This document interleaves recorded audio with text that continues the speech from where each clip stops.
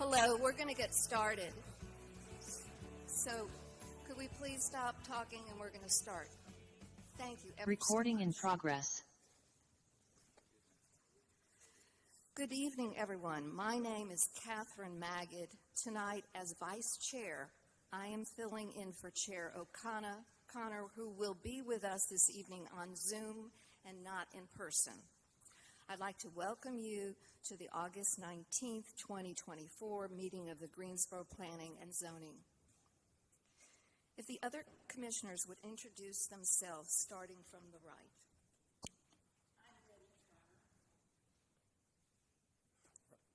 Yes, I'm Warshay Downing. Mary Skeens. Paul G. Gilbert Sr. And online, please. Sandra O'Connor. Erica Glass. Thank you. Please note that this meeting is being conducted in person and online. If anyone participating online needs help with Zoom during this meeting, please email Luke Carter at Lucas, Lucas,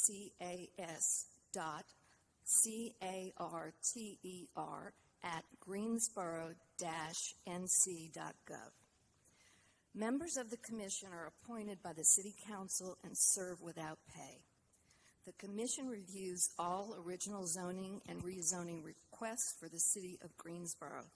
Each Commissioner normally visits each site prior to this meeting. The procedure used at all public hearings is as followed.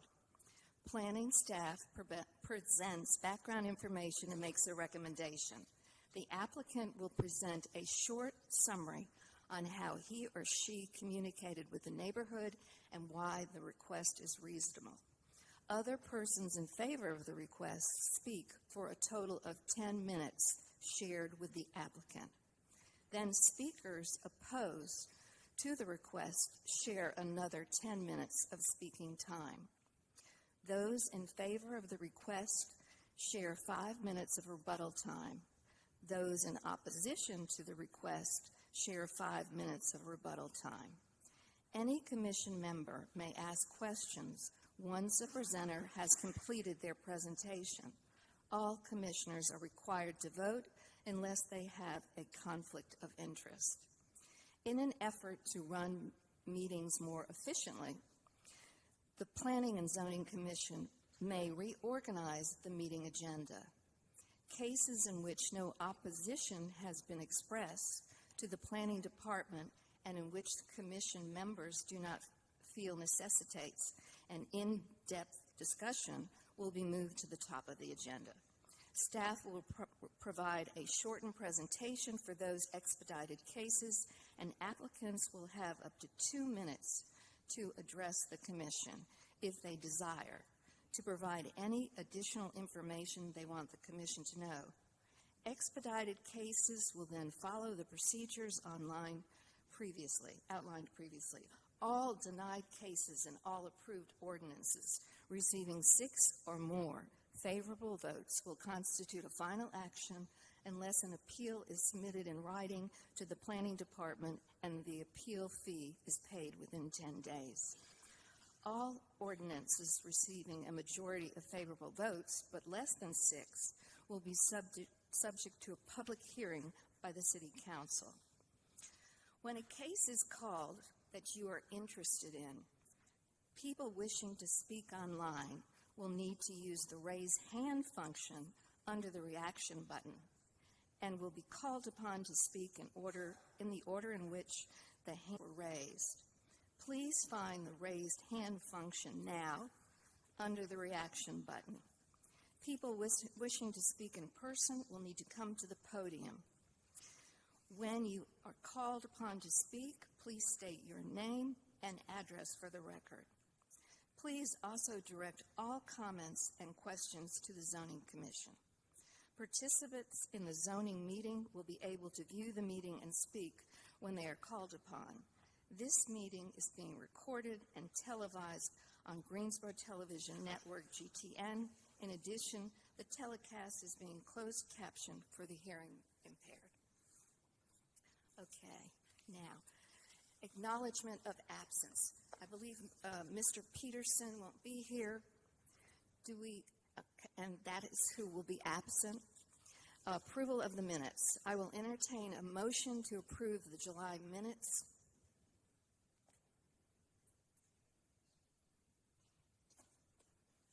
Yeah, we're going to have the attorney speak real quickly on for some of the procedures. I'm going to get to that. Yeah, okay. I'm going to Sure. get to, he's next. He's next. Okay. Can we have a motion to approve the minutes? Commissioner Gilmore moves to approve the meetings for July 15, 2024 meeting. And do we have a second?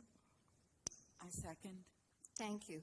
All in favor signify by saying aye. Aye. And online, Sandra O'Connor, aye. online Ms. Glass, Aye. Chair O'Connor, Aye. so moved. Now, we need to have some insights from our city attorney. Thank you, Vice Chair Magid, and good evening, everyone. Tonight, the Planning and Zoning Commission will consider a number of rezoning applications. I'd like to remind everyone in attendance that when the Commission considers rezoning applications, its determinations are based on the land uses that are allowed under the zoning district that's been put forth in the application, and any conditions that have been proposed by the applicant. Land use impacts on public infrastructure are relevant in rezoning matters, and it's important to know that the Commission is not here to determine all details of a development. That work involves staff input and evaluation that goes beyond the scope of the Commission's work. If a rezoning would generate a certain amount of traffic flow, the Commissioners will have been provided with a summary traffic impact study. Meanwhile, many site-specific development features, such as the management of stormwater, are evaluated through the Technical Review Committee rather than in this forum here tonight. Lastly, concerns that are not related to land use are not germane to the Commission's consideration on rezoning applications. For example, generalized concerns about crime rates or anticipated school capacities or questions of who may own or live at the subject property are not for the Commission's consideration. If there are any questions about matters that are not addressed here this evening, those may be referred to the Planning Department or the Technical Review Committee as appropriate. Thank you. I'd just like to note that we have another commissioner who has come. Zach, will you announce yourself? I apologize. I have two children, oldest of which is 2 years old. My wife and I play zone defense, picking them up at daycare. The rainstorm added a wrinkle to that, so I got here as soon as I can. So my name is Zach Engel, and I am a zoning commissioner. Thank you, Zach. All right, withdrawals and continuances. Mr. Kirkman, I understand that Z 24-6-003, 1322 Bothwell Street has been continued till... Well, right. The request is to continue this case to the September 16th agenda. Perfect. Do we need to entertain a motion? Yeah, the Commission needs to motion. I don't know if the applicant's here to speak on the continuance. Is the applicant here? Okay, seeing that he's not here, I will entertain a motion. I would just ask if there's anybody here to speak tonight for or against this. Can you raise your hand? Okay. I'll make, then, in the lack of that, I'll make a motion that we continue this to our September meeting. Do we have a second? Commissioner Gilmore, second. Thank you, Mr. Engel and Mr. Gilmore. Okay, it is my understanding that we have these cases in opposition tonight. We didn't vote? Oh, I'm sorry. Yeah, we didn't vote on the motion. Thank you. I'm sorry. All in favor signify by saying aye. Aye. And online, Ms. Glass, Aye. Chair O'Connor, Aye. so moved. It's my understanding that we have these cases in opposition tonight. 24-7-004, a PUD on Mount Hope. 24-8003, RM18 at 632 North Elm. 24-8-004, R3 on Pleasant Ridge. 24-8-0050 at 9206 West Market Street. 24-8-008, a PI at 2300 West Friendly Avenue. 24-8-009, a PUD at 4616 South Holden Road. I'd like to take a moment to make sure that no one here in the chamber or online has opposition to any other items on the agenda this evening.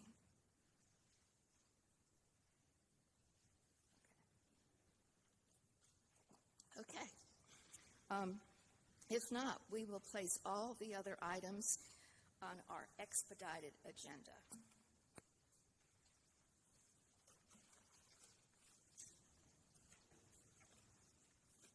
And I have nothing to read. Give us just a minute to pull the Okay, slides up. thank you.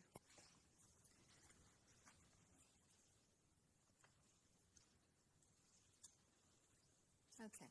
Item Z-24-08-001, a rezoning request from R3 Residential Single Family 3 to LI Light Industrial for the property identified as 8805 Neville Road, generally described as south of Neville Road and west of Cider Road, 1 acre. Mr. Carter. Thank you, Chair Maggot. This is the zoning map of the subject property and the surrounding area. The subject property is currently zoned R3. The rezoning request is to go from R3 to light industrial. You'll notice that north, east, and west of the request are also zoned R3, and south of the request is CDLI. This is the aerial map of the subject property showing that it is currently being used as an outdoor storage yard for recreational vehicles. North of the request is undeveloped. East of the request and west of the request have single-family dwellings located, and then on them, and then south of the request is a tractor-trailer service use.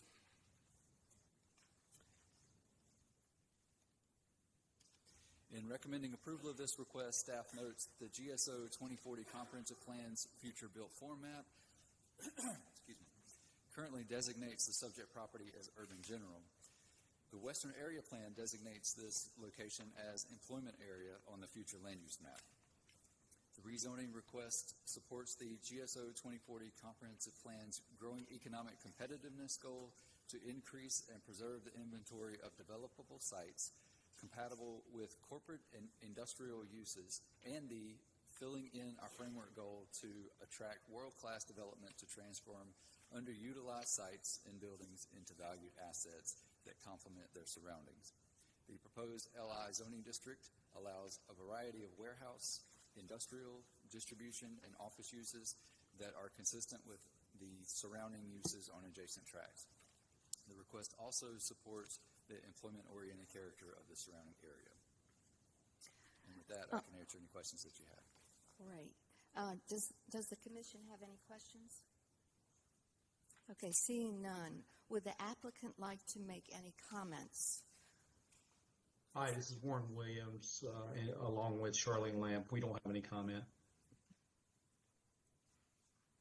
You have up to 2 minutes if you'd like to make a comment. You don't want to make a comment. Okay, thank you. Seeing none, without further objections, we will close the public hearing. I will entertain a motion.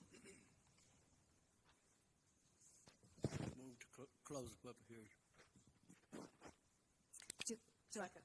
Great. Thank you, Mr. Gilmore and Ms. Gaines. Any other comments? If not, we will take a vote. All those in favor? Oh. I closed the public hearing. Right, we have the statement of consistency we need to read for the statement of consistency to read with the motion. Yes. I'm happy to do it. Will you read it? Thank you. Yes, I will. In regards to agenda item Z-24-08-001, the Greensboro Planning and Zoning Commission believes this action to recommend approval of the rezoning request for the property at 8805 Neville Road from R3 Residential Single Family 3 to Light Industrial LI to be consistent with the adopted GSO 2040 Comprehensive Plan, and considers the action taken to be reasonable in the public interest for the following reasons. 1, the request is consistent with the Comprehensive Plan's future built form map and future land use map. 2, the proposed LI zoning district permits uses that fit the context of the surrounding area and limits negative impacts on adjacent properties. 3, The request is reasonable due to the size, physical conditions, and other attributes of the area will benefit the property owner and surrounding community, and approval is in the public interest. Second. And any other comments before we vote? All those in favor signify by saying aye. Aye. Aye. Online, Ms. Glass. Aye. Chair O'Connor. Aye. That passes 8-8. Okay, the next case. And that is considered a final action unless an appeal is submitted in writing to the planning department and the appeal fee is paid within 10 days. Anyone may file such appeal. All such appeals will be subject to a public hearing at the Tuesday, September 17th, 2024 City Council meeting. All adjoining property owners will be notified of any such appeal. The next item on our agenda is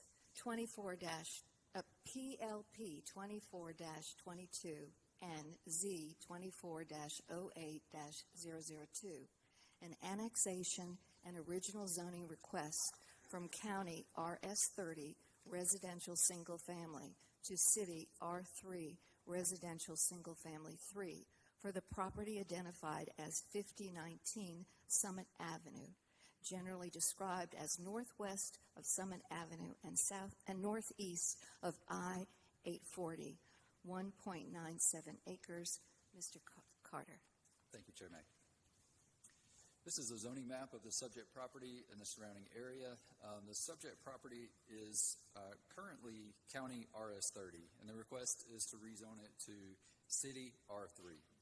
North, east, and south of the subject property are currently zoned RS30, and west of the subject property is CD R5.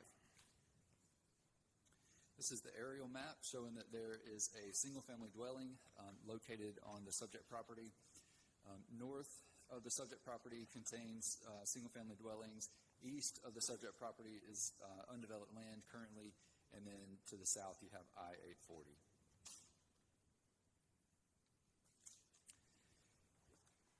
The planning staff recommends approval of this request, noting that the GSO 2040 comprehensive plan designates this property as urban general on the future built form map and residential on the future land use map. The proposed original zoning request supports both the comprehensive plan's Creating Great Places goal to expand Greensboro's citywide network of unique neighborhoods, offering residents of all walks of life a variety of quality housing choices, and the filling in our framework big idea to arrange our land uses for where we live, work, attend school, shop, and enjoy our free time to create a more vibrant and livable Greensboro. The proposed original zoning request allows uses that are similar to existing uses in the surrounding area. This is a straight rezoning, so there are no conditions, and this is an annexation and original zoning, so there's recommendation only on this one. Thank you. Does the commission have any questions? Seeing none, without further objection, Do we have the applicant that wants to speak on this one? Yes, thank you. Is there an applicant present who would like to speak? Will you come to the podium? Do you want to speak? Okay, great. Thank you. Thank you for being here. We appreciate you. Thank you. Thank you. I'll state for those who are online, as a single-family dwelling, they're trying to get hooked up to city utilities, which requires the annexation. That's what they're doing. Okay, seeing none, without further objection, we will close the public hearing. Now, I'm entertaining two motions, an annexation and zoning. I would move that we annex the property. Second. All those in favor signify by saying aye. Aye.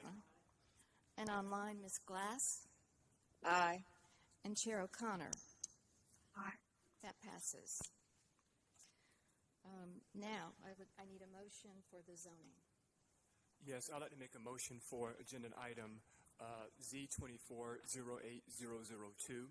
The Greensboro Planning and Zoning Commission believes that its action to recommend approval of the original zoning request for the property at 5019 Summit Avenue from County RAS 30 Residential Single Family to City R3 Residential Single Family 3 to be consistent with the adopted GSO 2040 comprehensive plan and considers the action taken to be reasonable and in the public interest for the following reasons. The request is consistent with the comprehensive plan's future built form map and future land use map. The proposed City R3 zoning district permits uses that fits the context of surrounding area and limits negative impacts on the adjacent properties. The request is reasonable due to the size, physical conditions, and other attributes of the area.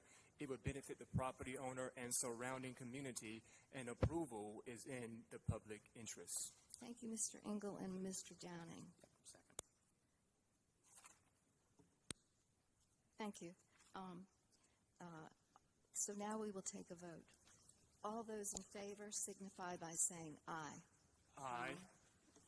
And online, Ms. Glass Aye. and Chair O'Connor. Aye. That passes. So this is a final action. No? I'm sorry, this is a recommendation. Sorry. This constitutes a favorable recommendation and is subject to a public hearing at the Tuesday, September 17th, 2024 City Council meeting.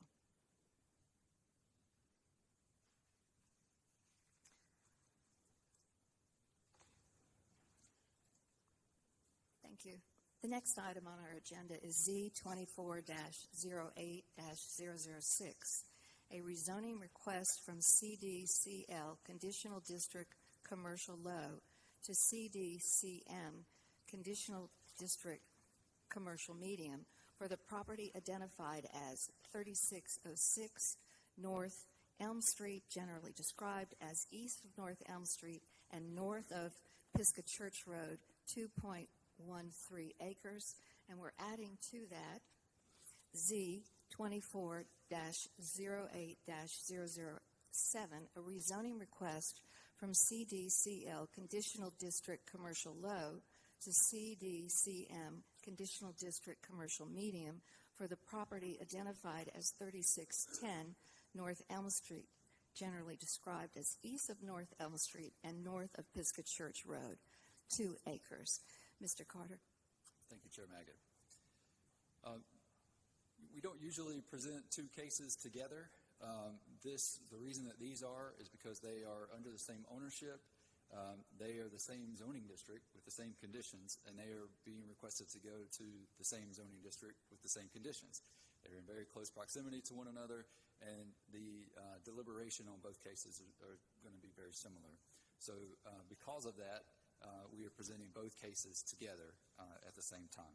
Neither of them had opposition that we had recorded, so we are presenting them both as expedited items in the interest of time. So this is the zoning map for both items. This is 3606 and 3610 North Elm Street. Both properties are zoned conditional district commercial low, and the rezoning requests are to take them to conditional district commercial medium with the same zoning condition. You will notice that north of the property is conditional district commercial low with some conditional district office to the north. There's County RS 40 to the east, and City CDCL for commercial low to the south. There's commercial low, plan unit development, and conditional district office on the west.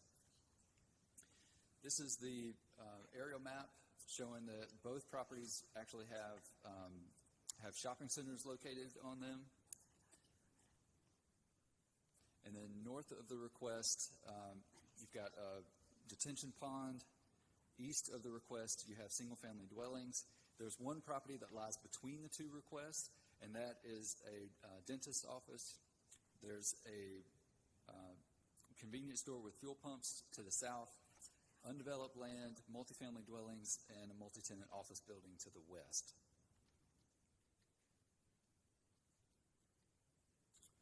So this is the condition that has been proposed for both applications.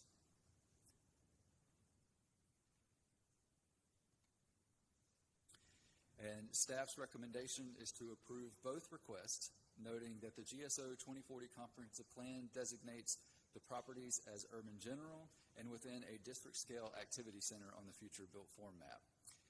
The properties are also designated as commercial on the future land use map. The proposed rezoning requests support the comprehensive plans filling in our framework goal to encourage higher density mixed-use walkable infill development, and the requests also support the comprehensive plan's growing economic competitiveness strategy to build a prosperous, resilient economy that creates equitable opportunities to succeed. The proposed CDCM zoning districts, as conditioned, would permit uses that are applicable or compatible with those on existing tracks that are adjacent. With that, I can answer any questions that you have. So I do have a couple of questions. So this was zoned something under the UDO, is that correct? That's correct, yes. Right, which was our former way of doing zoning in the community prior to 2010? 10. And so basically the reason we're doing this is because of some quote-unquote lost in translation between UDO, LDO, which is the way we do it today. Correct.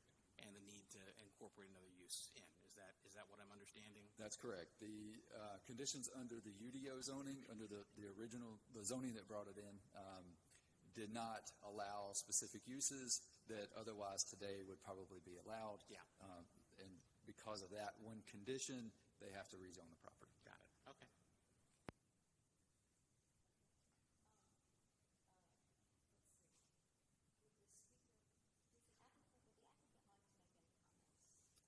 Would the applicant like to make any comments? You have up to 2 minutes to speak. Okay, thank you so much. Seeing none, and without further objection, we will close the public hearing. Now, we have to do 2 separate motions here. Do we have to do 2 separate motions, or can I read off in regards to and reference both? You want 2? I was told. I would recommend doing 2 motions, Commissioner Engel. Okay. Okay. I'll do one and somebody else can do one. If that works for you, I'll do it. All right. In regards to agenda item Z-24-08-006, the Greensboro Planning and Zoning Commission believes that this action to recommend approval of the rezoning request for the property at 3606 North Elm Street from CD-C-L, Conditional District Commercial Low, to CD-C-M,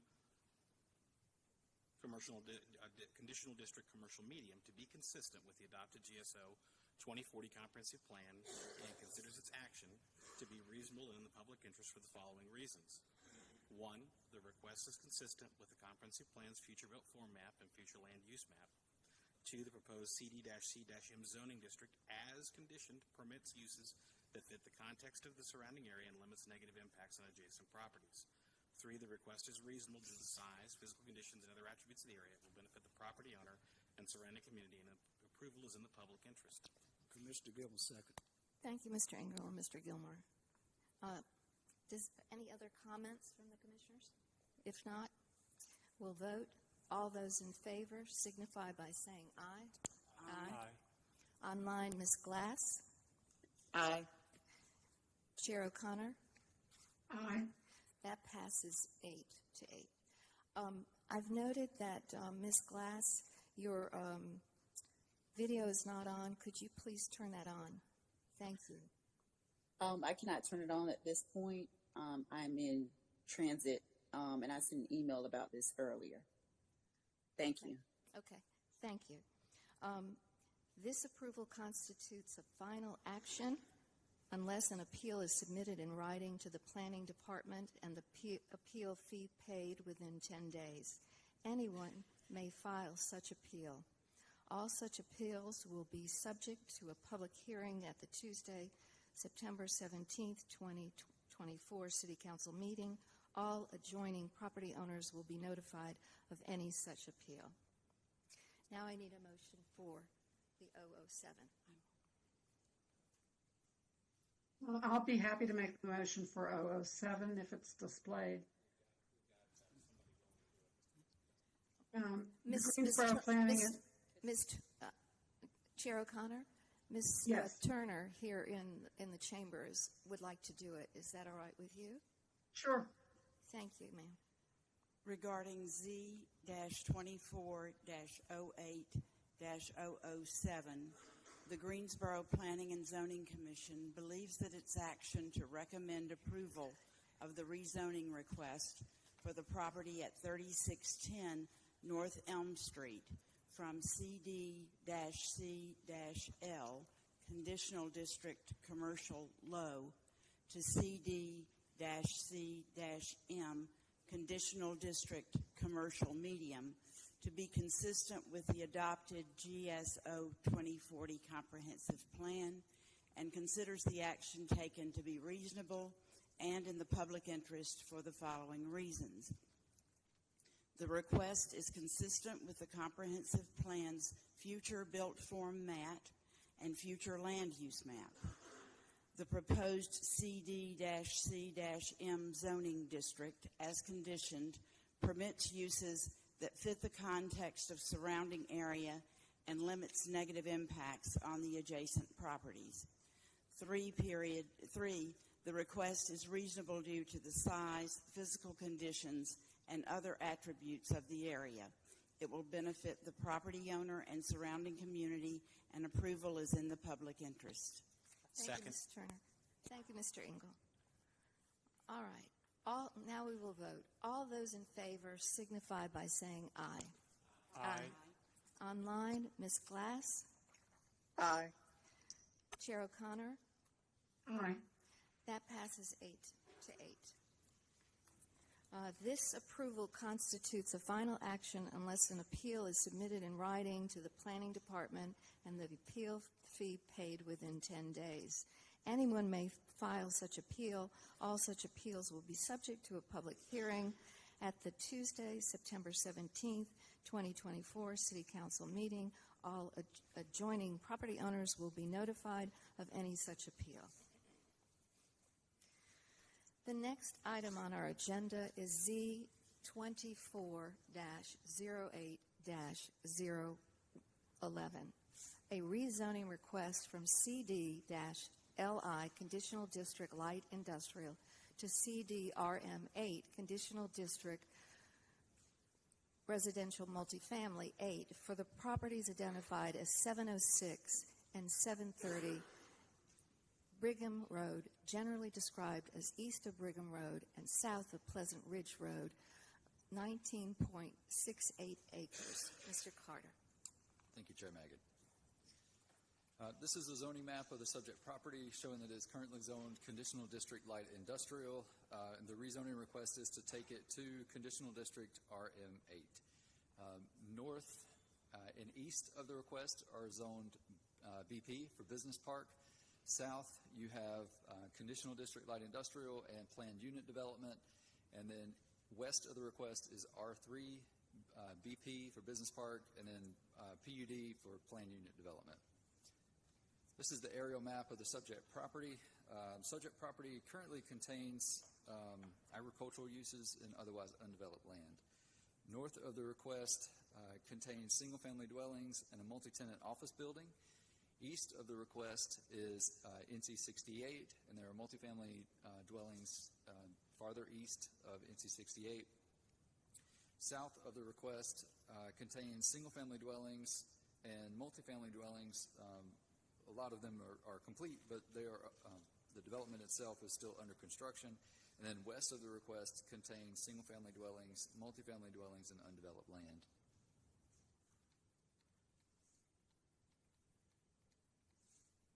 These are the conditions that were proposed by the applicant.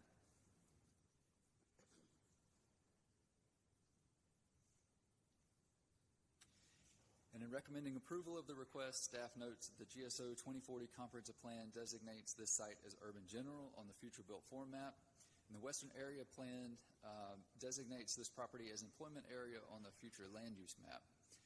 The proposed rezoning request supports the comprehensive plans filling in our framework goal to arrange land uses for a more vibrant and livable Greensboro, and the Creating Great Places goal to expand Greensboro's citywide network of unique neighborhoods offering residents of all walks of life a variety of quality housing choices. The proposed CDRM 8 zoning district, as conditioned, would allow for multifamily dwellings and the proposed uses are compatible with uses present on adjacent tracts. With that, I can answer any questions that you have. Thank you, Mr. Carter. Does the commission have any questions? Seeing none, would the applicant like to make any comments? You have up to 2 minutes to speak.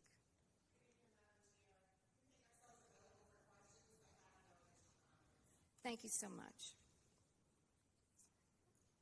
Seeing none, without further objection, we will close the public hearing. I will entertain a motion. I'd like to make a motion for agenda item Z24-08011. The Greensboro Planning and Zoning Commission believes that its action to recommend approval of the rezoning request for the properties at 706 and 730 Brigham Road from CDLI Conditional District Light Industrial to CDRM 8 Conditional District Residential Multifamily 8 to be consistent with the adopted GSO 2040 Comprehensive Plan, and considers the action taken to be reasonable and in the public interest for the following reasons. The request is consistent with the Comprehensive Plan's future built form map and future land use map. The proposed CDRM 8 zoning district as conditioned permits uses that fits the context of surrounding areas and limits negative impacts on the adjacent properties. The request is reasonable due to the size, physical conditions, and other attributes of the area. It will benefit the property owner and surrounding community, and approval it is in public interest. Commissioner Gilmer seconds. Thank you, Mr. Downing, Mr. Gilmer. Any other comments? If not, we will take a vote. All those in favor signify by saying aye. Aye. Online, Ms. Glass? Aye. Chair O'Connor? Aye. That passes 8-8. And this is a final action. This constitutes a final action unless an appeal is submitted in writing to the Planning Department and the appeal fee paid within 10 days. Anyone may file such appeal.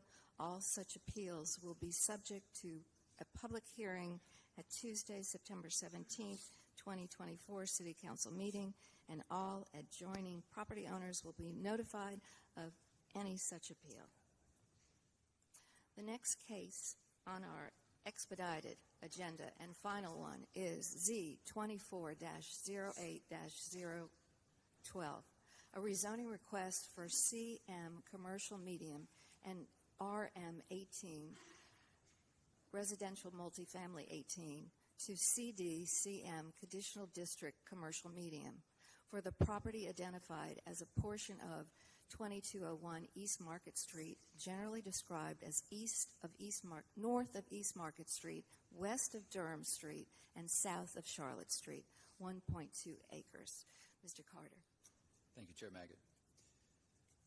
This is the zoning map showing that the property is currently zoned RM18 and commercial medium. The rezoning request is to take it to conditional district commercial medium.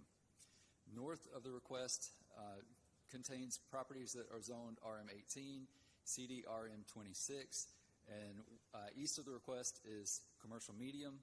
South of the request is light industrial, RM18, and conditional district commercial medium.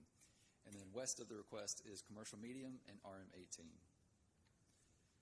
This is the aerial map of the subject property showing that it's currently undeveloped. North of the request contains multifamily dwellings. East of the request is undeveloped land and a non-residential building. And then south of the request contains multifamily dwellings, former retail use, multi-tenant commercial building, convenience store with fuel pumps, and a warehouse use. West of the request contains single-family dwellings, shopping center use, and undeveloped land. This is a conditional district request, and there were conditions that were proposed by the applicant, and then some changes to those conditions were proposed. And then, so of the changes to the conditions, you'll notice condition number 3. The current proposed square footage is 7,000 square feet. That's a total building area requirement. And then there are 3 other new conditions.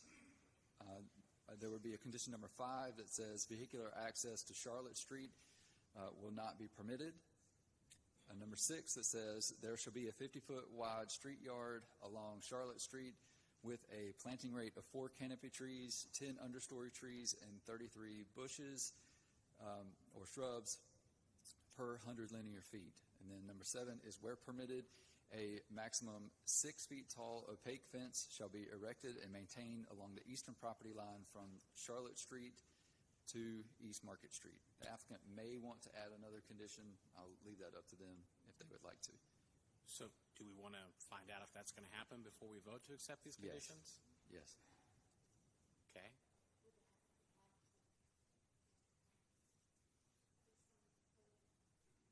Please come to the podium and give us your name and address. Thank you.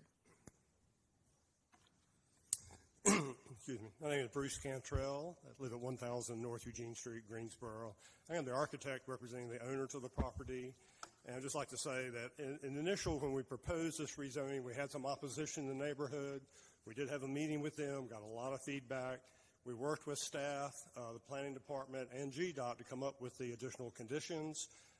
At our last meeting with the neighborhood, we were able to propose these additional buffers and fences, and everybody seemed to be in agreement. So I think that the owner has done a good job in trying to, we all want to promote development in East Greensboro, so this is something that, that we want to achieve, but at the same time minimize the impact on an established neighborhood in East Greensboro. So I'm just here if there are any questions, but we, again, we worked with staff and the neighbors to develop these conditions, and that's where we're at. Do you have any other additional conditions to add to what was shown on the screen a few minutes ago?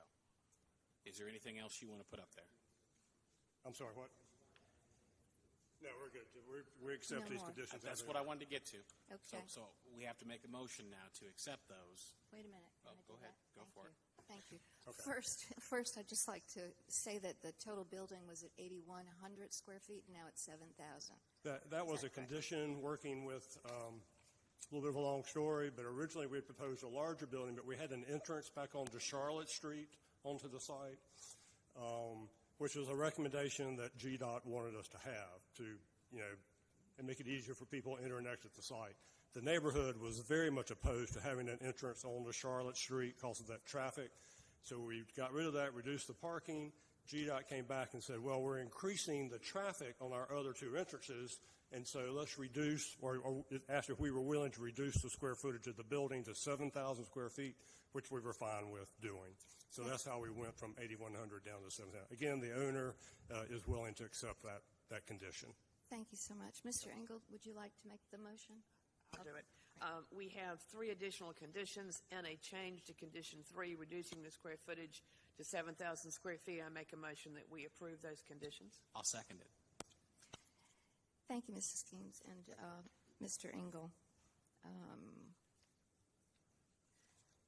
What do we need to do next? Yes. Without further objection, we will close the public. Commissioner. Oh, we have to vote. I'm sorry.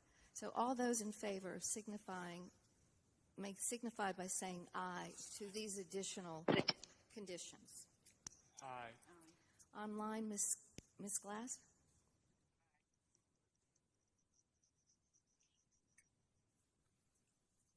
Online, Ms. Glass, will you signify by saying aye? Aye. Chair O'Connor? Aye. That's 8 to 8. Thank you. Now we can close the public hearing. I'd like to note that the staff's recommendation, and then this was an item that had a lot of community involvement, so it may be appropriate, even though it's expedited, to open it up to any opposition that might have come in late. Okay. In recommending approval of this request, staff notes that the GSO 2040 Future Built Form Map designates this location as urban central, and it's also located within an urban mixed-use corridor, and it also in the East Market Street Reinvestment Corridor.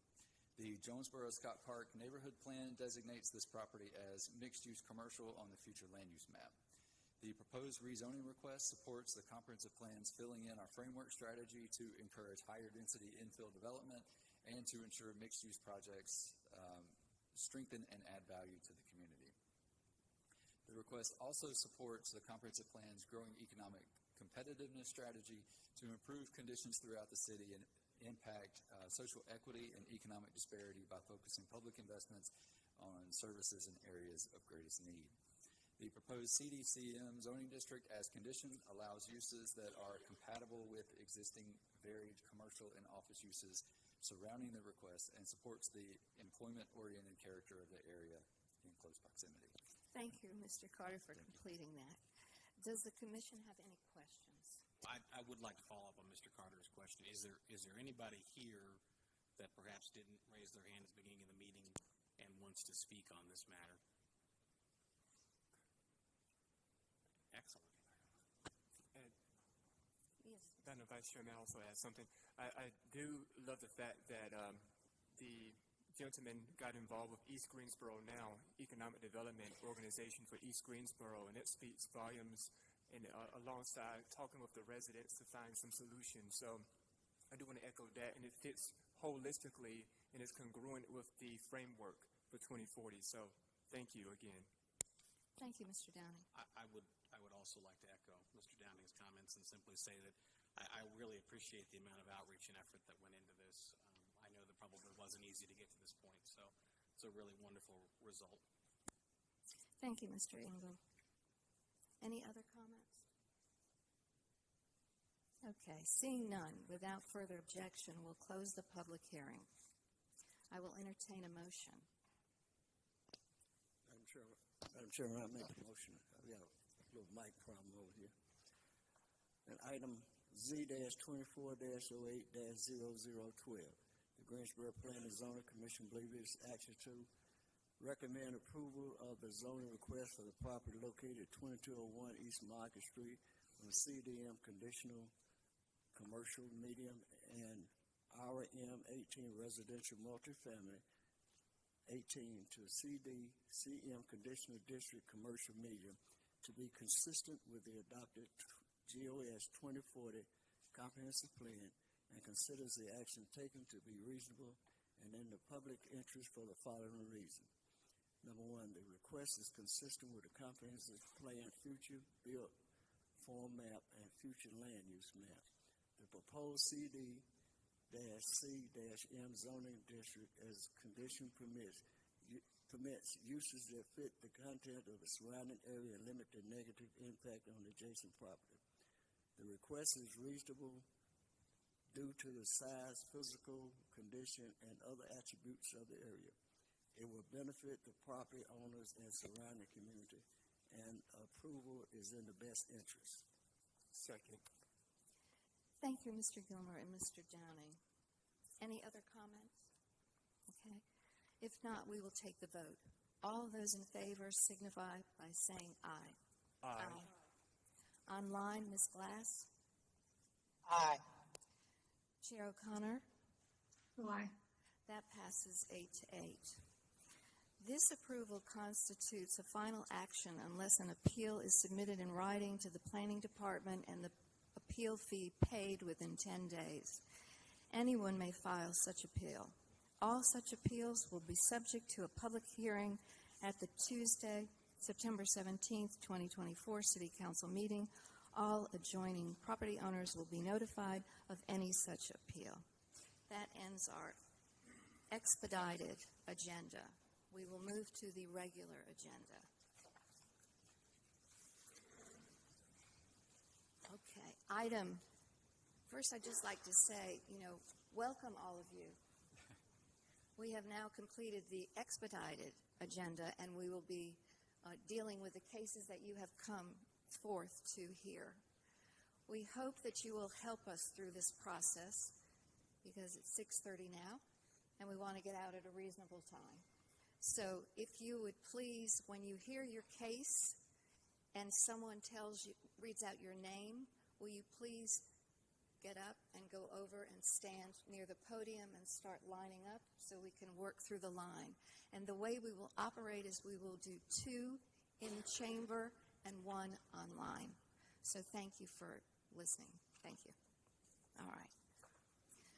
Item Z24-07-004, a rezoning request from CM Commercial Medium and PUD planned unit development to PUD planned unit development and consideration of the required unified development plan for the properties identified as 1741, 1763, and 1765 Mount Hope Church Road, 558 Old Birch Creek Road, and 900 and 930 Knox Road, generally described as east of Mount Hope Church Road and north of Knox Road, 55.123 acres. Mr. Carter. Thank you, Chair Magid. This is the zoning map for the subject property, and there are several properties that are associated with this request as read for you by Chair Magid. The subject properties are currently zoned commercial medium and planned unit development. In an effort to redevelop the property, the applicant is requesting to rezone the property to planned unit development for all of it. And so generally what that means is that there were conditions that were applicable to the original zoning of the property, and for a planned unit development, there was probably also a map that showed where certain uses could be, where they couldn't be, and there's been a proposed change for that. So the new zoning request is planned unit development. So there are a different set of conditions and a different supporting map that would show where certain uses can go associated with this request. So this is a rezoning request to planned unit development. You'll notice on the map that north and west of the request are zoned county ag.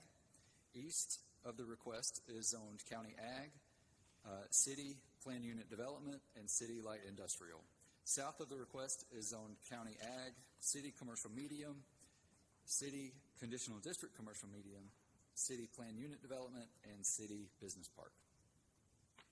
This is the aerial map of the subject property, showing that the property is primarily undeveloped at this time. There's a single-family dwelling shown on the property that's been demolished, and maybe a minor utility along the northern property line there. North of the request contains single-family dwellings, agricultural land, and undeveloped land. East of the request contains the National Guard Armory facility, single-family dwellings, and manufactured and warehouse uses. South of the request also contains the National Guard Armory facility, a truck stop, convenience store with fuel pumps, automobile service uses, and undeveloped land, and I-85, I-40. West of the request contains a single-family dwelling, and undeveloped land. This image shows the western portion of the subject property as seen from Mount Hope Church Road. This is the central portion of the subject property as seen from Knox Road. And this image shows the eastern portion of the subject property as seen from Old Birch Creek Road. This image shows an undeveloped portion of a property that is located north of the request on Schaffner Road, zoned county agricultural. This image shows a single-family dwelling located north of the request on Old Birch Creek Road, zoned county ag. This is another single-family dwelling located north of the subject properties on Old Birch Creek Road, also zoned county ag. This is a single-family dwelling located east of the request, zoned county ag. This is a wholesale use located east of the request, zoned city light industrial. And this is the National Guard Armory site that is south and east of the request, zoned city PUD. This image shows a convenience store with fuel pumps located south of the request on Knox Road, zoned city commercial medium. This is another convenience store with fuel pumps with an auto service use located south of the request on Mount Hope Church Road, zoned commercial medium. This image shows agricultural land located south of the request, zoned county ag. This is a single-family dwelling located west of the request, also zoned county ag. This view is facing southeast on Mount Hope Church Road. The subject property is on the left. And this is facing southwest on Mount Hope Church Road. The subject properties are on the right. This is facing north on Knox Road. The subject properties are on the left. And this is southwest on Knox Road. The subject properties are on the right. This view is facing north on Old Birch Creek Road. The subject properties are on the left. And this is south on Old Birch Creek Road. Subject properties are on the right. These are the conditions that have been proposed by the applicant.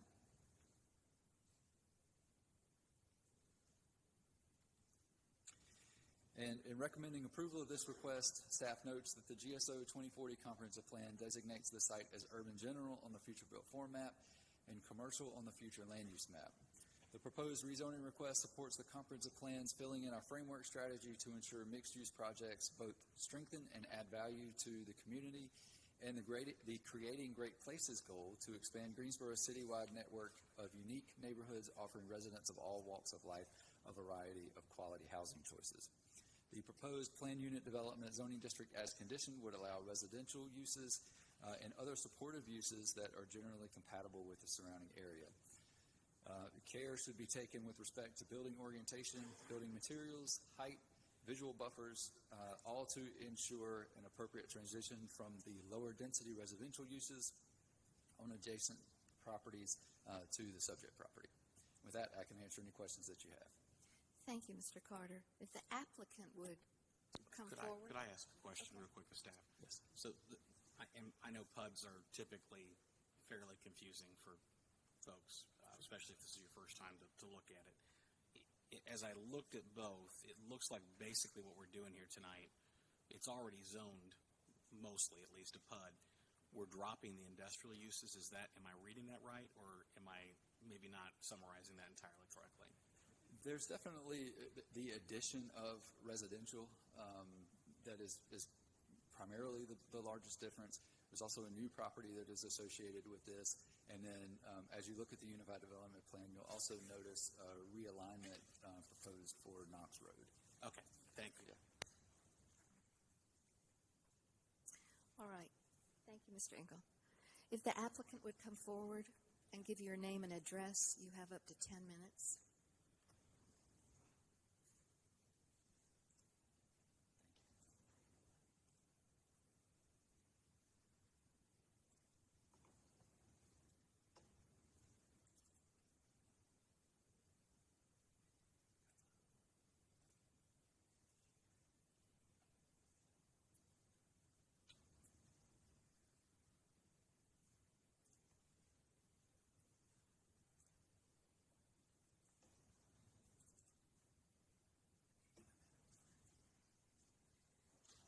Good evening. My name is Amanda Hodiern, 804 Green Valley Road, Suite 200 here in Greensboro. Nice to see you, Madam Co-Chair and members of the board. I'm here tonight on behalf of the property owners you see listed on the application, all entities controlled by Blue Ridge companies and their partners here in Greensboro. My client has owned this property since 2006. So they've had this assemblage. It's been zoned longer than that over in the county, brought over into the city in 2008, and since that time has been waiting to get to its highest and best use, which we think we can help along tonight with this application. I have here with me Mr. Tom Flanagan from Blue Ridge as well. So quickly, just to summarize the request, it is just over 55 acres in totality. It is a PUD revision, as you've heard. It's been zoned as a PUD for decades, originally in the county, brought into the city back in 2008, and assigned the city's PUD designation as part of that annexation. The current PUD allows commercial uses, industrial uses, and a small amount of residential use. Our proposed PUD revision tonight removes all of the industrial use, increases the residential opportunity, and relocates the commercial goods and service use areas to what is a more appropriate location given the realignment of the Knox Road that Mr. Carter mentioned. This is an NCDOT planned project, already planned for and accounted for in the state's planning. So this request looks at not only the new opportunities and adjustments needed because of that transportation network, but also the changed conditions in the area since the early 2000s, and I think we have a better idea now for what the highest and best use here should be.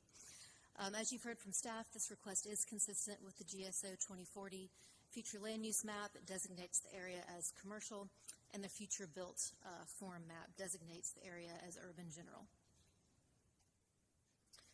Here's our subject property, just to get a little bit of context. It's the very green area you see in the very middle of the screen. You see the interstate corridor running exactly below the property to the south, the interchange there. And you'll note a couple of landmarks, the U.S. Armory building that exists on the property. That was built under the existing PUD. Nothing about that is changing. You also may see the Pilot Travel Center that you recognize. That's also not part of this request. And then just looking at the conditions in context as we expand out. The red star is the subject property, and of course you notice the immediate proximity to the interchange there, to the corridor, the interstate corridor, and then exactly north is the Publix Distribution Center. And exactly south, you see a little bit of it on your screen, is the Carolina Corporate Center, which is also a large employment node in the area, quickly being re-tenanted. General Dynamics is there. And then, of course, you see a lot of residential, both subdivision and more county-style rural residential also in the frame. So there's a lot going on in East Greensboro. We all know that. We've seen it here tonight. And I would submit to you that this proposal is a good way to bring all that together, recognize what's happening there, and start to bring it all together in this activity hub that you see forming at this interchange. And you see it here well with the existing zoning pattern. You see all clumped along the interstate and the interchange. You see that BP zoning for the Carolina Corporate Center. You see the LI for the Publix distribution and other distribution and warehousing opportunities that we have in the area. You see lots of PUD and R zoning for all the residential that's in the area. So a lot of folks in the area living and working. This is our proposed Unified Development Plan. As a PUD, of course, this is the governing document that tells us what the land uses are and where they can go, and transportation network access points. So this is what we're proposing. Let's see if I can, to show you, orient you a little. The interstate, of course, would be at the bottom of your screen. This is existing Knox Road, this curvature here that comes off of Mount Hope Church Road. This is Mount Hope Church Road. The NCDOT Knox Road project that I discussed does this. It realigns Knox Road to basically bump the access point up north, further away from the interchange, to create some additional spacing here. This is Birch Creek Road here. And then what I also want to point out is this road here that would be an additional spine road that would have to serve this development. You can also see several internal access points off of the new Knox Road here, off of the internal spine road here, showing you that this development would be internally accessed. It would create its own transportation network within, so that once traffic gets off the interstate or comes to Mount Hope Church Road, it quickly can get interior to the site and then distribute from there. So let's look at our uses. Starting from the top here to the north, we have two residential pods, if you will. The first one being here closer to Mount Hope Church Road. Again, this is Mount Hope Church Road here. This would be the multifamily pod. It's up to 375 units. That's a maximum, of course. It doesn't mean it will be that many. It means it won't be more than that. On the other side of the new spine road, going east, we have another residential pod. This would be 110 units. So that would be your single-family pod, whether that be townhomes or detached single-family. As we move south, this is, again, the Armory site, so nothing is changing there. Then we have this nice new road network here with all these nice corner parcels and all this frontage here from all the people that we looked at living and working in the area, and it sets us up for retail and office service areas. Grocery stores, medical office services, doctor's offices, all the things that we didn't see on those maps that we just looked at, but that all the people here need, and East Greensboro is ready for. Again, we know that now. In 2006, 2008, that wasn't what seemed should go here, but it is now. And this realignment sets us up nicely for that. So we have parcels here set up for each of that, up to 38, almost 39,000 square feet here, 30,000 square feet down here closest to the interchange, and your 90,000 square foot area here, which of course would be the grocery store anchored area. Mr. Carter mentioned there is an existing PUD designation here with its own UDP. So I submit to you that this is not just a PUD revision, but effectively a downzoning in some areas, as it does remove those industrial uses. So I'd like to look at that comparison. Back in 2008, 2012, we required a lot more information on our UDPs, so this is very busy. But the red writing here is what I want to focus on. You had just this one small area for townhomes or multifamily, as it was called in the plan, up to 116 units. So as you can see, a very small, almost token amount of residential in this plan, all accessed off of Mount Hope Church Road. You had a total of 400,000 square feet of manufacturing, wholesaling, R&D, office, or related commercial serving those types of uses here to the north, bumping up against all of that county agricultural land that you saw on the maps. Of course, this was always institutional. It developed that way. The small interior parcel here was to be a retail trade parcel, and retail trade again over here. So again, not very focused on commercial goods and services for people who just live here and need to do everyday things. It was really envisioned as more of an employment center and a business park type of environment.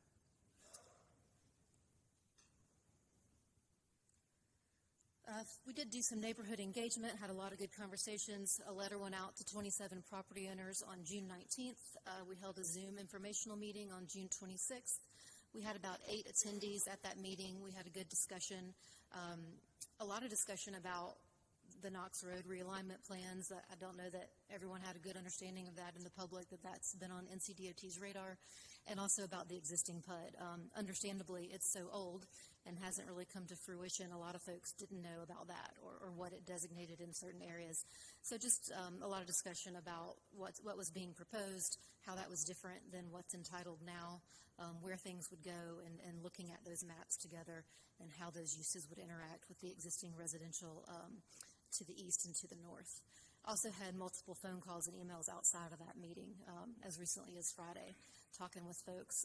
The issues that I understand to be of the most concern to our neighbors are possible trespassing into their large agricultural areas when you introduce residents to the area, and stormwater runoff, of course, because it will be a change to that. So we did talk about the technical review committee process and how both of those items would be controlled for during that discussion, but I understand that, of course, they want to understand now how that would look for them in the future, and you may hear other things tonight, but we're happy to talk about that, and made plans to make sure Tom and them were able to meet each other tonight and exchange information and talk about how that would work going forward. But we're here to answer any questions, and we look forward to hearing the discussion. Thank you. Any questions from the commission? Again, just to clarify, this is already a PUD, but it's got some noxious uses in it, Yes, with ma'am. all the industrial and research and development. So what you are bringing us tonight is basically a modified PUD that is much more conducive to the area and less noxious than what it could be right now. Is that correct? That's our belief, yes. We Yes. think it does some cleanup in cleaning up those old PUD and UDO past historical references. It brings in that narrow piece of CM that you saw.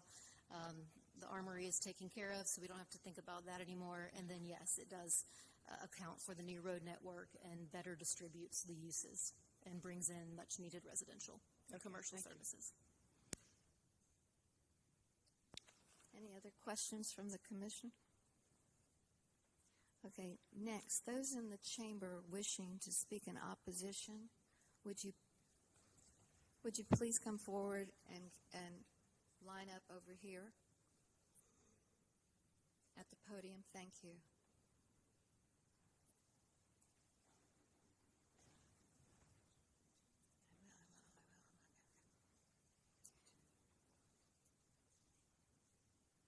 Thank you. By doing this now, it saves a lot of time. Thank you so much. And just know, as a group, you have 10 minutes to speak in total.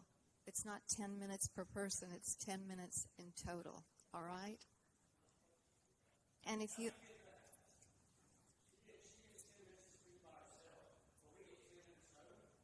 But you also have a rebuttal time. There's 5 minutes of rebuttal time, just for you. My name is Valerie Dalgus, and I live in the area. My family and I own the agricultural land that backs up to the northern border of this proposed development. And we do have concerns that haven't been fully answered that we're concerned about building in our area. Presently, the access to the farm fields is through a dirt drive from Knox Road. What will be done to make sure the fields are accessible by farm equipment? And what boundaries or barriers will be in place around the proposed development to discourage intrusion from people or vehicles that are not supposed to be on the property? The water quality. Our pond on the farm is fed from springs and streams that originate on this proposed development site. What is going to be done to make sure that that flow is uninterrupted and uncontaminated? Since the proposed site was logged a few years ago, our pond is being filled with a significant amount of silt buildup, and what can be done to prevent this from happening. Also, we're concerned about the traffic and noise in the area. Already at night, we hear sirens going, loud motors, motorcycles zipping up and down the road. I feel like allowing a development like this will only increase that. And the addition of hundreds of vehicles through this development, what's going to be done to help the traffic along Mount Hope Church Road? People trying to enter Mount Hope Church Road, especially at high commute times, are going to have a hard time making turns to get onto Mount Hope Church Road. And also, I want to speak to the neighborhood security and safety concerns. Right now, we feel pretty safe out there, but with the addition of so many more units and people into this spot, I feel like that's going to affect our well-being and the cohesiveness we feel in the neighborhood. I feel like that the property could be used that would better be suited in our area, maybe a park, a school, a senior living community even. So I ask y'all to consider that in your decision tonight. Thank you so much. If the next person will come to the podium, can they stop the clock? Okay, great. Will you state your name and address? Thank you. I'm Wallace Andrews. I live at 510 Old Birch Creek Road, and my property joins the farm. I'm part owner in the Lancaster farm, and the concerns that we have, that I have, is that the access that the tenant that tends our farm getting access to his farm. It looks like from the plan that's shown that he will have no access to get in that part there. Also, concerned about the barrier that will separate us, the farm, between the development that's planned. And also, we're concerned about what kind of the road that's going to be widened, Knox Road. Would that be wide enough to accommodate sidewalks or bike trails or anything like that? And the quality of the water, will there be a retention pond or something that is put there? When the land was originally cleared, there was no retention pond or anything that was put there to keep water from flowing into our pond. Thank you. Thank you. Would you state your name and address? I'm Paula Andrews Murphy. My address is 3416 Owls Roost Road, Greensboro. That was my father that just spoke, my aunt that just spoke. My neighbor that I went to high school with is behind me. And I've seen this gentleman, but I can't think of his name. I have a whole thing, but in the interest of time, I'm not going to. Knox Road has been a nightmare. As you saw the pictures of the barriers, that took years of calling. DOT never told us anything about a road being in their thing or up there. The plan that you saw also only showed access from Mount Hope Church Road at that time, and now it's being proposed to come off of Knox Road. That's already been a nightmare for the farm and for people adjacent to this area. That's number one. It's already been a negative impact.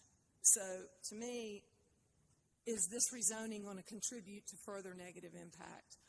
Additionally, there's been tremendous dense, what I call dense, developments around us. There's been Publix, not what that community had been originally. A lot of agricultural. I understand it's changing, but we want to protect our farm. It's a farm. Agricultural land is now this. So what are the negative impacts? What conditions are going to be put in place to help protect our farm continuing to be an agricultural part and continuing us to have access safely to that farm, not just for us, but for the residents that may be there? Combines are large. If apartments are there, which there's no apartments that I'm aware of anywhere around, and dense townhomes anywhere around, just to make sure that these people understand barriers and the safety involved in a farm, operating equipment, combines, those kinds of things. Perhaps larger fences, barriers, natural things. Additionally, my concern is the impact in the public infrastructure with traffic and safety. Again, Knox Road just being an example. But, you know, the height and maintenance of these trees and water sources that have been there for much time. What's being considered in a rezoning application to protect and maintain a large amount of those trees? Yes, we can replant. We can't replant 100 and 150-year-old native established mature trees. I'm going to defer to next speaker. Thank you very much. Would you state your name and address? Vice Chair My Megan, name is Sheila Butner Newman. Hold on 1 second, ma'am. 520. Vice Chair Megan. We're going to go online. I'm sorry. Vice Chair We Megan. haven't done that. Dale Canterman has signed up to Just 1 speak, minute. but she requests that the speakers in chamber speak for her. Speakers in the chamber. Okay, now state your name and address. My name is Sheila Butner Newman, 5205 Schaffner Road, McLeansville, and I live right off of Mount Hope Church Road. And I just wanted to say that we're not a Stony Creek community, and we don't want to be a Stony Creek community. We don't want to be built up. My grandparents and my parents both own all that land behind that. And they passed away, and I still have my land there, and I don't want it uprooted. I don't want the natural habitat for our animals. The runoff, like they were talking about the ponds, my grandparents' ponds are back there. Also, if we went through with this, I would like to ask if maybe we could not have the apartments, but maybe have single-family homes and maybe townhomes, but not the apartments, because I just don't think that our area can hold that many people. Let's see what else real quick. And the roads, like they say, I'm with them on the roads. I just don't think our roads can handle a lot more, especially with the trucks that are going through. They're cutting through my neighborhood already off Schaffner Road. They're going up to Birch Creek and cutting down Knox Road. And all of those people from those communities are going to not just want to go out to Knox Road. They're going to want to turn around and come back up through Birch Creek and Schaffner Road, which is the back entrance and exit. And it used to go to where Publix was if you take a left, but they shut the road off because there's no through there because Publix took it over. So we're very interested in trying to we want to know what to do about keeping the traffic down so it doesn't come back through our neighborhood and people we don't know just start walking and coming through our neighborhoods, like she spoke about the safety. Okay, I'm going to let the next guy go. Hey, good evening. My name is Justin Webb. I live at 5310 Lancaster Lane, which is buttoned up right next to this little development program that y'all got going on. I'm not in agreement with it, no, because the traffic is way too heavy as it is right now. my kids are not going to be endangered by all that new traffic that's going to be coming in, especially at that big Publix building that's been built over there. There's way too much in that area right there. And y'all are talking about expanding, putting people right in behind my house, Miss Valerie's house right here. Absolutely not. That cannot happen. I do a lot of shooting. It's not going to stop. And I swear to God on my life, it's going to happen every freaking day until something happens. And I guarantee you, y'all are going to probably, right now we're in the county, y'all are going to probably push the city limits into our zone eventually. We don't want that. Now our taxes are going to go up. Our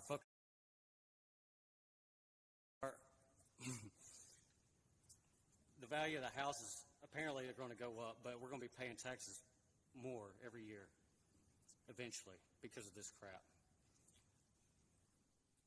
My main concern is my kids.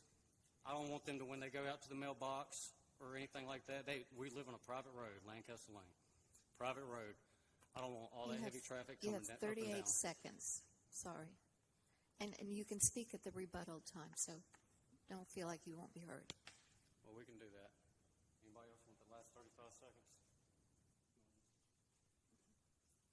I'm Faye Robinson. I'm here to represent my brothers. We own property that is adjacent to the map that you have shown. What is the address, please?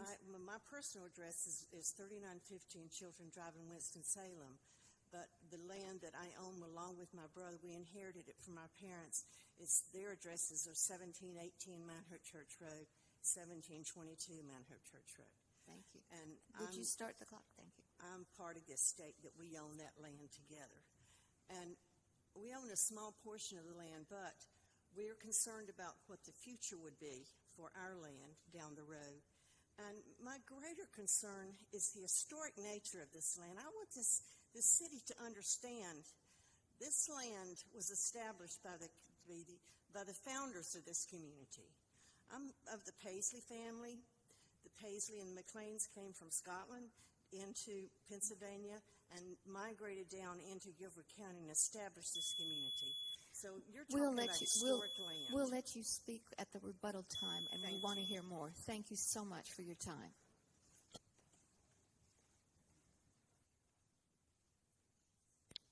If the applicant would like to share 5 minutes of rebuttal time, please come forward and give us your name and address. Yes, thank you, Madam Vice Chair. I wanted to just quickly say this off the top. As you all know, North Carolina does not allow involuntary annexation. So this case wouldn't lead to any annexation or encroachment of city limits onto any of the property owners in our area. Also wanted to talk about the traffic study. We heard a lot about concerns about the traffic, and of course, I think that's a lot of what is originating the Knox Road realignment. There is a lot of truck traffic there. The current Knox Road is very close to the interchange of the interstate. So Knox Road, the alignment in and of itself is meant to resolve some of those issues.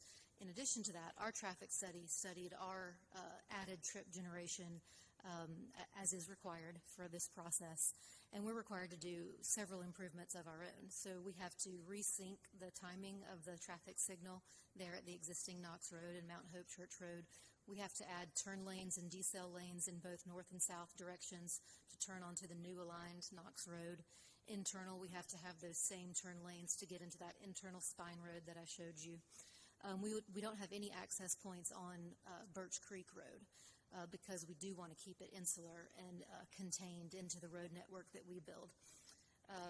There's four-way stop signs also planned at that internal cross intersection that I talked about where the retail activity is focused. So there are a lot of improvements meant to ensure that the additional traffic is mitigated while the NC DOT project is allowed to function as it is supposed to.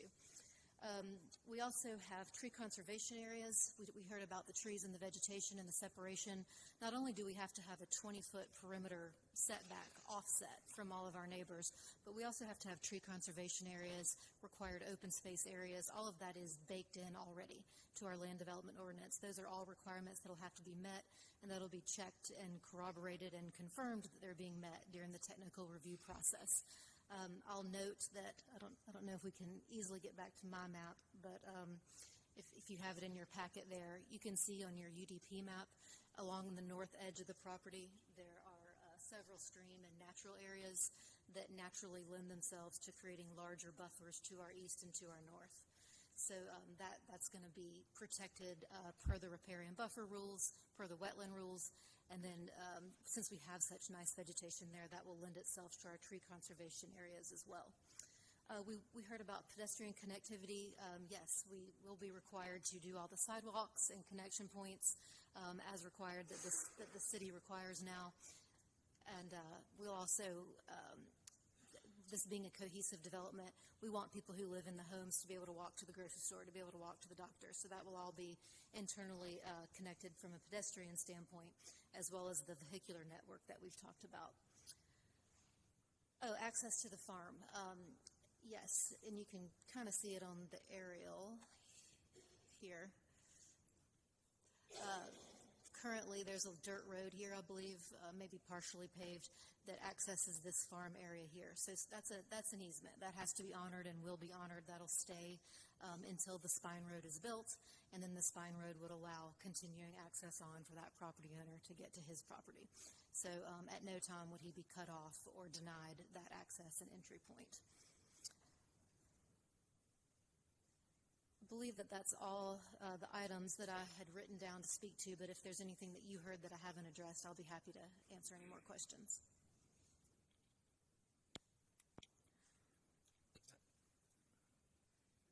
Yes, I have a question. Yes, sir.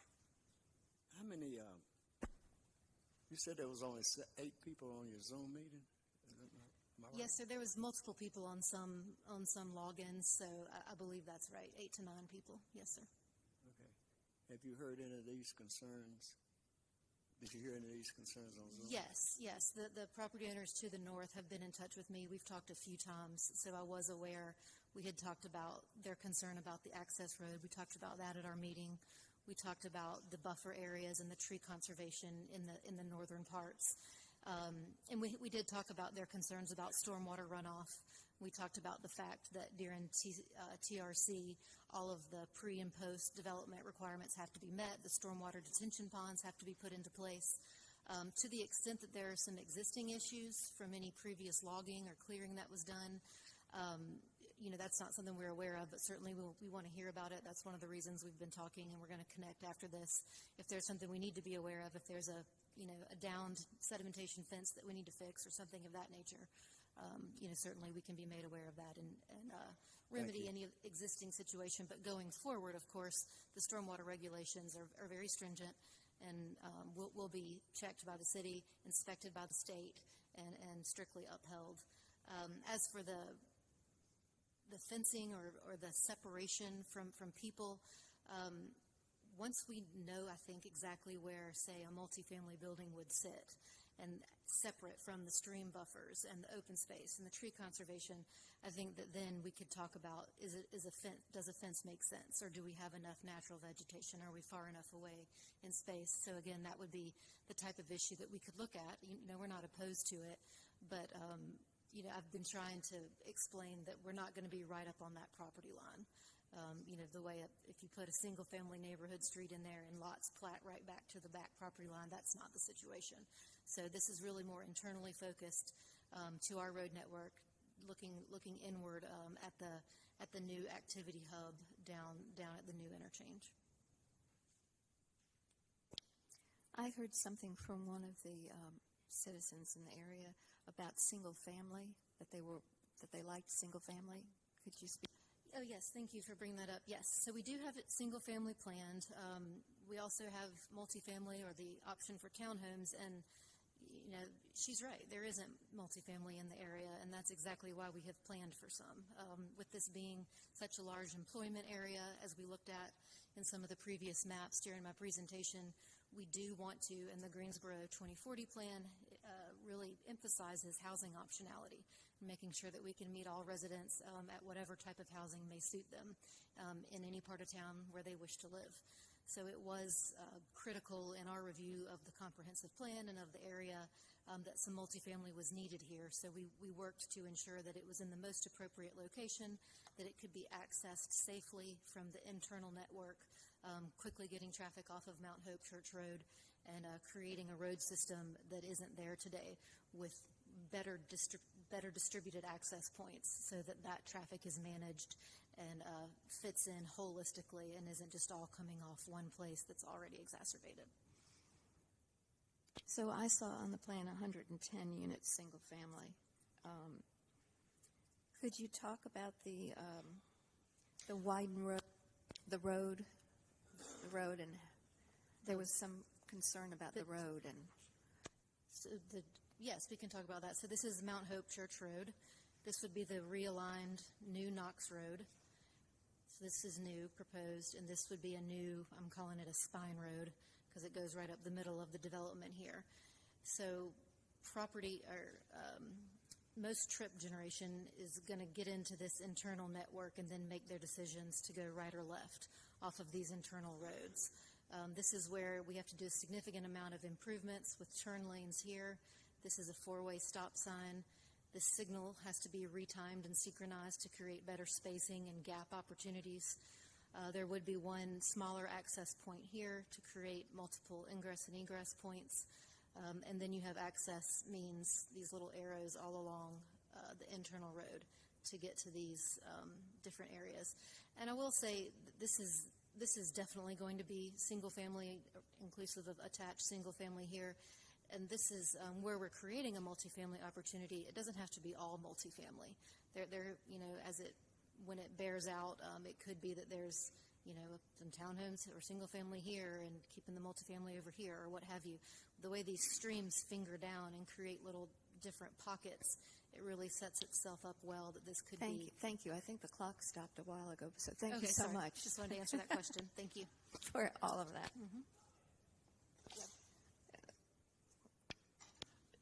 Just for clarification, Yes, ma'am. this property is already in the city, is that correct? That is correct. So it was annexed 2008. 2008. And 2008 was when the original UDP was put on it? Presumably there was one from the county, but yes, this one was done in conjunction with the 2008 zoning. Okay, so the concerns about taxes and annexation, that's been in place since 2008 when Yes, it was ma'am. annexed into the city? That's correct. Okay, thank you.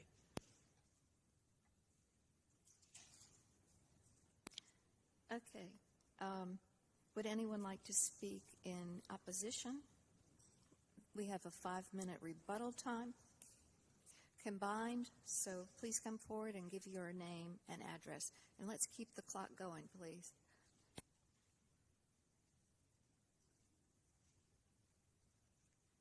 Thank you for coming back. We cut you off before. Thank you. Would you for the time. tell us your name and address one more time? Faye Robinson. I live in Winston-Salem, but my property that I own together with my brothers faces Mount Hope Church Road. 1718 is one of my brothers. He could not be here today. Tonight he had surgery earlier today. And my other brother is 1722. The three of us own property that was inherited from our parents. And we back up to the property that's in question. One concern that we have is has a study been done as to how this project will affect the property values of adjacent properties to this property? Has anything been looked at as to what it will do to the property values?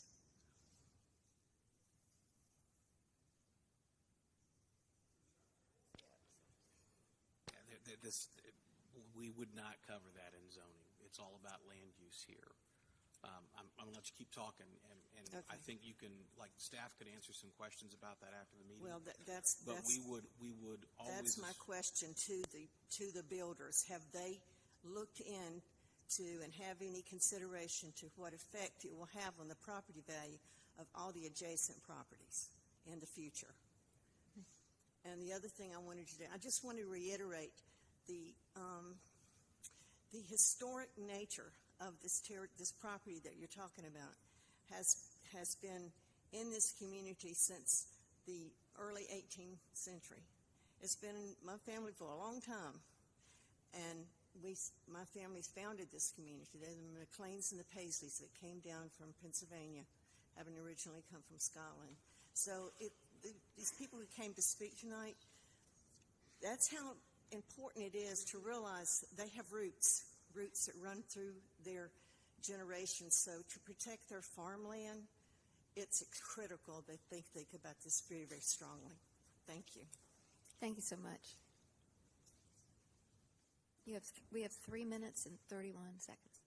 I just want to say that that was also in my list. Give us your name and address one more time. Paula Murphy, Paula Andrews Murphy, 3416 Owls Roost Road, Greensboro.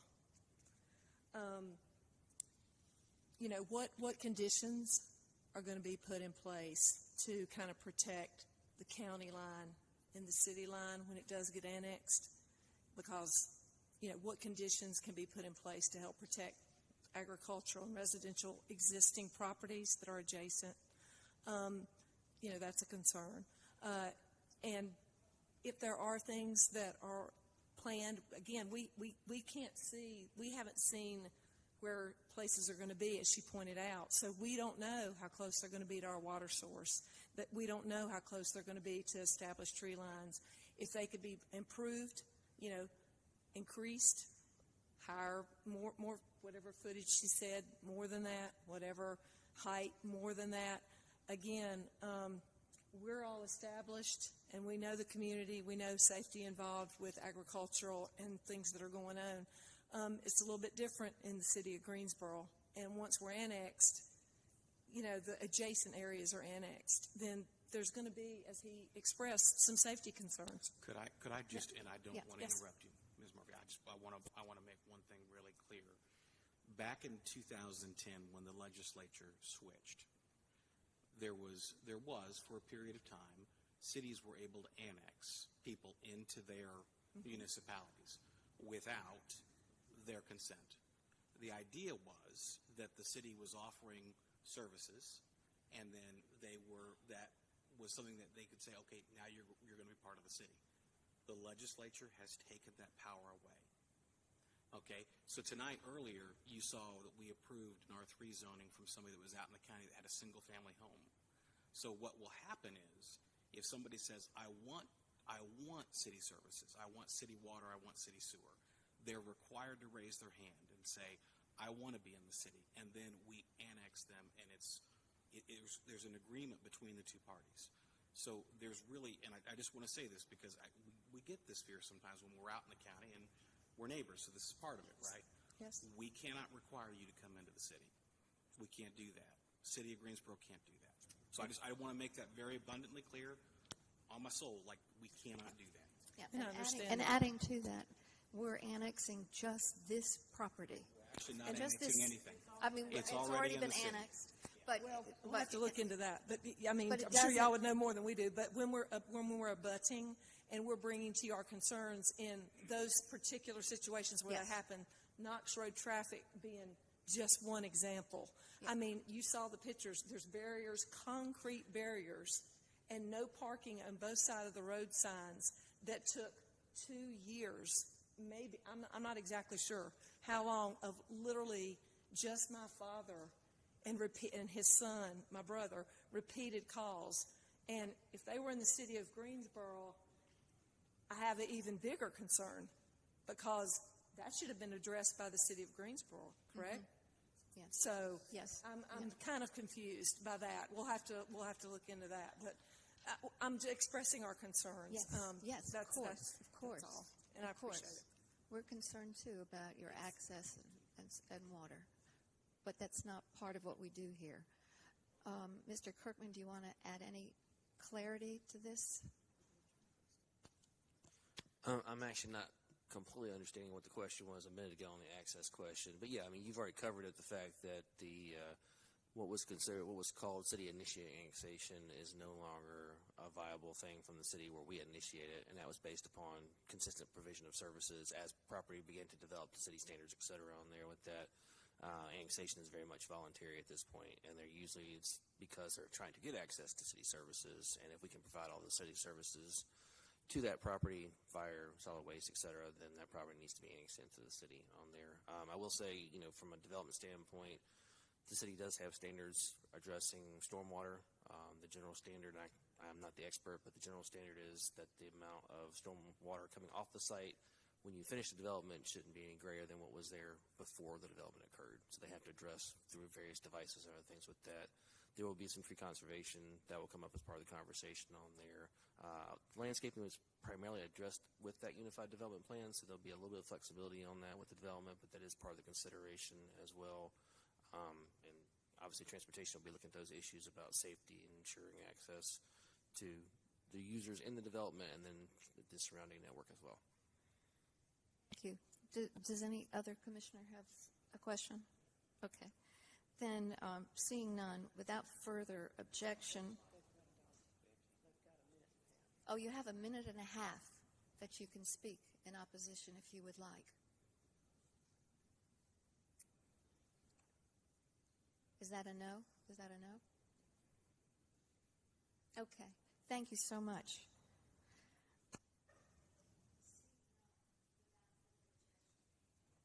Was the public hearing. We will now go to the commissioners for discussion. Are there any comments or thoughts that they want to share at this point in time before we make a motion? Yeah, I would just like to make a brief comment. We need affordable housing in Greensboro, and apartments, multifamily is a big part of that. And I think most of us on the zoning board look at apartments as being a home for some people. Everyone can't afford a home, so I just want to put that out there, that we consider multifamily as a home also. It is a home to some people. Thank you. And Commissioner Maggot, if I may, just to build off of something that Commissioner Gilmer said, when we're talking about multifamily, just sort of in response to one comment I did hear, we can't make a legal differentiation between renter-occupied or owner-occupied, so the townhouse versus apartment distinction, right? Land use deals with matters of what, not who. So just a gentle reminder to the board about that. Thank you. Thank you. That was important. Seeing none, without further objection, we'll close the... Excuse me, I had my hand raised. Oh, I'm sorry. Can't see you. I understand. I'd hope somebody would advise you. I just want to say that I'm very excited about this, what I believe Ms. Hodier described as a downzoning, which it is. We've removed industrial uses. We've included housing that, as both previous speakers said, we drastically need in this area. And they will have access to other retail and office type of facilities that they will need in living in that community. It's already part of the city. I think the new plan is excellent, and I'm very much in support of this. I'm sensitive to the neighbors and their concerns, but I believe that we have the mechanisms in place to protect them and also to make sure that the land use is appropriate. And I feel like what has been proposed this evening is very appropriate. Thank you, Madam Chair. I'll piggyback on that and just simply say that this, to me, this is a bit complicated. When I hear about protecting agricultural, in my mind, taking away the industrial uses will help to do that. And one thing I will say is that I do think that the applicant needs to work with the neighbors on the buffers. There's still a couple of week time period where y'all continue to have this conversation. What I see as complications here, and I'll just say this, I hear what the applicant is saying with regards to some of they've got a BMP that they're putting in and a couple other things, but they've also got to find a way to allow for that easement for you to get back to the farm. And so when I sit here, if I were to ask them tonight to say, hey, you're going to put up a 6-foot opaque fence along that property line, that could really limit how you're getting back there with your combine. And I don't want to do that. So I'm going to support this provisionally tonight in the hopes that you all can work this out prior to this having to go to another higher level of authority. So I'm going to say that. Let me just say, whatever happens here, happened here. I think that putting kind of false hope out, I'm not ready for that. I mean, I have a concern with that. I just do. So I support the project, but I think it's a little bit kind of misleading that there might be some changes later on. I hope that the board won't be involved with that. Thank you. Thank you, Mr. Gilmore. Any other discussion? I agree with what Ms. O'Connor had said, and specifically, this is a downzoning for all intents and purposes because it's removed the intense use. It is now residential and office, so it's much less intense than it has been since 2008. So this is a downzoning and is actually more beneficial to the community concerned about, they're not going to have research and development going on next door. It's going to be houses. So I'll be supporting it. And Madam Vice Chair, I also want to add that I do understand the concerns of the citizens in regard to the access to the farm, the agricultural access, the noise.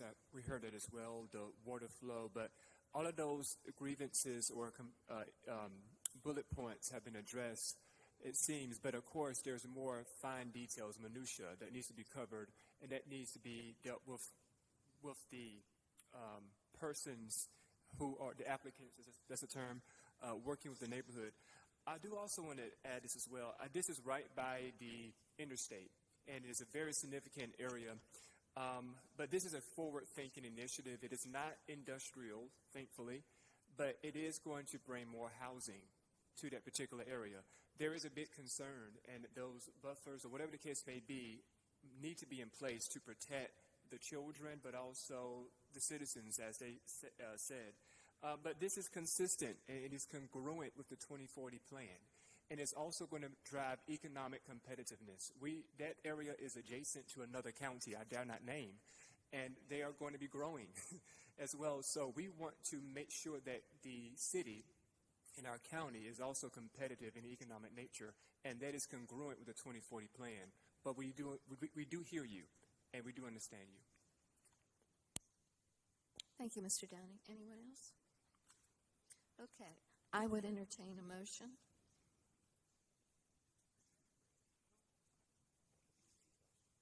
Yes, we are going to do a UDP and then a zoning.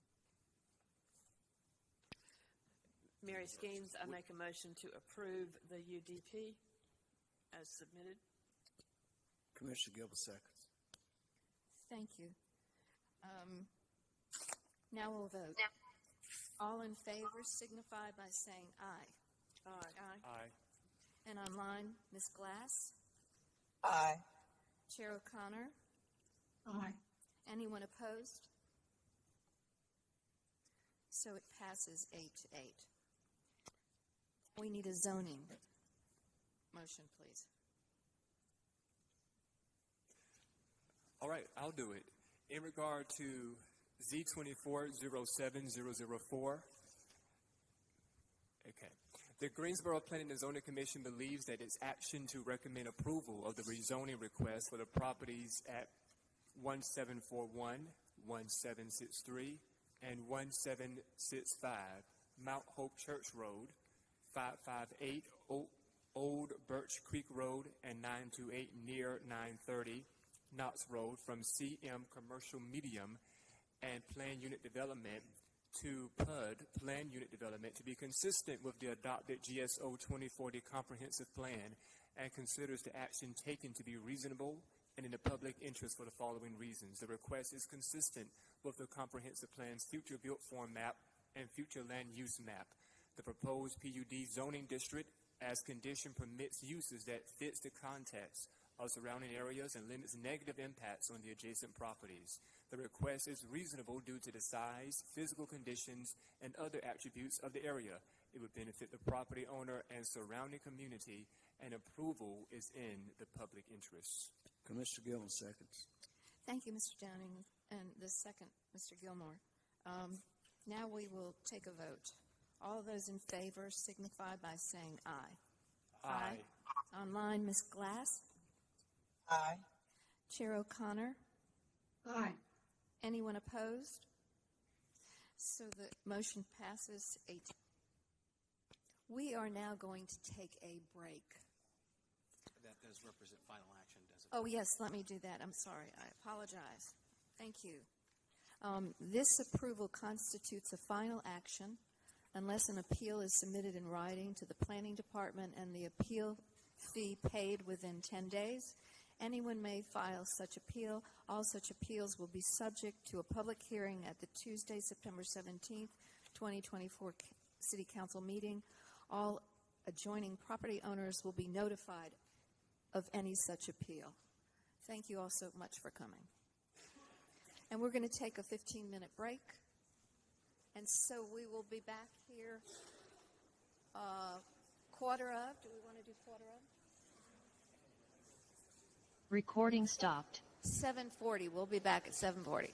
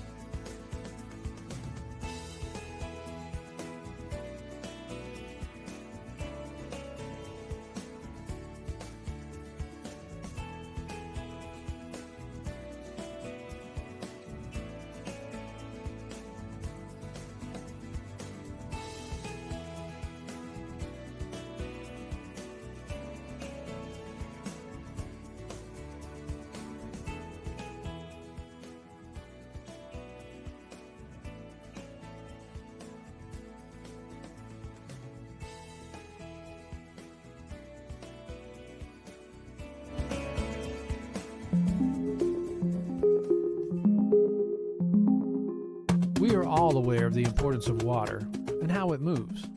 From the highest points of land, it moves downstream, through streams and rivers, eventually making its way to the sea.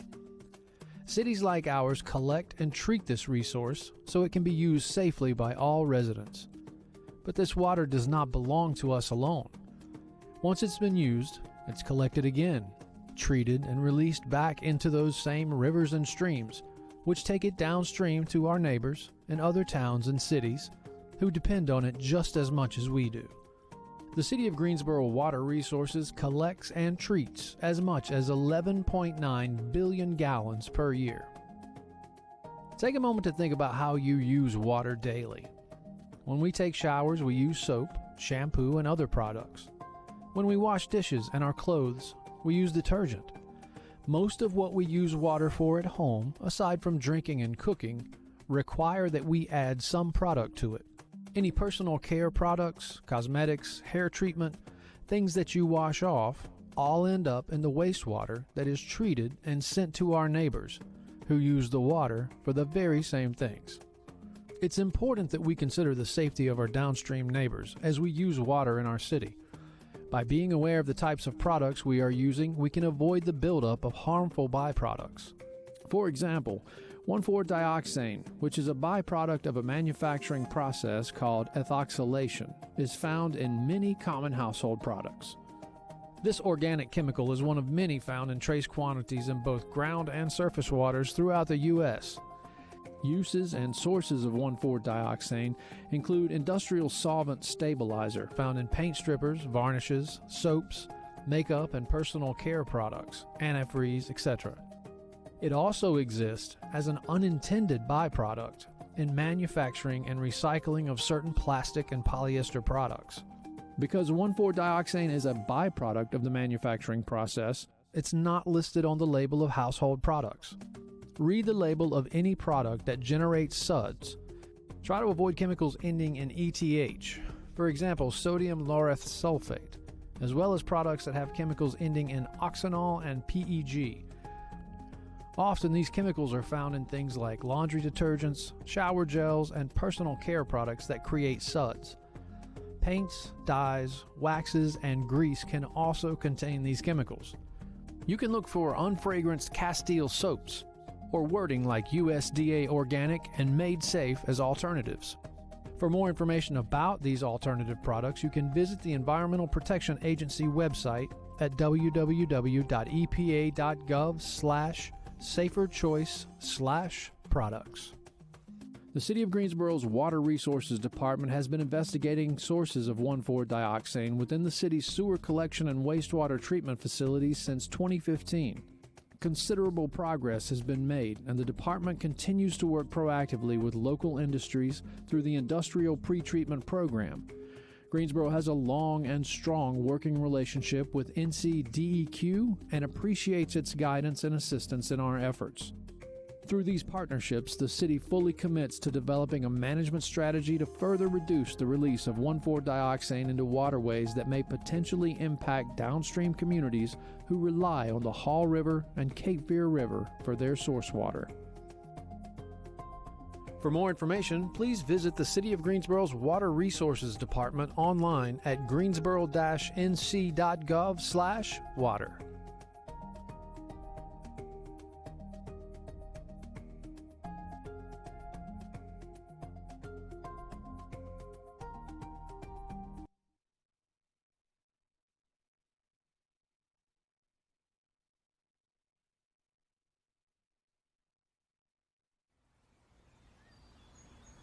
Litter has become an eyesore in Greensboro. Let's take pride in our city and do our part to keep our roads and streams litter-free. Keep the green clean.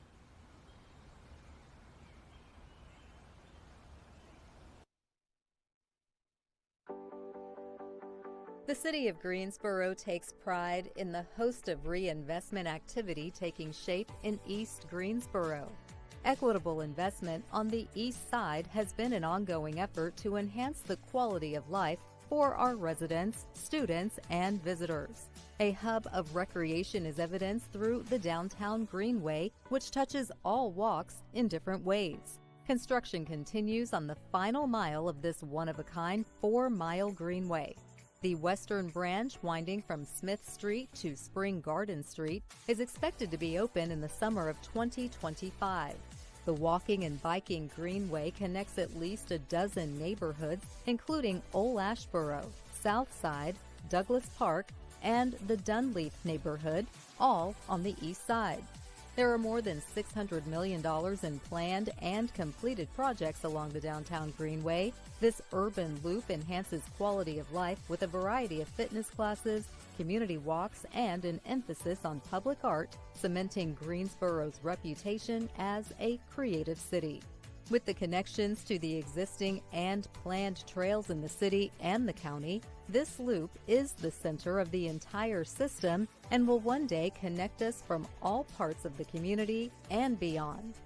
A future East Greensboro Greenway will connect the J. Douglas Gallion Depot in downtown to Barber Park. In collaboration with the city, NCDOT is developing a feasibility study for the route of the East Greensboro Greenway. The first phase of the Randleman Road Corridor enhanced transportation services and encouraged additional reinvestment on the east side. The city will work with a consulting firm to assist with drafting a plan for the southeast area, which spans approximately 8 square miles. Recommendations based on significant public input will guide the future growth and development necessary to improve services and connectivity for a variety of established neighborhoods in the southeast area. The city is investing $3 million of American Rescue Plan funding to revitalize our oldest golf property with prominent ties to the civil rights movement. The Gillespie Golf Course Master Plan relies on the facility's historical and cultural relevance as a guide for future improvements. Additionally, we applaud the PGA Reach Foundation for awarding a $250,000 grant to commission a mural of the Greensboro Six. These courageous men integrated the Gillespie Golf Course in 1955. The city is taking a new approach to meet the needs of the East Greensboro community in a way that has never been done before. Greensboro Public Libraries and Parks and Recreation have set out to create a centralized community hub, the Windsor Chavis NOCO Community Complex.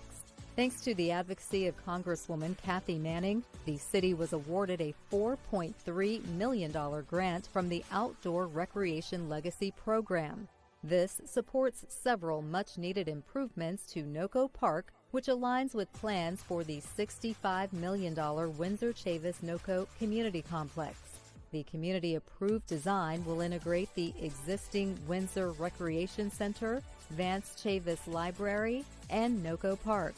In collaboration with Guilford County, the 65,000 square foot facility will incorporate public health, social services, and cooperative extension. It won't be long before the shovels begin turning the dirt on the first phase of construction.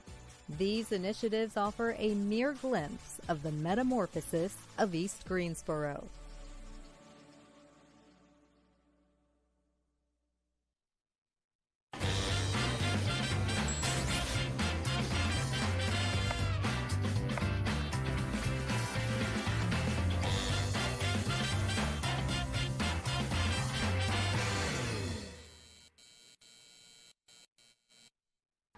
With locations across the country, Red Crab now has a following and a home in Greensboro. He is making the Red Crab Special number 2, which is the cluster snow crab, shrimp and sausage. It also comes with corn and potato. So we just sit here and wait till it cooks to perfection, and then we'll pour it into the bowl bag. Greensboro is steamier these days. The bowl bag, so it's seafood in a bag. Literally, we cook our food and then we pour it into the bowl bag. Then we cook up our sauce and we pour that sauce on top and we tie it up. We serve it on a platter to our customers. Those bags are part of the secret to Red Crab's success.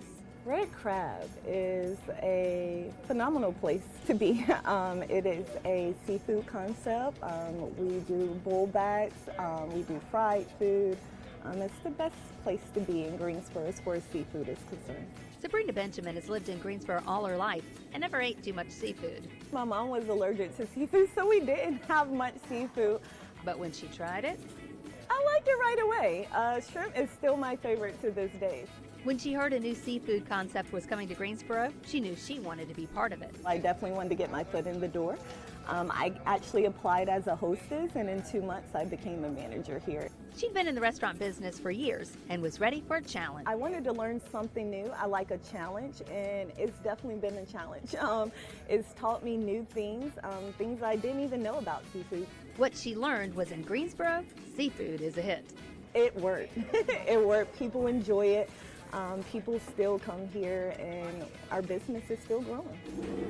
There you have it, guys. Perfection. Okay, we've got special number 1 and special number 2, and it's time for lunch. Before we eat, let me tell you, there are 2 locations in Greensboro for Red Crab, one on Gate City Boulevard, one on Coon Boulevard at Pyramids Village, and you can check them out online and order online at redcrabseafood.com. Let's eat. In its second season, the Stephen Tanger Center hosted more than 380,000 people at 251 events. 59 of them sold out. And with Broadway coming back for its 3rd season, this one is sure to be even bigger.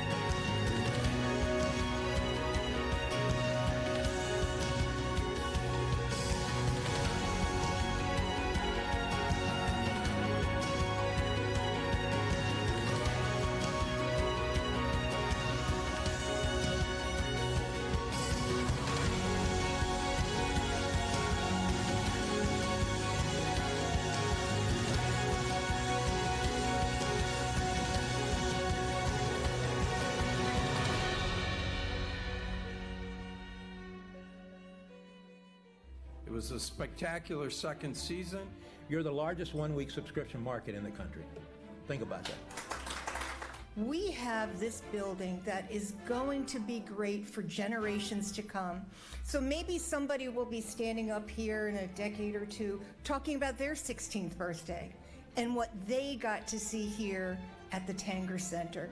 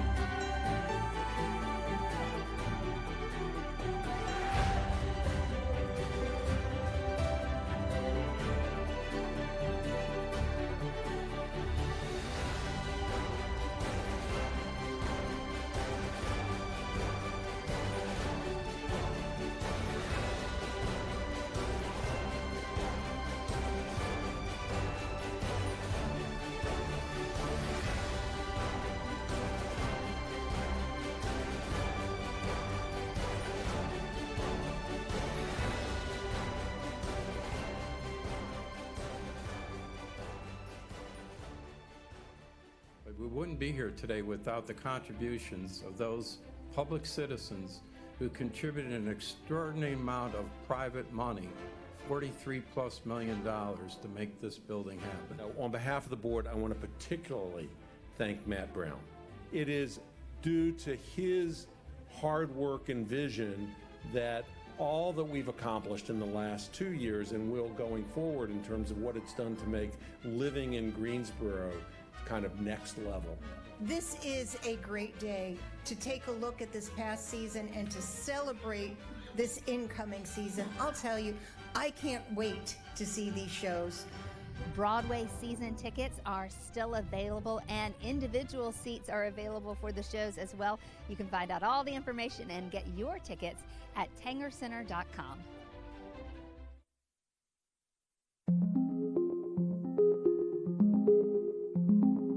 We are all aware of the importance of water and how it moves. From the highest points of land, it moves downstream, through streams and rivers, eventually making its way to the sea. Cities like ours collect and treat this resource so it can be used safely by all residents. But this water does not belong to us alone. Once it's been used, it's collected again, treated, and released back into those same rivers and streams, which take it downstream to our neighbors and other towns and cities who depend on it just as much as we do. The City of Greensboro Water Resources collects and treats as much as 11.9 billion gallons per year. As an industrial business, you can do the most to protect the water that we send downstream. National, state, and local laws are in place to help you. Under Title III of the Federal Clean Water Act, the EPA is required to establish pretreatment standards that must be met by industrial facilities before it discharges wastewater to POTWs, or wastewater treatment facilities. Pretreatment standards target pollutants that would interfere with a POTW's operation, would not be susceptible to treatment by a POTW, or would adversely affect POTW equipment and personnel. Pretreatment programs are established on both the national and local level. Restrictions have been placed on substances in 3 categories: prohibited discharges, national categorical pretreatment standards, and local pollutant limits. An individual industrial facility may be subject to one or all of these restrictions. It's important that we consider the safety of our downstream neighbors as we use water in our city. By being aware of the types of products we are using, we can avoid the buildup of harmful byproducts. For example, 1,4-dioxane, which is a byproduct of a manufacturing process called ethoxylation, is found in many common household products.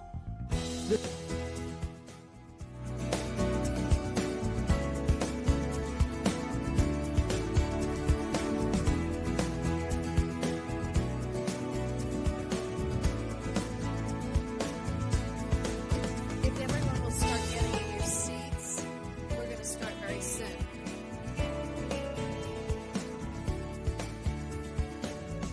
And I just wanted to say one thing to everybody. Thank you so much for being here. We really appreciate you being here. And you know, it takes a certain amount of time.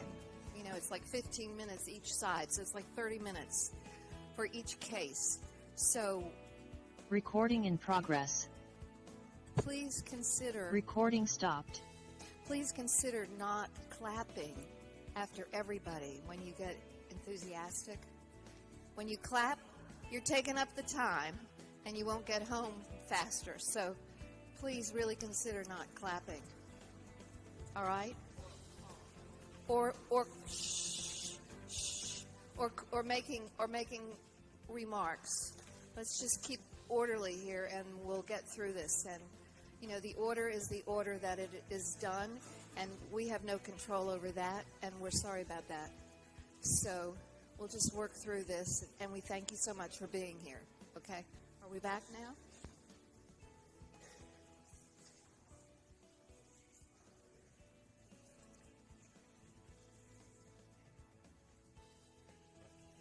Recording in progress.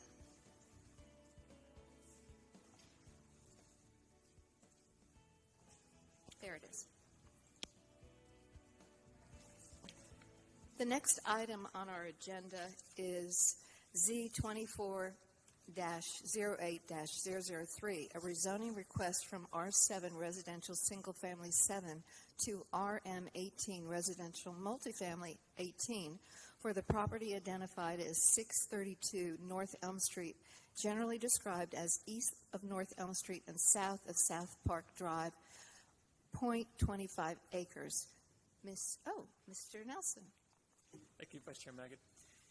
So, as you mentioned, this was the property at 632 North Elm Street. A little louder, we can't Yes, ma'am. hear you, sorry. Sorry about that. So this is for the property at 632 North Elm Street. This request contains approximately 0.25 acres. It's located east. Bring the mic a little closer, we can't hear you. I can't do the... Or can it go louder? Yeah. Okay. Is that okay. Yeah. So this property is located east of North Elm Street and south of South Park Drive. This is a rezoning request from R7, which is Residential Single Family 7, to RM18, Residential Multifamily 18. North of the request is Zone RM12, Residential Multifamily 12. East of the request is Zone RM5 and RM12. And south of the request is Zone O for office. West of the request is Zone R5. This is the aerial map of the property and the proximity showing that the subject property currently contains a quadplex or 4-unit multifamily dwelling. North of the request contains a tourist home or a bed and breakfast. East of the request contains a single-family home and multifamily dwellings. And south of the request contains a duplex. West of the request is Fisher Park. This request shows the subject property as seen from North Elm Street. This image shows a tourist home bed and breakfast use located north of request on North Elm Street, Zone RM12. This image shows a multifamily dwelling northeast of the request on South Park Drive, Zone RM12. This image shows a single-family dwelling located east of the request on Magnolia Street, Zone R7. And this image shows another single-family dwelling located southeast of the request, Zone R7. This image shows a duplex located south of request on North Elm Street, Zone Office. And this image shows Fisher Park located west of the request, Zone R5.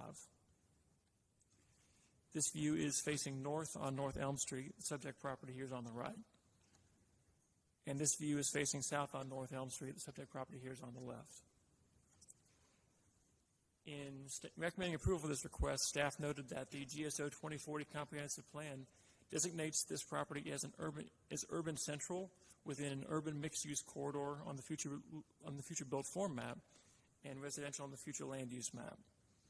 Staff determined that the proposed rezoning request supports the comprehensive plan's filling in our framework goal to provide missing middle housing and the creating great places strategy to meet housing needs and desires with a sufficient and diverse supply of housing products, prices, and locations. Staff determined that the proposed RM18 zoning district would allow land uses that are compatible with the general character of the area, and that this request would also permit an existing non-conforming use, the quadplex. Whoop. Thank you, Mr. Nelson. Yes. If the applicant would come forward and give your name and an address, you have up to 10 minutes to speak.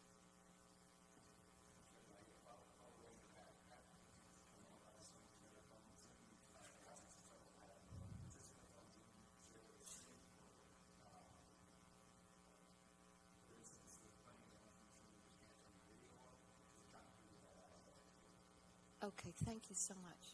Thank you so much. Hello, my name is Laura Lovelady, and I'm at 2208 West Cone Boulevard. I'm here representing the owners of this property. Can you move the mic closer to you? Yes, is that better? Oh, that's better. That's better. Okay. So yes, as they stated, it's been running as a quadplex for approximately 30 years. It was quite dilapidated, if anyone had noticed it from the street before, and we've spent approximately $450,000 renovating it, making it beautiful for the neighborhood. And our request is not to alter the building, just to leave it as the quadplex that it currently is, and have the correct zoning for that. And we think that that fits in the urban use mixed corridor that it's located in.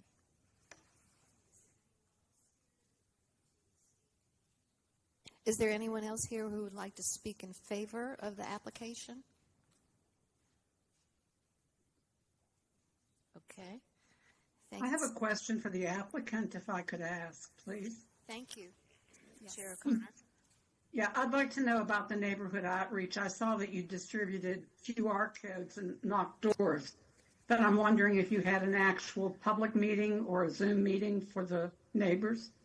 Yes, we did go to the Fisher Park neighborhood meeting first, and then we presented at the HPC meeting and received the recommendation to move forward with that. And we did go to all 144 houses and leave information, which had a QR code that residents could scan, which led them to a website that gave some more information on the property. Thank you. Any other questions from the commissioners at this time? Okay. Next, those in the chamber wishing to speak in opposition, please come forward, and if you'll form a line, that would be great. And give us your name and address. Good evening, Commissioners, and thank you. My name is Cheryl Pratt. I live at 910 Magnolia Street in Fisher Park, Greensboro. I am a member of the Short-Term Rental Group Coalition. It was a group of about a dozen neighborhoods that worked last year with city staff, city council members, and Mayor Vaughn to tighten up the short-term rental rules and to help keep our neighborhoods with neighbors. And two rules that were put in place was the 750-foot separation rule and the either 1 unit or 25% of multifamily rule.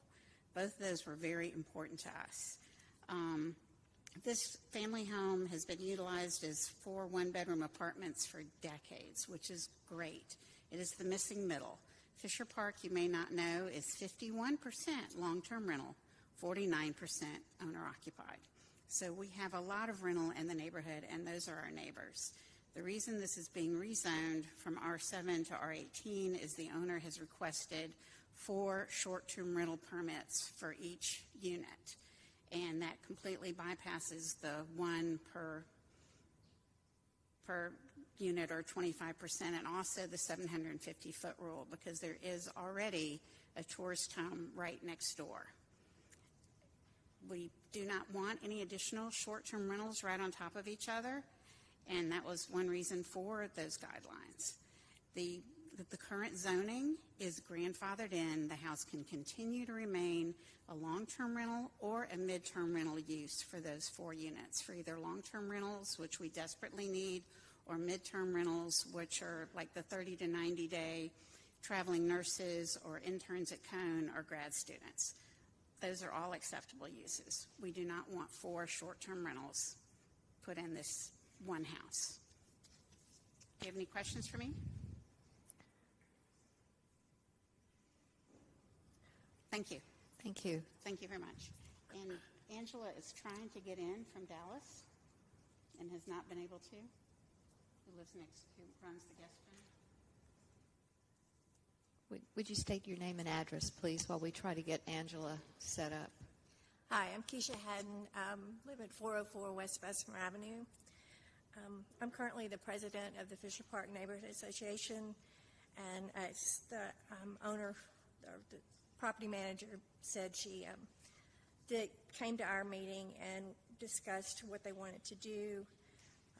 We made a motion, and it was unanimously approved to not support this rezoning because the property doesn't meet the SDR guidelines established last year. It has not been in operation for 12 months. It does not meet the 750-foot separation requirement. And there was also an unauthorized party at the property the weekend before she came to see us. The police were called. There was a police report filed. The number was given was around 200 people were there, and that's right across from the park, right in the middle of our neighborhood. So we are against making it a short-term rental. And I know that's not what y'all are looking at, but if you rezone it, then it becomes available to be a short-term rental. Thank you. Hello, my name is Ann Stringfield. I live at 1005 North Eugene Street in the Fisher Park neighborhood. I hope you will not support rezoning of 632 North Elm Street from R7 to RM18, nor their anticipated application to become 4 short-term rentals. The property's current 4 apartments, R7, are already grandfathered in as apartments, and they support Fisher Park's much-needed and much-appreciated mid- and long-term rentals with the current zoning. A property immediately adjacent, that is, the person owning it is trying to call in, already has done her homework and has been approved to be a short-term rental. Current city regulations as of January of this year suggest that short-term rentals must be 750 feet apart, not directly adjacent. So please help us maintain zoning R7, which is working right now. Thank you. Thank you very much. You have another 5 minutes and 55 seconds if anyone else would like to add a comment in opposition. Angela Espinosa has been texting me. She owns the bed and breakfast next door. And she has been emailing Lucas Carter, and she's gotten a message back that we're in recess.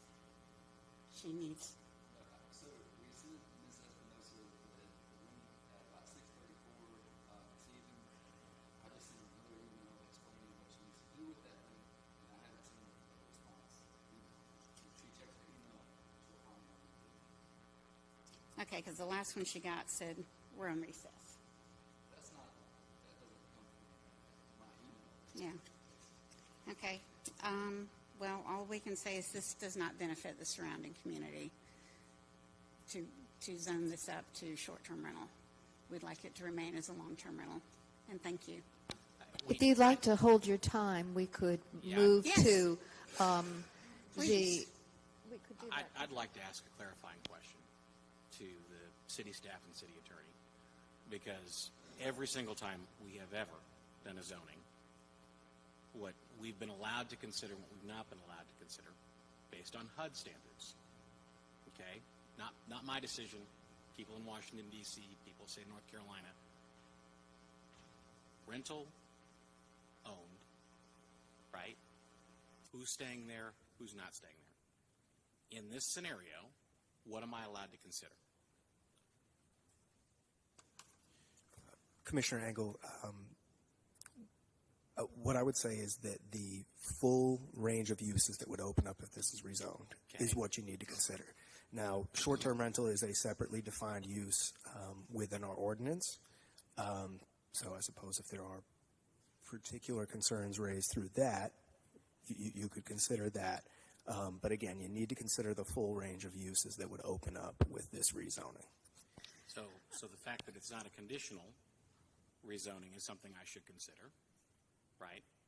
That's one thing. Correct, right. Okay, so then whatever's allowed in RM18 is the options that would be allowed with the zoning. Whatever is not specifically allowed is forbidden, right? That's the way zoning works.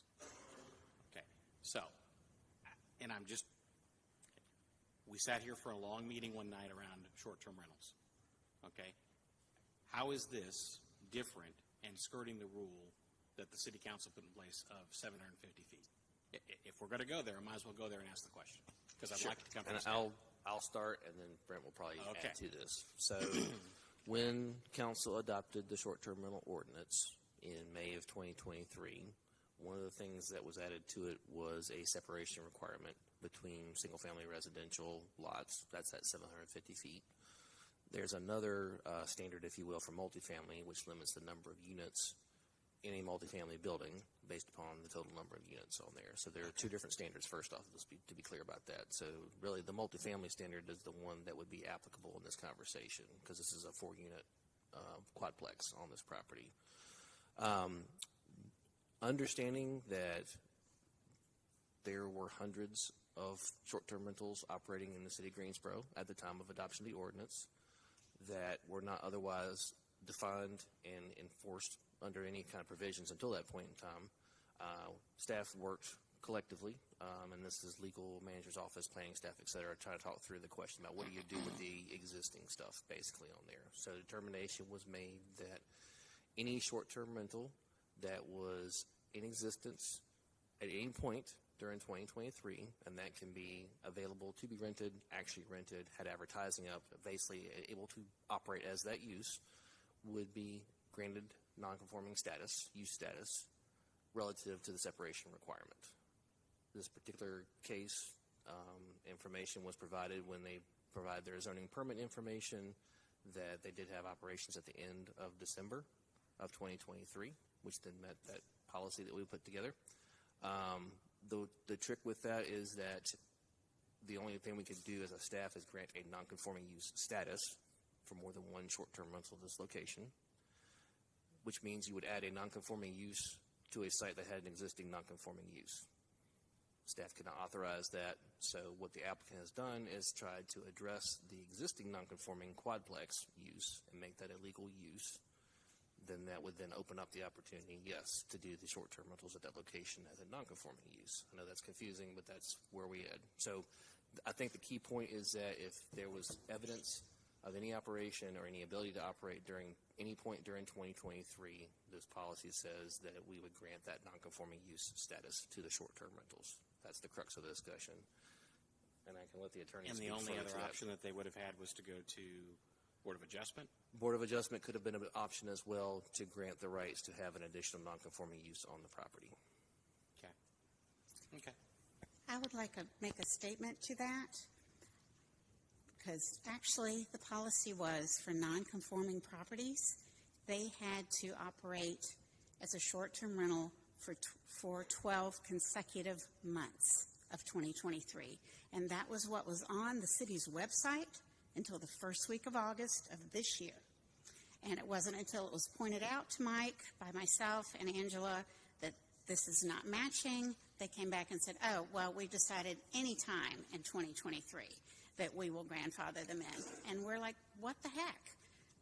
How do you go from 12 consecutive months for a non-conforming property to any time during that year without giving us any notice of that whatsoever? And folks, if I may just chime in briefly, and I'll let Mr. Kirkman follow up if he wishes. The review and granting of any short-term rental permit is going to be an administrative matter handled by the department. So it gets us a little afield of the topic tonight. I just want to be cautious about that and let the board. And that does not come under the purview of what we do here. Well, I get that, but Okay. I was just advised by the city attorney that a use within the palette of uses is something that I should consider. So I want to go back to you, and I want to ask you that question again. Because everything else I've ever done up here, 6 years. Who lives there? Not my business. Rental or owned? Not my business. So I just want to come back to this and say, based on the, am I allowed to consider that what this is going to be within that RM18, or am I supposed to consider that it's right now 4 units that are available for living, residential purposes? Commissioner Engel, to put a finer point on it, and I apologize if there was any confusion there. Yeah, you can consider the potential use as a short-term rental. What I'm saying is the minutia of the administration of that is not something that I would encourage the board to dive into. I have further questions for staff whenever Mr. Engel's finished. Go ahead, Chair O'Connor, please. Thank you. And please clarify for me if I have this wrong. But I understand that right now we have a non-conforming use because a quadruplex is not appropriate in RS7, but it's been grandfathered in. However, if we move the zoning to RM18, while we're having this focused discussion on short-term rentals, there are other things that also fit RM18, like a church or a daycare, multifamily and single family. So those would be different non-conforming uses. So I think we're making the use of the phrase non-conforming use a little too broad, in that we're talking about multiple types of non-conforming uses in the same conversation. And I'm concerned that we focus our attention on what we're to do as zoning and look at all the possibilities under RM18 and decide if that's appropriate for this particular piece. Thank you, Chair O'Connor. I'm sorry, you had a question for staff, I thought, in there. I just wanted to clarify. Yeah, so I just want some clarification about everything that is possible under RM18. Correct. Should we select that? So I will go ahead and clarify, for instance, that religious assembly uses in schools are allowed in all zoning districts. So those use rights would exist in the R7 district that is currently on the property, and they would also be allowed as an option in the RM18. The daycare use would be a new use. Potentially it could be allowed in the RM18 that's not allowed in the residential single family as far as a commercial use. Obviously, anything that's different than residential would have to go through the change of use discussions, which would get into building and fire code, looking at parking, other things on there, and any exterior work would have to be addressed by the Historic Preservation Commission if there was an addition, renovation, or other things on there with that. So the applicant has an existing fourplex, quadplex, 4 units that is not currently allowed under R7, but has been in existence for many years and is considered a non-conforming use. And so if this zoning is approved, that particular issue would be addressed. The separate issue about the short-term rental is partly a discussion about, as the attorney has talked about, our application of administrative policy relative to granting rights to uses that had some level of activity during 2023. And I would clarify that information has been consistent in what the city has put out. I think the question that's come up about the 12 months is when a non-conforming use may go away, and then if the use has ceased for 12 months, consecutive months, that would be one trigger point in which a use ceases. I think there's just some confusion on that issue. So does that help answer your question, Chair O'Connor? Yeah, it does. Thank you. Okay.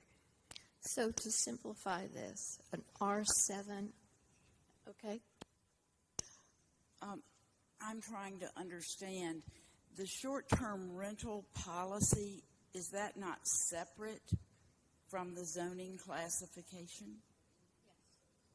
Yes. So regardless of how it's zoned, if it's if it violates the short-term rental policy that has been enacted by the city, then are they not? I'm having trouble understanding if they're in violation of that. Does it matter what they're zoned? I guess I would say, Commissioner Turner, that those are two separate decision points, right? Tonight we're here to talk about land use and discuss all the available uses that the rezoning would open up. And then any question around the ability to have a short-term rental at that property would be handled administratively through the department, if that So can I say something right now? All right. So we are not concerned about short-term rentals. No. Okay. And if the occupant wants to do a short-term rental, they would apply for a permit, and that's handled in a different department. It has nothing to do with what the commission does.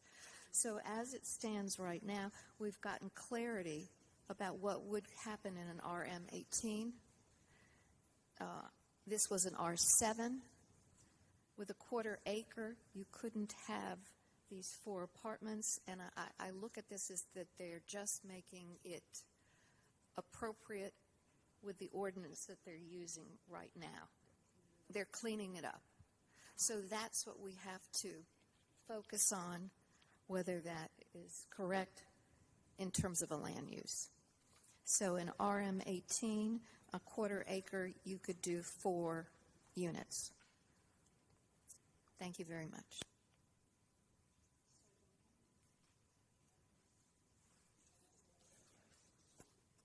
And Make we'd sure you like turn your microphone on, please.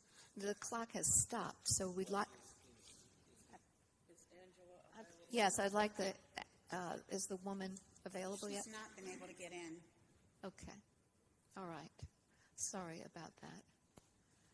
Does the applicant want to? You can speak to the concerns. You have 5 minutes to speak to the concerns. Thank you.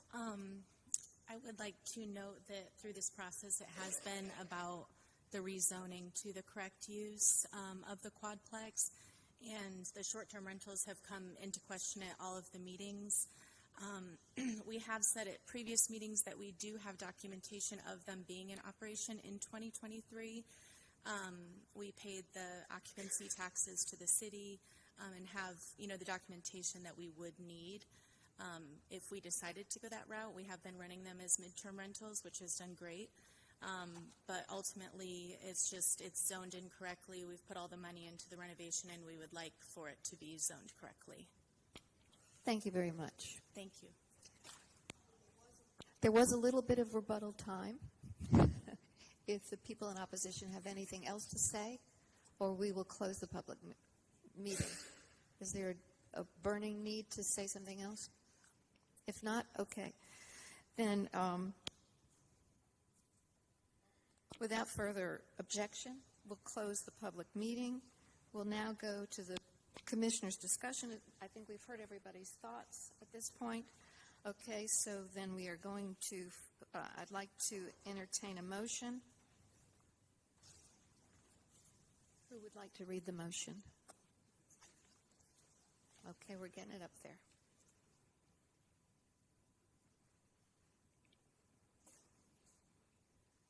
There we go. I need to share the screen. I apologize. I'll do it if nobody else will do it.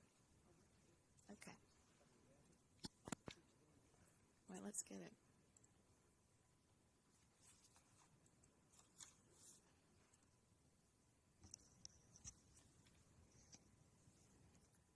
Thank you, Mr. Carter. In regard to case Z 2408003, 632 North Elm Street, the Greensboro Planning and Zoning Commission believes that its action to recommend approval of the rezoning request for the property at 632 North Elm Street from R7 residential single family to RM18 residential multifamily to be consistent with the adopted Greensboro 2040 Comprehensive Plan and considers the action taken to be reasonable and in the public interest for the following reasons. 1, the request is consistent with the comprehensive plan's future built form map and future land use map. The proposed RM18 zoning district permits uses that fit the context of surrounding area and limits negative impacts on the adjacent properties. The request is reasonable due to the size, physical conditions, and other attributes of the area. It will benefit the property owner and the surrounding community, and approval is in the public interest. Commissioner Gilbert seconds. Thank you, Mrs. Gaines. And I Mr. Gilmore. would like to state very quickly, in the instance of time, I'm going to vote against this evening, and for one purpose. This, in my mind, should have been a conditional zoning, and all of the uses that Mr. Kirkman stated, there were some things that could have been limited out in my mind, and I'm not even going to go down the route of what those could be. I'm just going to say, in my mind, when we do infill like this, I'd like to see a conditional request. So, for that reason, and I respect the other members of the commission and their opinions. Thank you for sharing that. We appreciate it. Are there any other comments? Okay. If not, we'll take a vote.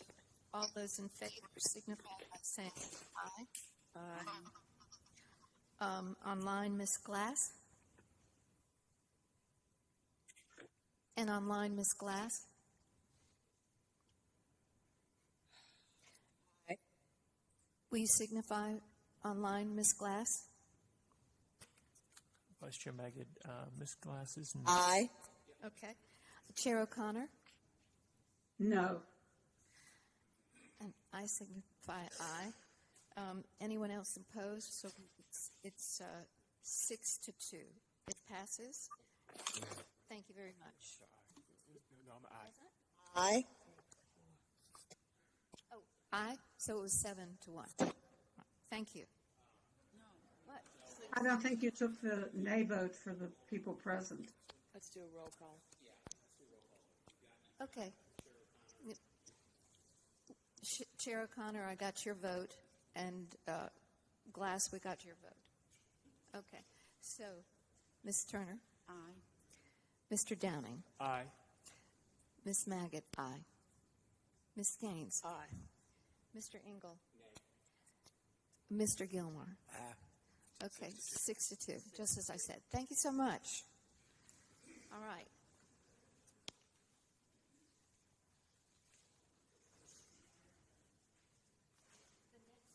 The next case would be the... No. Oh. Final.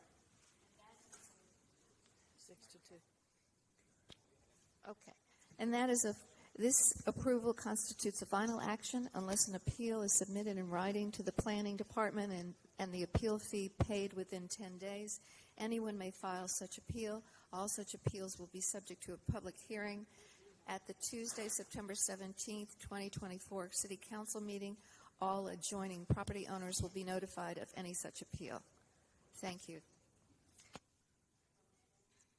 The next item is PLP 24-23 and Z 24-08-004, an annexation and original zoning request from County RS 40 Residential Single Family to City R3 Residential Single Family 3 for the property identified as 1611 Pleasant Ridge Road, generally described as northwest of Pleasant Ridge Road and south of Montmartre Road, 1.09 acres.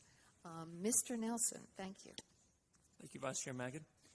As you said, the request is for 1611 Pleasant Ridge Road. Subject property contains approximately 1.089 acres and is located northwest of Pleasant Ridge Road and south of Montmartre Road. This is an annexation and original zoning request from County RS 40 Residential Single Family to City R3 Residential Single Family 3.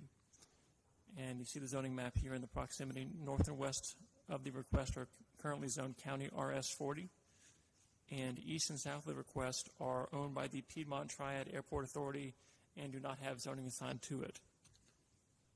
And this is the aerial photograph of the property and the proximity, showing that the subject property currently contains a single-family dwelling. North and west of the request contains single-family dwellings and east and south of the request contain undeveloped land owned by the Piedmont Triad Airport Authority. This photograph shows the subject property as seen from Pleasant Ridge Road. And this image shows an example of single-family dwellings located north of the request on Montmartre Road, currently zoned County RS 40. And this image shows another single-family dwelling located north of the request, zoned County RS 40. This image shows undeveloped land located southeast of the request on Pleasant Ridge Road. And again, this property is owned by the Piedmont Triad Airport Authority and does not have zoning assigned to it. This image shows a single-family dwelling located west of the request, zoned County RS 40. This view is facing northeast on Pleasant Ridge Road. This subject property is on the left. And this view is facing southwest on Pleasant Ridge Road. The subject property is on the right. In recommending approval of the request, staff noted that the GSO 2040 comprehensive plan designates the property as urban general on the future built form map and residential on the future land use map. The proposed original zoning request supports both comprehensive plans, creating Great Places goal to expand Greensboro's citywide network of unique neighborhoods, offering residents of all walks of life a variety of quality housing choices, and the filling in our framework big idea to arrange our land uses for where we work, live, attend school, shop, and enjoy our free time to create a more vibrant, livable Greensboro. And staff noted that the proposed R3 zoning district is primarily intended to accommodate low-density, single-family detached residential development of up to 3 dwelling units per acre, and the proposed original zoning request allows use that are similar to existing uses in the surrounding area. And there are no conditions associated with this request, and happy to answer any questions. Thank you so much, Mr. Nelson. If the applicant will come forward and give the name and address, you have up to 10 minutes to speak. I have one question for you. We noted when you signed in that you voted against, but you're for this. Okay, so it seems a little counterproductive. I'll get to that. I do want to thank Luke, Carter, and Toy Lawson. We were in an emergency situation, and they worked diligently to help us get water. The first week of August, our well went dry. Our home was built in the 1950s. We moved in, we gutted it, remodeled it. We actually also used to live next door at 1605. So I currently live at 1611. Our well went dry, and you saw how close we are to the airport. I can see airplanes take off from my front yard. Our other option would be to dig a well. We all know that the forever chemicals are forever in our water, especially by the airport. The neighborhood adjacent to us, or next to us, Bon Air, where you saw some of the houses, their well was tested back in 2018 or 2019. I think Aqua has their report on their website. The EPA sets their threshold at 4 parts per million. That neighborhood was at 3.6 and 3.8. So digging another well was not an option for us. It just didn't seem feasible with our well potentially being contaminated if we dug one. So our other option would be to connect to city water. So we also think our well went dry, number one, from the drought. We did have a moderate drought. Also, the airport land that you saw in the picture, they cleared probably 5 to 6 feet of land over that 14 acres-ish. They cleared a lot of land. And so we think that it interrupted our water table. So yes, we applied to be annexed into the city. We would be the lone ranger in the middle of the county. We don't get to benefit from all of the city amenities. We would only be benefiting from water. I think it was mentioned to us that you guys may take over our trash bill because we would still get Republic, because I'm sure you would not send a city trash truck to just our house in the middle of the county to pick up our trash. You might be surprised. Yeah. Well, Yeah. I would be surprised. So I really think, when we look at what annexation means, and we all know what annexation means, the city would greatly benefit from us being annexed, but we would only benefit by getting the water. So we feel like we were forced into annexation, because it was our only option, because of our proximity to the airport and the dangers of using the well water. So I know that it seems counterproductive, but it was our only option. We went 2 weeks without water. So that's where we are.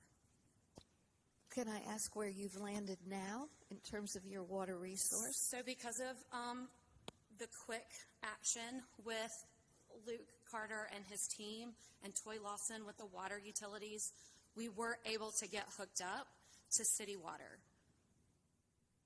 Okay. It is, I'm assuming part of that was that you had to apply for annexation. Is that correct? It was the only way to Yes. get city water. And for us, we spoke about it earlier this evening, to access city services, we typically approve those. I understand where you're at, but the city of Greensboro has made significant investments in that water system. So that's the reason why I'll be supporting the vote this evening to annex. We still have to vote for your annexation. Okay. So, is there any, thank you. I'm Thank done. you. Okay.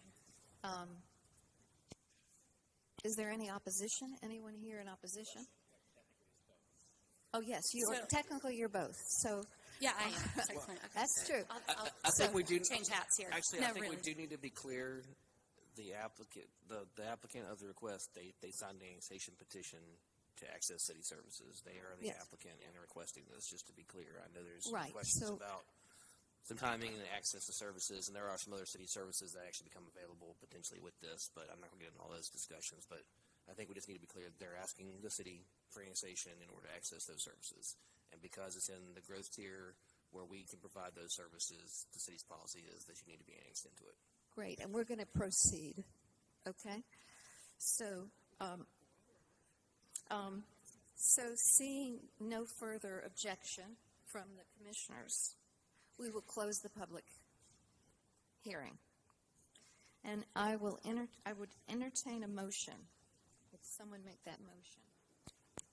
I'll go ahead and start this And off. we need to do I the will annex move that and we the zone. I will move that we annex the property. And I'll second it. So that, okay, so, all those in favor signify by saying aye. Aye. Online, Ms. Glass. Aye. Chair O'Connor. So passed. Thank you very much. And now we need a zoning motion. I'll do it. Thank you, Mr. Engel. In regards to agenda item Z-24-08-004, the Greensboro Planning and Zoning Commission believes its action to recommend approval of the original zoning request for the property located at 1611 Pleasant Ridge Road from County RS40 Residential Single Family to City R3 Residential Single Family 3 to be consistent with the adopted GSO 2040 Comprehensive Plan and considers the action taken to be reasonable and in the public interest for the following reasons. 1, the request is consistent with the Comprehensive Plan's future built form map and future land use map. 2, the proposed city R3 zoning district permits uses that fits the context of the surrounding area and limits negative impacts on adjacent properties. 3, the request is reasonable due to the size, physical conditions, and other attributes of the area. It will benefit the property owner and surrounding community, and approval is in the public interest. Thank you, Mr. Engel. And Second. If nobody- thank you. Okay. So with this comes the vote on the motion. Let's see. All those in favor signify by saying aye. Aye. And online, Ms. Glass. Aye. Chair O'Connor. Aye. The motion passes for the zoning. Thank you so much. And let's see, which one is this one?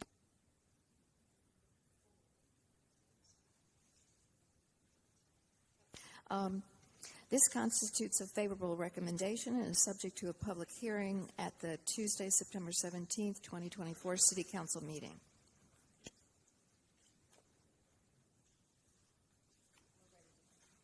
Go to the next item. Thank you so much.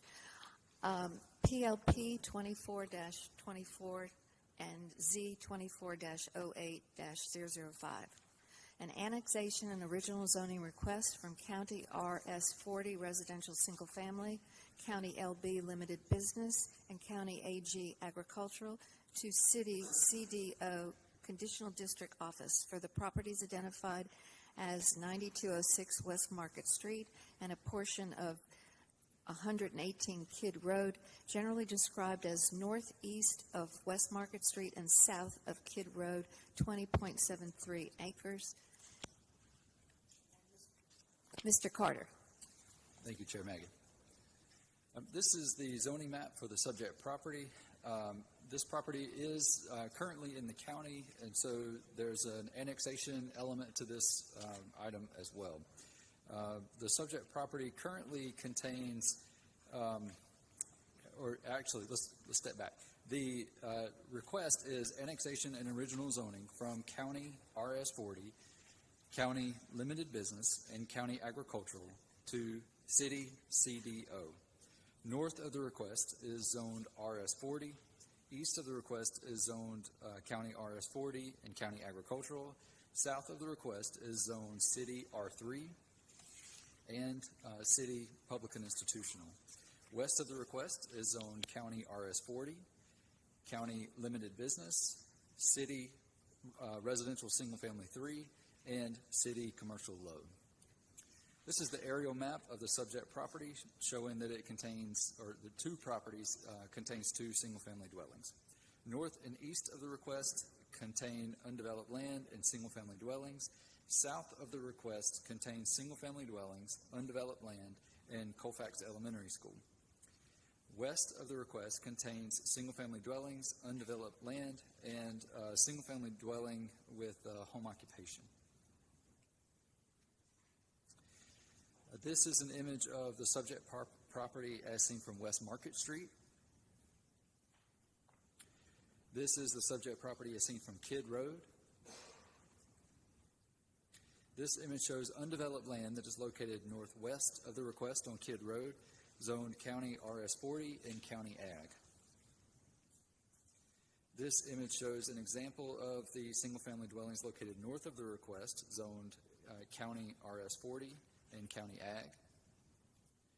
And this is another example of the single-family dwellings located north of the request on Kidd Road, also zoned County RS40 and County Ag. This is a single-family dwelling that's located northeast of the request, zoned County RS40.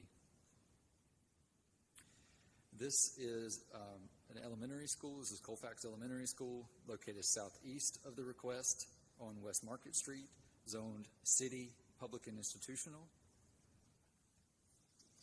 This image shows undeveloped land located south of the request, zoned City R3. This is a single-family dwelling located south of the request, zoned City R3. This is the site of a former single-family dwelling. It's now undeveloped. Also located south of the request, zoned City R3. And this is the single-family dwelling with the home occupation that is located west of the request on Kidd Road, zone City CL. This view is facing northwest on Market Street. The subject property is located on the right. This view is facing southeast on West Market Street. The subject property is located on the left. This view is facing northeast on Kidd Road. The subject property is on the right. And this is facing southwest on Kidd Road. The subject property is located on the left. There is one additional condition to what was proposed by the applicant. So the Planning and Zoning Commission will need to vote to accept this condition. The proposed condition is vehicular access to Kidd Road shall be limited to emergency vehicles only. Thank you, Mr. Carter. I'd like to make a motion that we accept the additional condition for limiting vehicular access.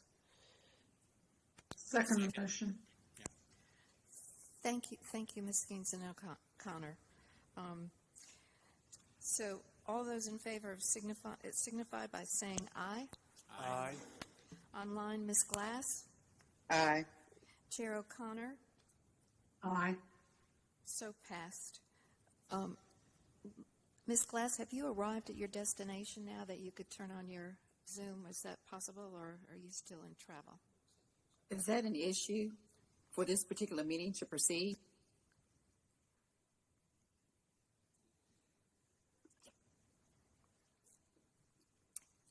It appears that it's a choice, but, you know, we're moving on. Thank you. In recommending approval of this request, staff notes that the GSO 2040 Comprehensive Plan designates this property as ex-urban on the future built form map. If this original zoning request is approved, the future built form designation will be amended to be urban general, and that is to come more into conformity with what the existing land use is. The Western Area Plan also designates this property as residential. The proposed original zoning request supports both the comprehensive plans filling in our framework big idea to arrange our land uses for where we live, work, attend school, shop, and enjoy our free time to create a more vibrant and livable Greensboro and the Creating Great Places goal to expand Greensboro's citywide network of unique neighborhoods offering residents of all walks of life a variety of quality housing choices. The proposed city conditional district office zoning district would allow uses that are compatible with the general character of the area.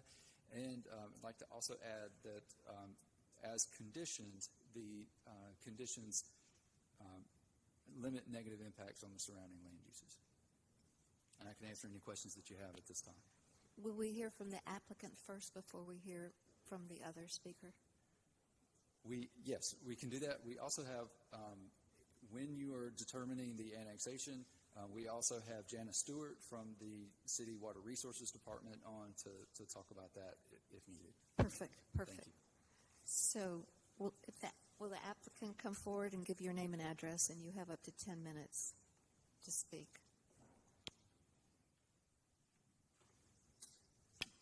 Mr. Isaacs, before you get started, just to avoid the confusion that we had in a previous case, each side has 10 minutes total. That can be one speaker, or that could be 30 speakers, but understand that you still only have 10 minutes. And we've got 13 people signed up to speak in opposition, and I'm going to suggest that you figure out who your main speakers are going to be, or you'll run out of time. Thanks. Thank you, Commissioner Sands. That was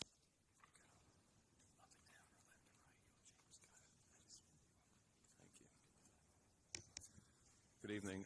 It's Mark Isaacson at 804 Green Valley Road, and I'm here this evening on behalf of Colfax Realty, LLC. With me this evening, one of the principals of that firm, which is affiliated with Heartland Rehabilitation Nursing Home Business. Ms. Scanlon is here if you'll just raise your hand, and Jim Schmidlin is the president of the company who's here as well as Brent Sievers, who's with Fleming Engineering, in case there are any engineering questions to address. Heartland is a family-owned company based in Cary, and they operate several nursing and rehabilitation facilities around the state. They're currently located on North Church Street on property owned by Cone Health, and Cone has notified Heartland that in a couple of years, when their lease comes due, they will not renew that lease because the hospital system needs that property for their own expansion. So, understanding that, the Heartland folks went through a process of evaluating where to locate a replacement nursing home and rehabilitation facility. There were 12 or 13 properties that were brought to them, and they evaluated all of those. In fact, there's such a demand for these properties that during their evaluation process, 2 of those properties went under contract to other parties. And so they were under some pressure and are under some pressure to make a decision and move forward. And this property met all of their criteria. They then went through an extensive certificate of need review process with a state agency that is responsible for reviewing these kinds of applications. And that agency issued its approval for that certificate of need based on this location and based on the conditions that you've seen in our application. In fact, the site selection criteria were that it must be located in Guilford County, it must be located on a major thoroughfare with access to other major thoroughfares and highways. And this property is located on West Market Street, a major thoroughfare, less than 2 miles from Interstate 40 at an interchange, less than 3 miles from Highway 68, and less than 3 miles from Highway 150. So you've seen the conditions. Okay, this is an aerial photograph of the subject property. It's outlined in red. And just wanted to give you an overview, a little broader view than the other slides that you may have seen, and show you the location of the surrounding or nearby uses along with the transportation system in this area, specifically along I-40, along West Market Street near I-40. Our conditions limit the use to a nursing home and this kind of facility which they intend to build here, so nothing else. Although it is, we're requesting office zoning, this is the only use that we're allowing or proposing to be allowed here, not any other commercial use. Our limitation on the number of units in the premises resulted in not requiring any traffic impact analysis. And so we would suggest that this is not a significant traffic impact in this area based on the proposed use. There's also a 50-foot height limitation that is the same height limitation that is permitted in the existing zoning district. Next, I wanted to show the Commission, just for some general comparison purposes, the subject property outlined in the top of each of the slides, but also to show the Commission the, I think, extensive areas of industrial zoning that are off of West Market Street in and around this area. So the school that is adjoining this property is zoned city, public, and institutional, and there are other properties you see there in purple and light purple and sort of dark yellow that are also zoned industrial. Moving on, this is submitted for illustrative purposes only. This is a sketch plan that Mr. Sievers at Fleming Engineering has prepared. As you'll see, it's a fairly standard footprint for Heartland. It spreads out the units in a manner that they require under their certificate of need and under their common operating practices. The dark blue or purple is the proposed stormwater retention device. There's a tree buffer located on the perimeter of the property, and there's one access point from West Market Street that is shown. We added that condition about, we started after we had some neighborhood meetings and we heard concerns about the access on Kidd Road. We proposed that we would have no access on Kidd Road. But in working with Nolan, we acknowledge that there may be a need as we move through the extensive site planning, assuming this is approved, that there may be a need for emergency access only on Kidd Road. And so that's the reason that that condition was offered. We would just as soon not have access on Kidd Road, but if the site planning and TRC process requires it, then we'll abide by that, of course. But it would be for, and it's been acknowledged by GDOT that it would be for emergency vehicle purposes only, and we expect very few, if any, vehicles would gain access there.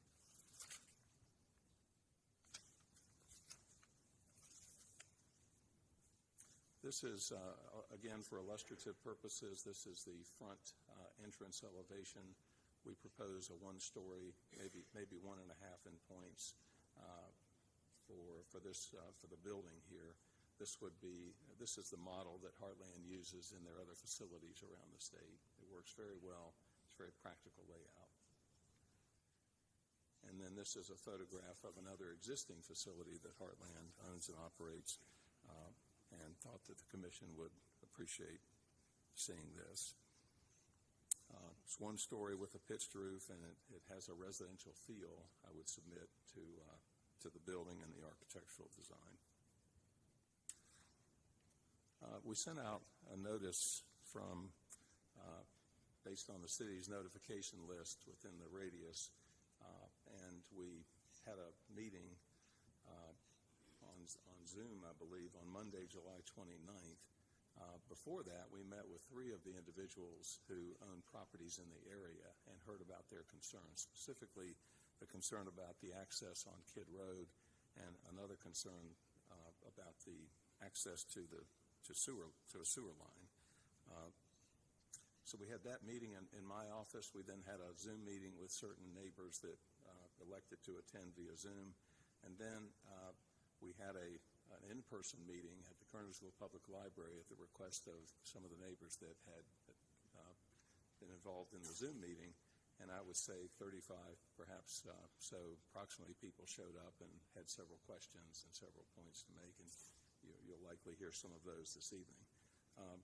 The 2 big concerns that we heard are about the access on Kidd Road, which we think we've addressed, and access to the city sewer line. So in the limited time remaining, let me mention that and then open that up to any questions of our engineer or anyone else that may be able to address that.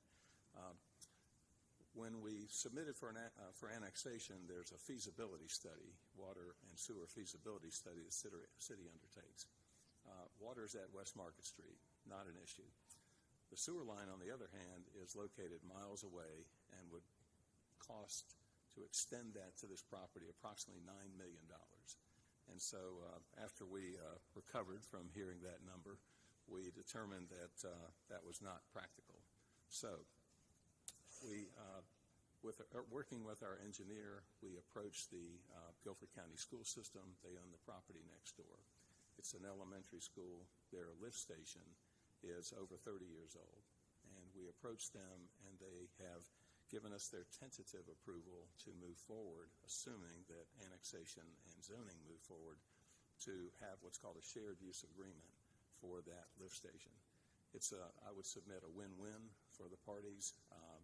It upgrades an older lift station with one publicly regulated body, that is the school system, with another publicly regulated body, Heartland Rehabilitation and Nursing Home.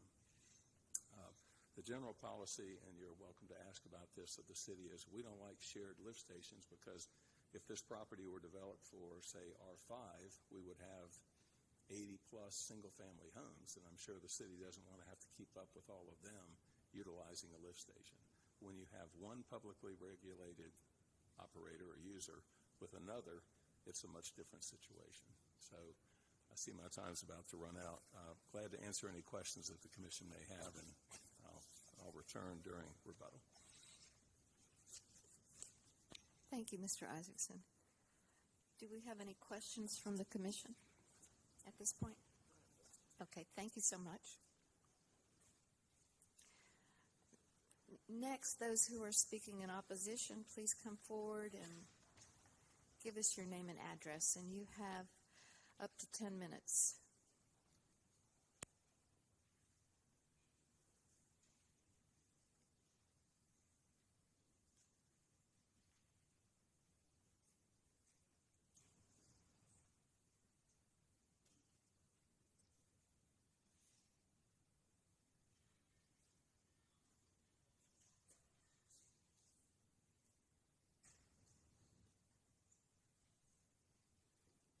Good evening.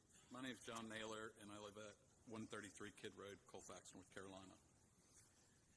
I and a majority of my neighbors that reside at Kidd Road ask that this zoning request be denied. We contend the zoning constitutes spot zoning based on similar North Carolina cases would likely deem improper or illegal. We also contend that this use does not fit the context of the neighborhood. This part of Kidd Road, where the building is to be situated, is currently zoned RS40, as you can see in the slide there, with 2 existing family homes currently on the property. It is currently in context with Harmony and the surrounding properties that are also RS40 agriculture with single family homes on them.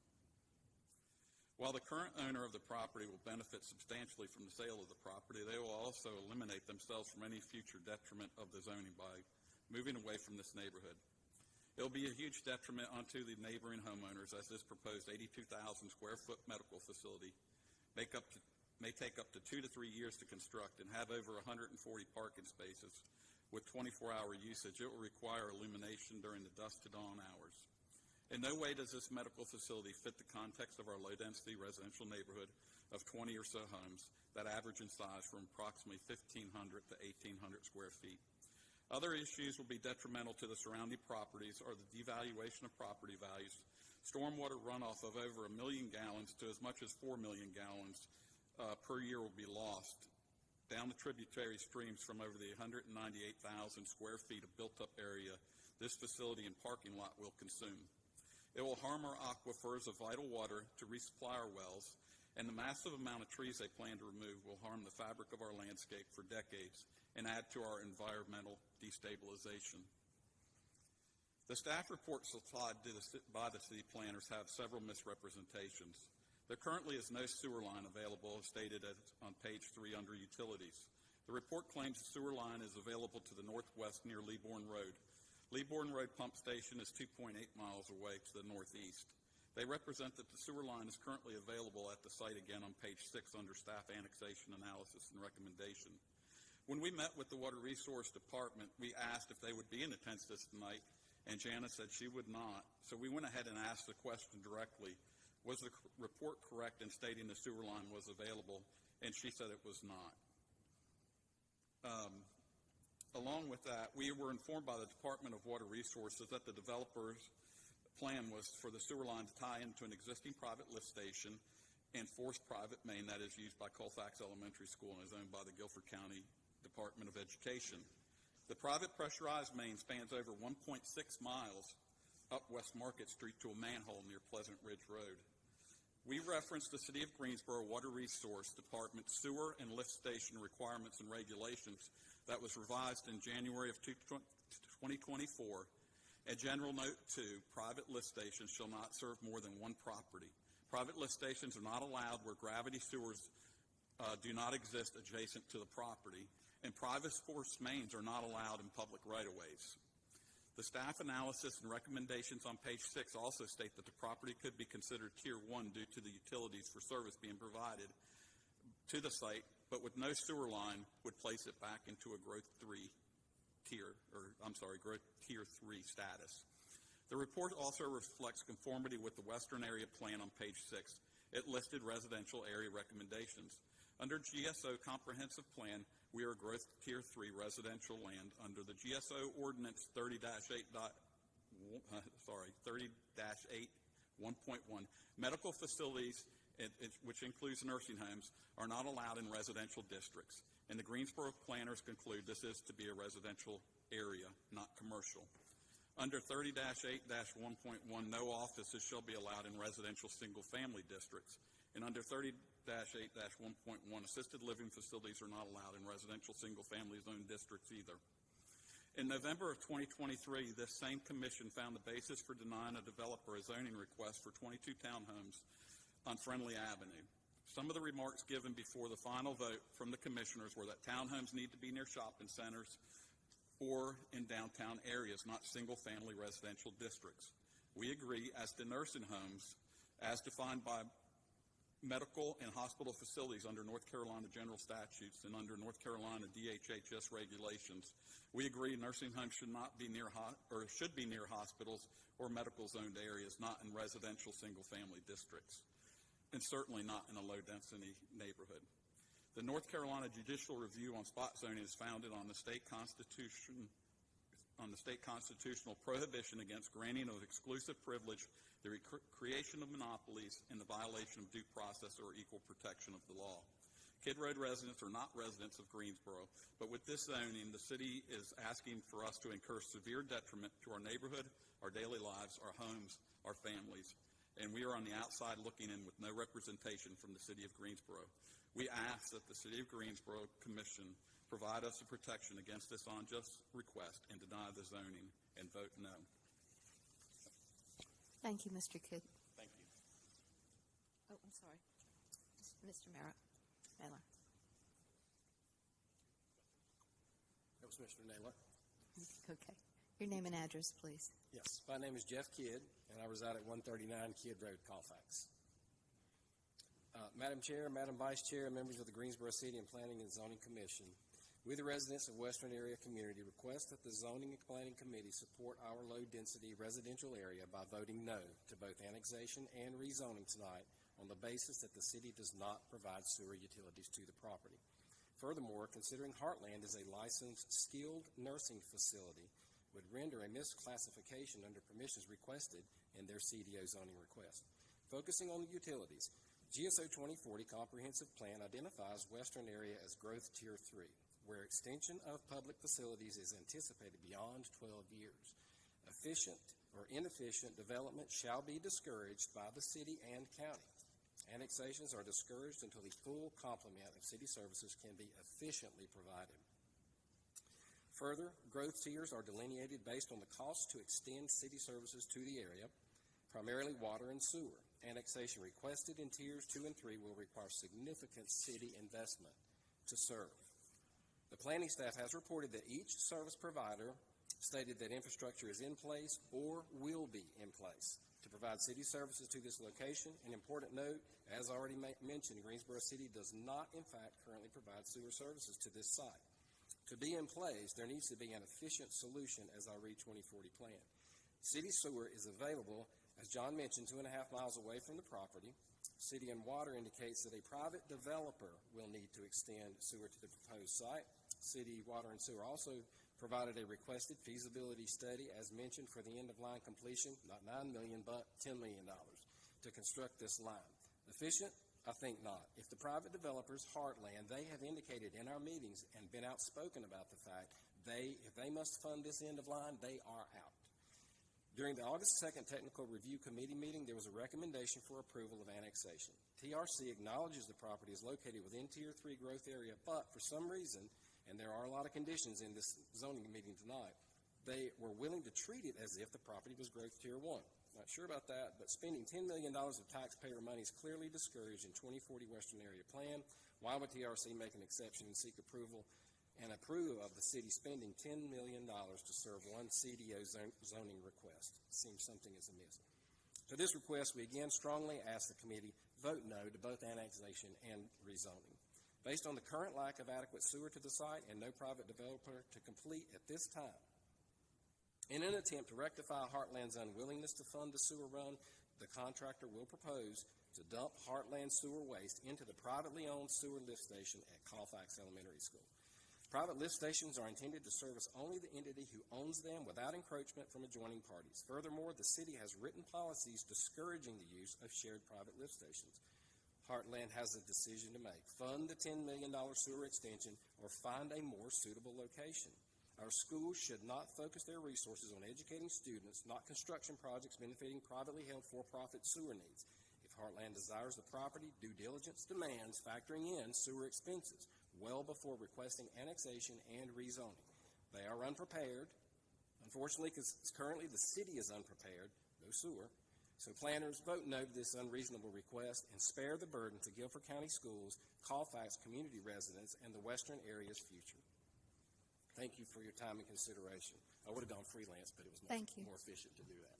Thank you very much. You have 50 seconds now. And please give us your name and address. I'll make it quick.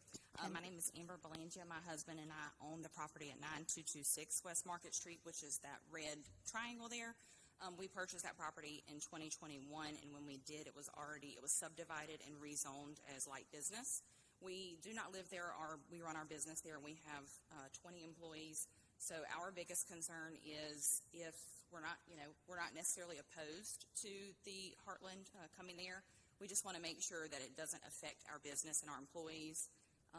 If Kidd Road does have to be widened, we don't have the road to give there. We are already on both property lines pretty much. And then our other concern without the road would be the back of our property. We have no trees, no division whatsoever, so we're just concerned about what would be put there to kind of block our business from the nursing home. Thank you. You did really well in the 50 seconds. Now is the rebuttal time. The applicant. I'll just, while we're waiting for the applicant to come by, I just remind you that we do have staff from Water Resources available online. Ms. Stewart was mentioned earlier in some comments. She is available if there are questions the commission will ask. Can we bring that forth now? That would be. Oh, okay. I think we should. That was my feeling. We're going to wait until both sides are. Sure, that's fine. And then, I just want to make sure then we'll she's do it as available a to ask cleanup questions at the on end. Thank you so much Thank for you. mentioning it. Of course. Kurtman. Thank you.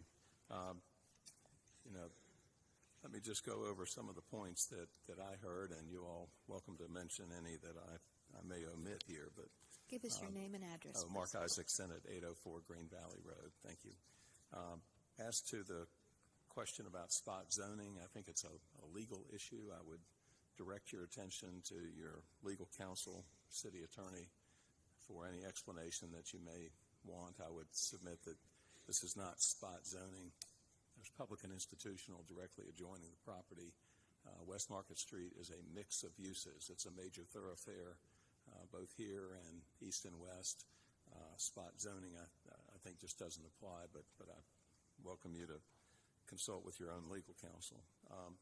The context of low density, again, I think it's quite a mix of uses on a major thoroughfare. And talk about low density, I would submit that a nursing home has very little impact. In fact, I think it's a great fit. No one residing at this nursing home is going to be attending or sending anyone to Colfax Elementary School. And so this will be a very quiet, low-impact use.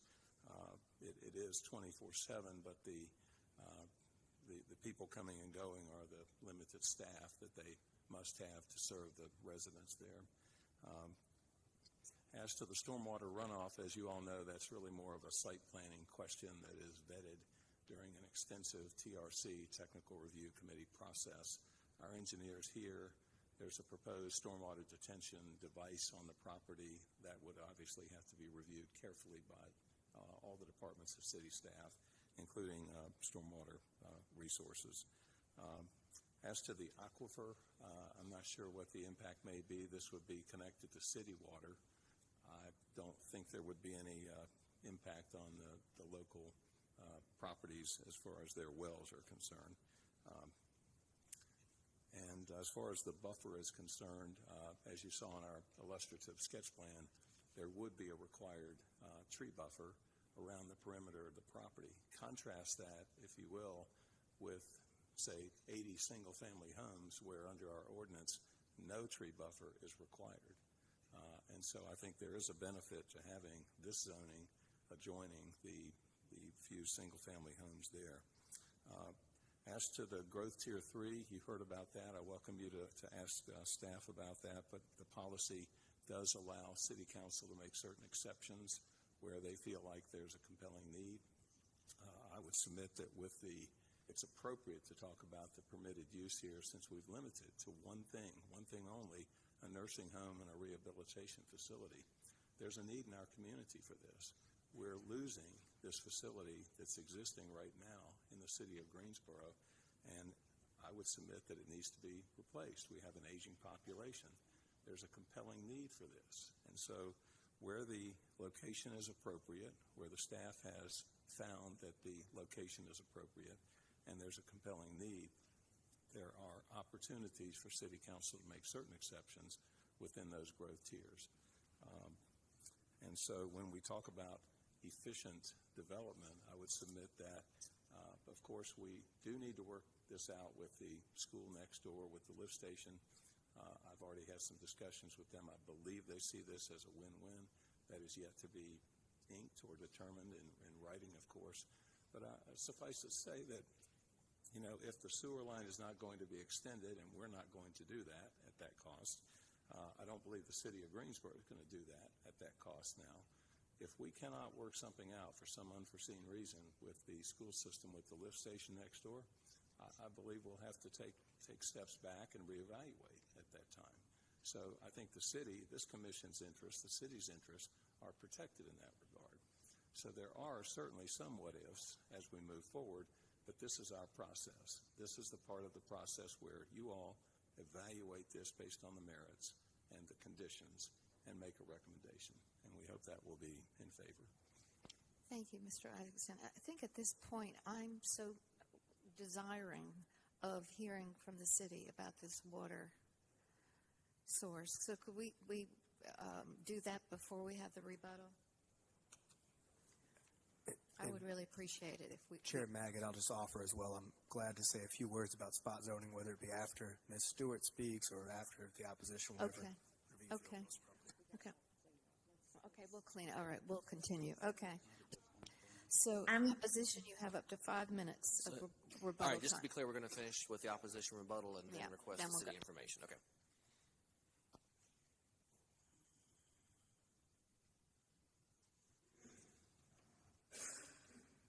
Hi, I'm John Naylor. I live at 133 Kid Road. Yeah, we've heard from Mr. Isaacson about how this would not be spot zoning, but spot zoning is very clear in North Carolina, and there's been several cases where the city and towns have spot zoned areas against the will of the people. Our neighborhood is a neighborhood. You can see it on the map here. It's all single-family residences. It's all RS40. And all of our land has residential to the back of our land. That's how Guilford County set it up. They have provided no benefit to us as a community as to what this heartland living would bring to us. It's nothing. It's nothing for us. They're depending on a school system sewer line, and the sewer line runs 1.6 miles down Market Street. 1.6 miles for anywhere along there for a backhoe to dig that sewer line up. And if it was, the school can go home if the sewer line's compromised. I think everybody had a little problem a few weeks ago with somebody digging up a fiber cable in Burlington or somewhere near there, and we were without cable or internet for a good 12 hours. Well, this would require a couple days to fix in some instances if they dig up a sewer line that goes down a right-of-way. It's not approved by the Water and Sewer Department to put a right-of-way of a sewer line, a pressurized one, on a private lift station. If they were to dig it up, the kids can go home from school, but these patients in the nursing home can't go home. They're where they're at. You got 125 rooms. In 125 rooms, they say beds, but they've already said that some of these rooms are going to be semi-private, so you're going to put more than 125 beds in there eventually. It's going to grow, and they don't have a sewer line in place. So that's our biggest concern. The other part of it is that there's one person, and this goes to spot zoning as well, one person can determine in our whole neighborhood by the sale of this land. And by selling that land, that puts us at a detriment to what the land becomes. There's no buffer between us and there is a buffer between us and the school now. But as they take this, there won't be a buffer. The City of Greensboro's GSO 2040 plan says that on commercial property between residential and commercial, there will be a buffer zone. And that buffer zone can't be a few trees. You guys said it on the Friendly Road. Trees take 5 to 10 years to grow. And what are the residents supposed to do then while these trees grow? The headlights are going to be into the living rooms of all the people on Kid Road that live along there. So you brought that point up with Friendly Avenue with the townhomes, that trees take too long to grow, and that would be a disservice to the residents that live on a cul-de-sac behind where those townhomes were going to go. Also, this is a 24-hour community or service that if it's 24 hours, there's going to be vehicles in there all hours of the night, emergency vehicles as well. It's a nursing home. And nursing homes, by your own ordinances, are not allowed in residential neighborhoods, and this is a residential neighborhood. Under the North Carolina guidelines, the whole concept of zoning implies restrictions upon the owner's right to use a specific tract for profit, but detriment to the value of other surrounding properties, thus promoting the most appropriate use of the land throughout the municipality, considered as a whole. And we consider the use as just how Guilford County had put it, RS40 all the way down Kid Road. It's what it is. It's a neighborhood, and it's our neighborhood, and we love it, and we don't want it to change. We don't need a nursing home. It won't benefit us in the least. And right now, the way it is, we are in context and harmony with the surrounding land, and there is no need for put an 82,000 square foot nursing home on our road. think I got a minute left. So the other things that I had on here was with the water runoff, and I think the lady before us spoke to it. They cleared the land on Pleasant Ridge Road, and what happened to her well? It went dry. Well, we're all on wells on Kidd Road. Kidd Road's a narrow road. It's only 18 feet wide. We stepped it off. Jonathan and I were out there. The fire truck came down. There was this much road on each side of the road going down the road when the fire truck came down. We're all on that same aquifer. If you go down our road, and many of you had, you saw all our wells are right down in line. And it all starts with this property because it falls down. Water runs downhill. The sewer department can tell you that. That's why they want to put the sewer line in like it is. Gravity feeds. The problem with the sewer line is that your ordinances say that if you do a pump station, there has to be a sewer, gravity-fed sewer, adjacent to the property. Well, there's not. Why they chose this property without a sewer for a nursing home is besides me, but I didn't make that choice. I chose to live here because of the residence it is, and I want it to remain that way, and I think any of you would too. Thank you for your time. Thank you very much. Now, we'd like to hear from our attorney and from Mr. Kirkman and also from the water source. So whatever order you would like to speak is fine with us. I'll go ahead and lead us off, I suppose, Vice Chair Magan. So just a few brief words in relation to spot zoning. So let's put sort of a definition on that real quick, right? Spot zoning is when a small tract of land that's surrounded by a much larger area that's uniform. Wait a minute. Can we do one thing? Can we close the public hearing? We did not do that yet, did we? Oh, you Can we do certainly. that? Should we do that first? I'm sorry to interrupt you. If you will not have further questions for the applicant or the opposition? Yes, we're finished with the public, so we'll close the public hearing at this point. Yes, yes. Seeing without further objection, we'll close the public hearing. We've had our discussion. All those in favor signify by saying aye. To close the public hearing. Aye. Aye. Online, Ms. Glass. Aye. Chair O'Connor. Aye. What did she say? She said aye. Aye. Thank you so much. So that we have passed that.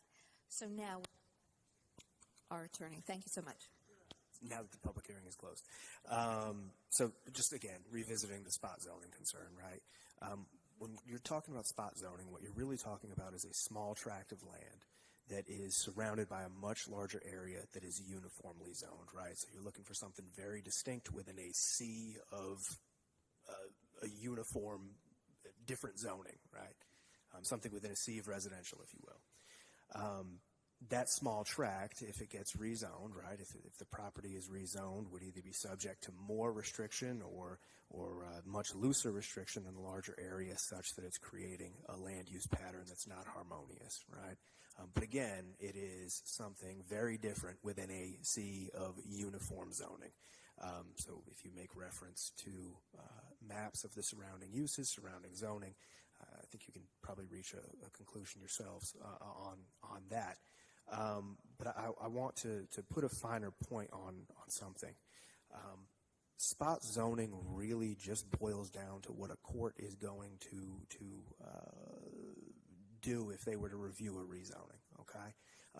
The question for you all in every rezoning is this reasonable, okay?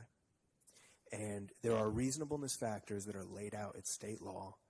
And in fact, if you make reference to the statements that you give while making your motions on the rezoning, that third bullet point, the request is reasonable due to size, physical condition, et cetera, and I'm glad to go through that list more fully if helpful. But going through those factors, that is the key question in any rezoning that you have. Just again, is it reasonable? That's what you need to contend with. Thank you. Chair O'Connor, did you want to say something? No. Okay. Mr. Kirkman? I'm not going to belabor because I know we need to have Ms. Stewart speak to the sewer question. I think the only thing I would make just to clarify in terms of how uses are defined on the permitted use table, assisted living facilities and nursing facilities are both considered part of group living, which is part of the larger residential use group. those facilities do, at least with the nursing home, do trigger special use permits in their multifamily districts that are not required in the office districts. That's one of the distinctions on there, but they are allowed in residential zoning with certain development standards or other permissions on there. So I just wanted to be clear about that, because there was a question about these uses are not considered residential uses. Based on the city's ordinances, they are considered a type of group living, a broader residential use. So I just want to clarify that point. But at this point, I think we really need to turn it over to Ms. Stewart. I know there's some questions that have come up about that. I do have one question for you specifically. County ag designation, is that similar to the city ag designation from a use table perspective? Broadly, yes. The city agricultural was kind of a late addition to the land development ordinance. Because there are some not so complementary uses within ag to residential. If I remember correctly, like go-kart park is one of them. Fair, there are a lot of things that are in that use that, if it's not limited, could be quite noxious to residential as well. So I mean, there's a lot of, we talk about uses and what's allowed next to what, right now we've got something essentially that is very limited versus something right now that's very broad. So I'm going to leave that for everybody to consider, and we'll talk to me. I'm going to turn it over to Ms. Stewart. So my name is Janice Stewart, and I'm the Water Resources Engineer and Manager. Water Resources believes the property has two options for sewer. One of those options would be a gravity extension north, which is what was referenced earlier, the $9 to $10 million investment by the developer, no investment by the city in that case. And the other option would be a shared use agreement with the property south of it, if Guilford County Schools was agreeable to that arrangement. And that is a private lift station. I can speak to the fact that we do have other shared use agreements for other private lift stations and private sanitary sewer, where there's two parcels that are non-residential parcels as far as single-family developments. We don't allow single-family developments to have shared use agreements on private lift stations. But we have allowed these types of shared use agreements for areas that are more challenging to services, which are typically areas that are bound by interstates, areas that have a railroad, things like that make it hard to service sometimes by gravity. And I did want to speak to the growth tier 1 versus the 3 and how the strategic alignment. This property is at the end of one of our water lines that we are kind of continually flushing to make sure that we get good turnover.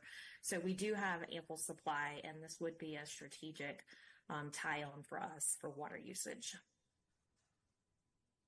So are there questions specific for me? That was really great. Anybody? All right, thank you so much. That told us a lot. Thank you. Okay. This is for Mike. What does the LDO speak to regarding ordinance requiring buffers between office and residential? So generally, when you get to those types of discussions, you have a type B buffer, which is a 25-foot landscape buffer, has a certain number of required understory canopy trees and shrubs. I don't remember off the top of my head. You also have requirements for street yards, which is areas that are adjacent to those roadways that will have requirements on there. There's also going to be tree conservation requirements, which typically we have kind of built-in incentives. So if you conserve trees in those buffer areas, they count towards your buffer requirements. So there's actually incentive to preserve existing trees. You get credit for those versus having to plant new trees with that. That's not always the case what folks do, but that is something that the ordinance builds in on there. So there are going to be some buffer requirements that go into place if this facility is built relative to the adjacent land uses around it. Well, there was a statement made that there wouldn't be any buffers and there'd be headlights in the people's yards.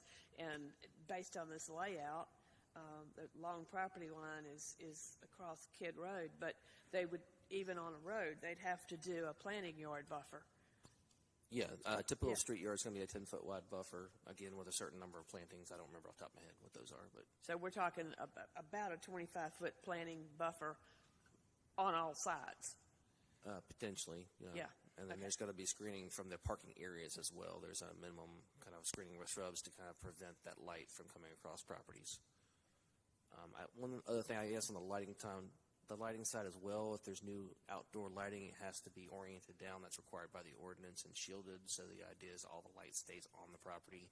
There's actually a standard in the ordinance that says any lighting that's generated from outdoor lighting cannot create more than 1 foot candle of light at the street and or adjacent properties. And so that's basically the amount of light a candle puts out a foot away from you as a reference point. And to clarify again, Technical Review Committee has recommended approval of this annexation because all the utility needs could be met and the fire and safety can be met, correct? Right. TRC has said yes, they recommend approval of the annexation. Okay. Okay, so we've closed the public hearing. I will entertain a motion. First, we must approve the annexation and then a zoning. I'll make a motion regarding 9206 West Market Street and a portion of Kidd Road to approve the requested annexation. Second. Thank you, Ms. Gaines and Mr. Downing. Okay, we will take a vote. All those in favor signify by saying aye. Aye. And online, Ms. Glass? Aye. Chair O'Connor? Aye. That's so moved. Now we need a zoning motion, please. Yes, I'd like to make a motion for the, not a motion. I'd like to make a motion for the agenda item Z2408005. The Greensboro Planning and Zoning Commission believes that its action to recommend approval of the original zoning request for the properties at 9206 West Market Street and a portion of 118 Kidd Road from County RS 40 Residential Single Family, County LB Limited Business, and County AG Agricultural to City CDO Conditional District Office to be consistent with the adopted GSO 2040 Comprehensive Plan and considers the action taken to be reasonable and in the public interest for the following reasons. The request is consistent with the Comprehensive Plan's future built form map and future land use map. The proposed city CDO zoning district as condition permits uses that fit the context of surrounding areas and limits the negative impacts on the adjacent properties. The request is reasonable due to the size, physical conditions, and other attributes of the area. It would benefit the property owner and surrounding community, and approval is in the public interest. Second. Ms. Maggard, thank you. Now we'll take the vote. All those in favor signify by saying aye. Aye. Online, Ms. Glass? Aye. Chair O'Connor? Aye. That passes 8-0.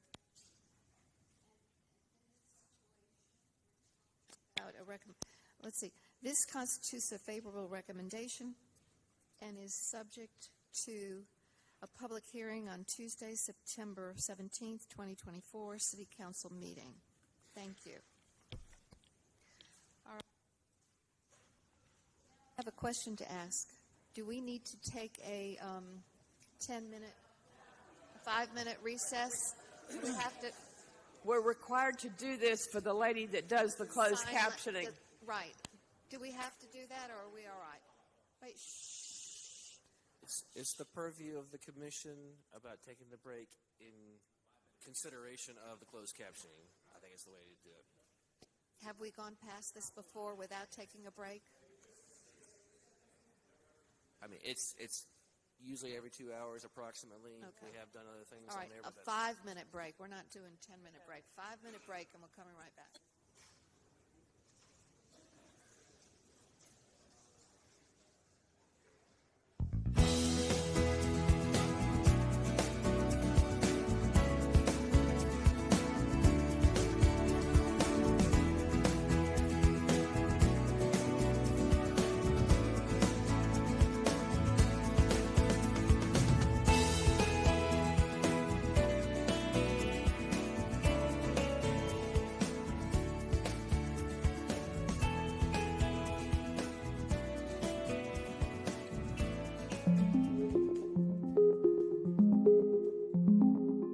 are all aware of the importance of water and how it moves.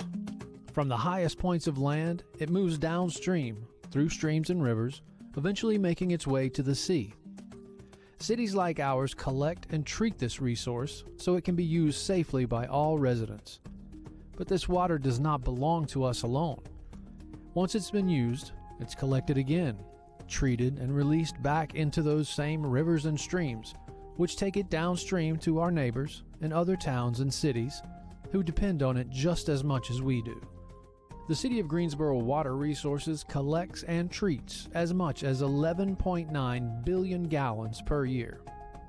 As an industrial business, you can do the most to protect the water that we send downstream. National, state, and local laws are in place to help you. Under Title III of the Federal Clean Water Act, the EPA is required to establish pretreatment standards that must be met by industrial facilities before it discharges wastewater to POTWs, or wastewater treatment facilities. Pretreatment standards target pollutants that would interfere with a POTW's operation, would not be susceptible to treatment by a POTW, or would adversely affect POTW equipment and personnel. Pretreatment programs are established on both the national and local level. Restrictions have been placed on substances in 3 categories: prohibited discharges, national categorical pretreatment standards, and local pollutant limits. An individual industrial facility may be subject to one or all of these restrictions. It's important that we consider the safety of our downstream neighbors as we use water in our city. By being aware of the types of products we are using, we can avoid the buildup of harmful byproducts. For example, 1,4-dioxane, which is a byproduct of a manufacturing process called ethoxylation, is found in many common household products. This organic chemical is one of many found in trace quantities in both ground and surface waters throughout the U.S. Uses and sources of 1,4-dioxane include industrial solvent stabilizer found in paint strippers, varnishes, soaps, makeup and personal care products, antifreeze, etc. It also exists as an unintended byproduct in manufacturing and recycling of certain plastic and polyester products. Because 1,4-dioxane is a byproduct of the manufacturing process, it's not listed on the label of household products. Read the label of any product that generates suds. Try to avoid chemicals ending in ETH, for example, sodium laureth sulfate, as well as products that have chemicals ending in oxanol and PEG. Often these chemicals are found in things like laundry detergents, shower gels, and personal care products that create suds. Paints, dyes, waxes, and grease can also contain these chemicals. You can look for unfragranced Castile soaps, or wording like USDA organic and made safe as alternatives. For more information about these alternative products, you can visit the Environmental Protection Agency website at www.epa.gov/saferchoice/products. The City of Greensboro's Water Resources Department has been investigating sources of 1,4-dioxane within the city's sewer collection and wastewater treatment facilities since 2015. Considerable progress has been made, and the department continues to work proactively with local industries through the Industrial Pretreatment Program. Greensboro has a long and strong working relationship with NCDEQ and appreciates its guidance and assistance in our efforts. Through these partnerships, the city fully commits to developing a management strategy to further reduce the release of 1,4-dioxane into waterways that may potentially impact downstream communities who rely on the Hall River and Cape Fear River for their source water. For more information, please visit the City of Greensboro's Water Resources Department online at greensboro-nc.gov/water.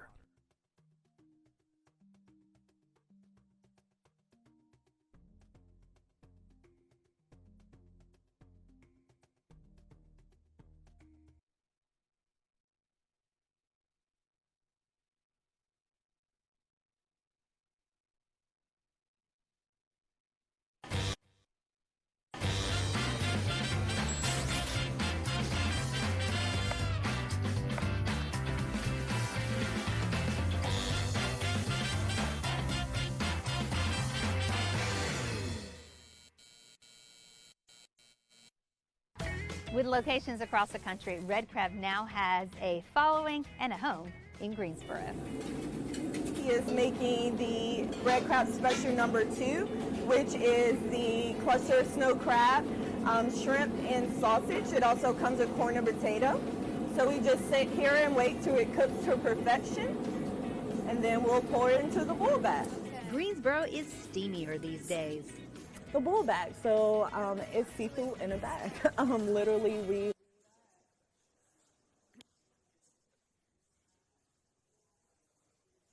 We need 1 minute. We've missed a commissioner. We've lost one, so give us 1 minute. We'll get everything else prepared. Okay.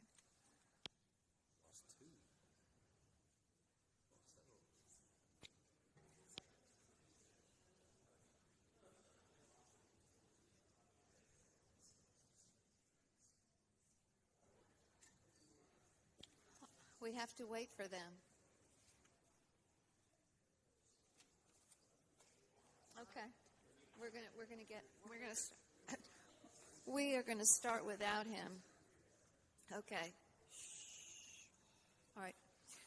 Our next item on the regular agenda is Z24-08-008, a rezoning request from R5 Residential Single Family 5 to CD-PI Conditional District Public and Institutional for the property identified as 2300 West Friendly Avenue, generally described as northeast of West Friendly Avenue and southeast of North Elam Avenue, 5.26 acres. Mr. Carter. Thank you, Chair Magid. This is the zoning map of the subject property, showing that it's currently zoned R5. Can we close that door? Yeah. Can we close that door?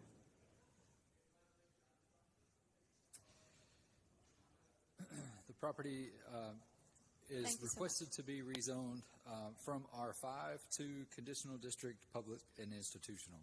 North of the request is zoned Office and Public and Institutional. East and south of the request is zoned R5. West of the request is zoned CDPI, so Conditional District Public and Institutional. This is the aerial map of the subject property showing that it currently contains a religious assembly use. North of the request contains medical offices, and then northeast of the request contains single-family dwellings.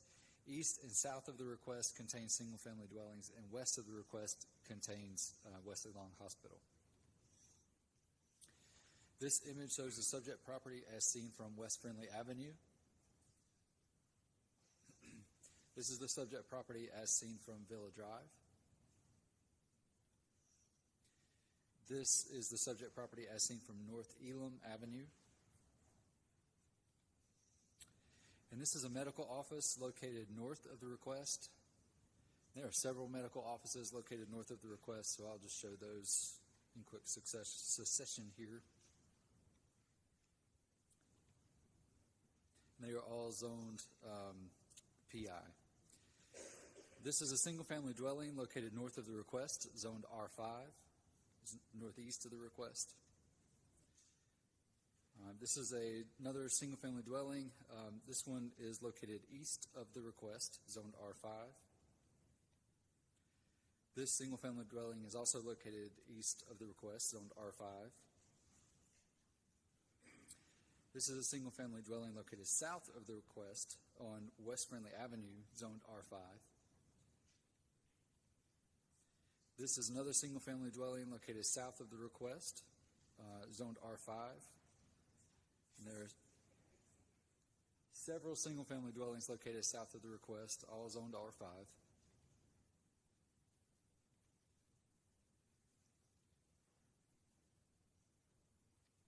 And this is Wesley Long Hospital that is located, those are all south of the request. This is Wesley Long Hospital located west of the request along West Friendly Avenue, zone CDPI. North.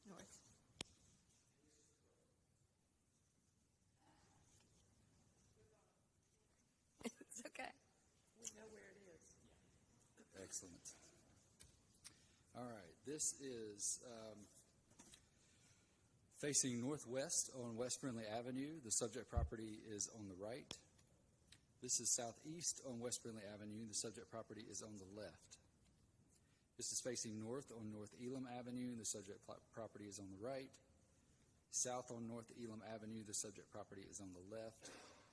This is southeast on Villa Drive. Subject property is on the right. Northwest on Villa Drive. The subject property is on the left. This is the condition that has been proposed by the applicant. And in recommending approval of the request, staff notes that the GSO 2040 Comprehensive Plan's future built form map currently designates the property as urban central and on the future built form map and residential on the future land use map. The proposed rezoning request supports the comprehensive plan's becoming car optional strategy to encourage new development that is compatible with the intended use of the adjacent roadway, and the request also supports the comprehensive plans filling in our framework goal to arrange our land uses to create a more vibrant and livable Greensboro.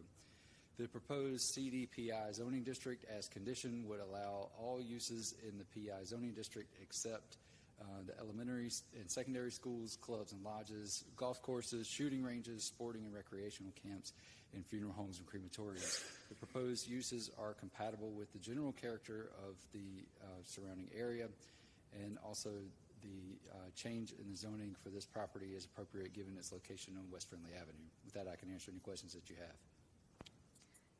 Thank you, Mr. Carter. I think we'll go directly to the applicant.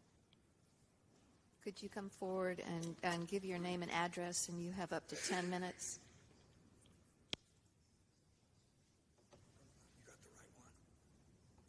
I got the one that I saw last. Okay. That one. That's not ours.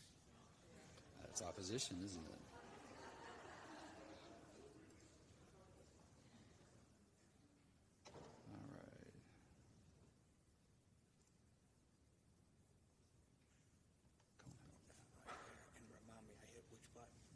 Let me share it first.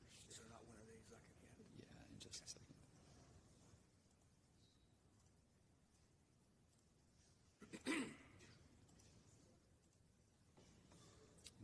Yeah, just to the right. Thank you. Good evening. I'm Tom Terrell, 230 North Elm Street, representing Cone Health tonight. But we are also joined by several members of Centenary Methodist Church, including Reverend Kelly Gross, and also the District Methodist Church representative, Ms. Lynn Gilbert. As a high-level overview, Centenary Methodist does not want to be here tonight. They had to make an unfortunate decision. They'd labored over this for a long time, but they decided to sell their property. Cone Health was completely unaware of that decision, but they did receive an RFP that was widely distributed, and they decided to make an offer because, as you know, if you're in real estate, sometimes property becomes available only once in a lifetime.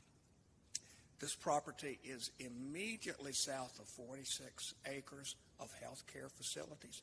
38 of those acres are owned by Cone Health. It sits right on a major thoroughfare friendly, and it's just to the east of Wendover Avenue. This image right here shows all the properties Cone owns in blue, and it also illustrates very well how this 5-acre tract completes a healthcare campus. This site will never be single family. It hasn't been single family for 65 years. For 65 years, it's been institutional. And this transition is not a stark one. It is a institutional use to yet another institutional use. And it's in an area where, as you will see here, single-family residential and institutional uses have coexisted in a friendly, workable manner for a time measured in decades. This is another image. You see the church outlined in red. To the west of that, to the left, are the very heavy commercial district of Friendly Center. You see all of the institutional health care to the north, and of course that's Grimsley High School and Kaiser Middle on over to the right. I would like to address 3 points I think you're going to hear later tonight, and I want to correct them. One is that Cone is being given a blank check, or as was in the Greensboro paper yesterday, quote, a blank check to do whatever it wants. That is just not correct. Cone can only do those uses in the public institutional district that are not already disallowed. So it's a very limited use. Some of those are in that column as examples, but to claim they have a blank check suggests that there's a wide variety of other uses, such as are in the right-hand column. I want to make clear those are not allowed. There's also a claim that they are now developing or would develop with no standards. You see this in social media. It's being repeated in different ways. Let me correct that. Our zoning ordinance contains hundreds of pages. You need to look at it. Hundreds of pages of standards. Those standards were reviewed. They were considered by every neighborhood association in Greensboro that wanted a seat at that table. Those standards were unanimously recommended by the zoning commission at that time. They were adopted by the city council, and they create a legal presumption that if you meet these standards of height, setback, vegetative buffer, etc., then you have created a compatibility with an adjacent use that's not identical. The final claim is that there is a large church. This is actually a cut and paste from a fact sheet in the neighborhood, and if you would just turn it down, then this other church could come in. In fact, there actually was a general inquiry made by another church after this property was under contract. Centenary Methodist is here tonight asking you to support their application to sell this to Cone Health. It is a private contract, and I am absolutely confident that your attorney would tell you that trying to decide who the buyer and the seller of private property are is a little bit beyond the powers of the zoning commission. At this point, I would like to introduce Mr. Preston Hammock, who is the Regional Senior Vice President. Good evening, Commissioners. My name is Preston Hammock, 1200 North Elm Street. I'm the Regional President for Greensboro for Cone Health, which means I'm the Administrator for the Moses Cone Memorial Hospital, Behavioral Health Hospital, and Wesley Long Hospital, relevant to this conversation. My office physically is at Wesley Long Hospital, and my roots go deep. I was born at Wesley Long Hospital, so our continued stewardship of our community relationships has been and will always be very important to us. This notion of our pursuit of this transaction is purely opportunistic. As Tom mentioned, the opportunity for a piece of property this size directly adjacent to our hospital campus does not come up often.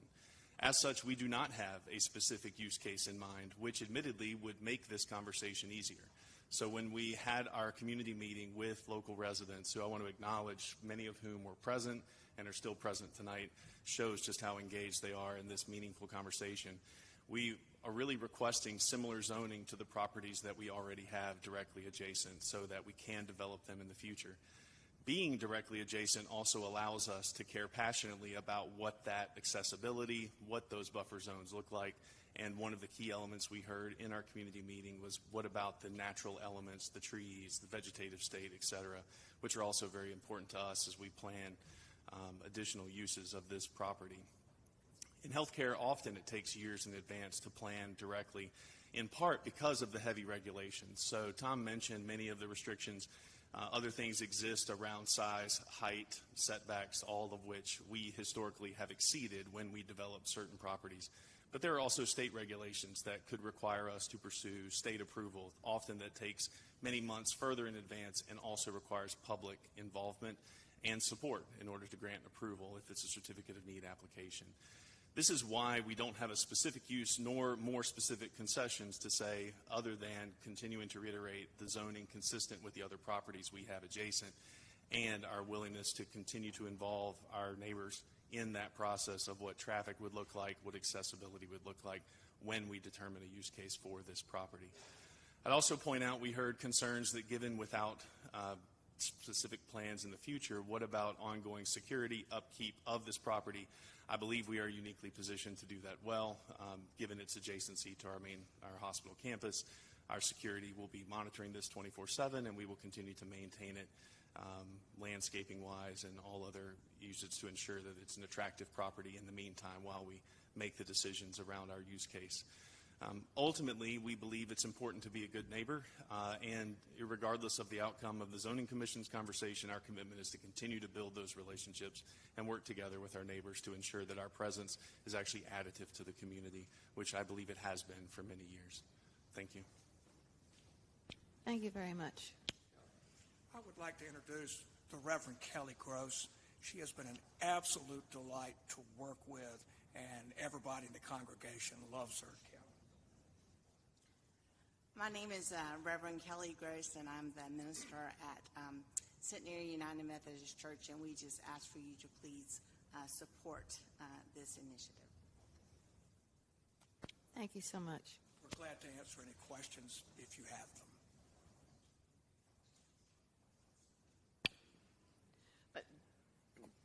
A couple of observations looking at our LDO and district standards. We got a number of emails about there won't be any buffer, and they're going to take down all the trees beside the playground.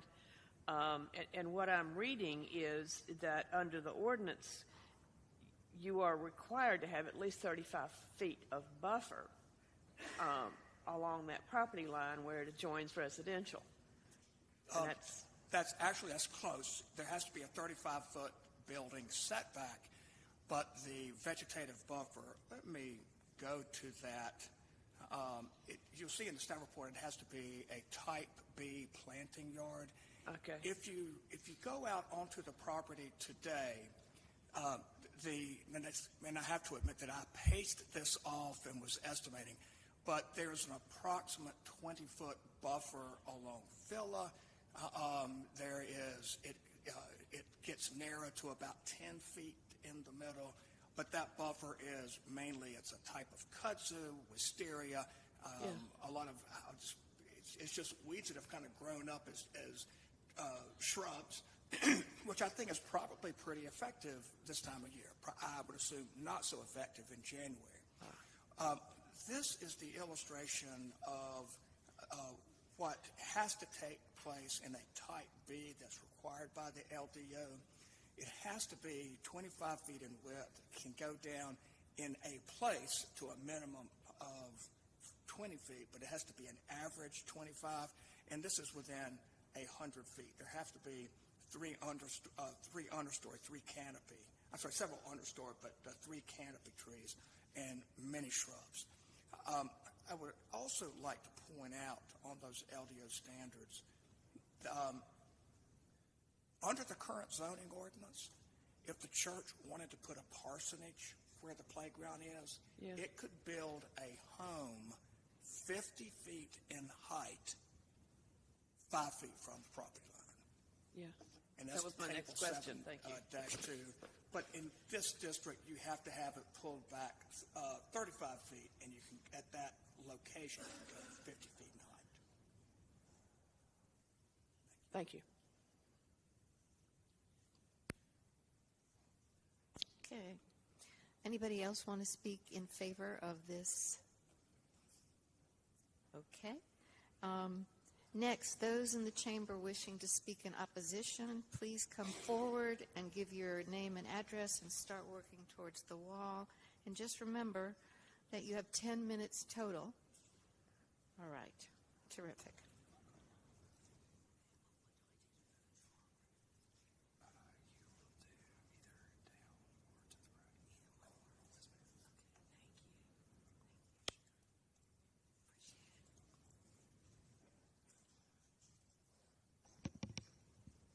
Good evening, Commissioners.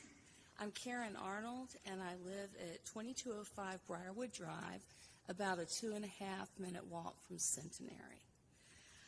Could I just quickly ask whoever's here in favor of, or opposing rather, to stand up? We've lost a few over the hours, but thank you. We also submitted a petition, a door-to-door petition with 125 signatures. Almost all of those signatures are in the Centenary neighborhood. So I'm going to do my best to speak for many, many people as quickly and concisely as possible. Our neighborhood asks that you reject Cone Health's rezoning request. Now, blank check is a subjective term. It's a metaphor. We're not talking about a real check, but what we are talking about is a request with no plan and no willingness to communicate with the neighborhood to add conditions of any kind. I spoke with Preston Hammock at an informational meeting and also other Cone executives and asked them, could you please consider adding anything to make this more appealing? And they said, no, we don't know what we're going to do with it. I'm sorry, we can't. That does not seem right, and that is where we got the blank check metaphor. So I will stick to that. Cone Health currently has no plans for the property and has said they probably won't do anything with it for a year or two, but will demolish the building eventually. In our opinion, their request is unreasonably open-ended, potentially burdening nearby homeowners with years of uncertainty.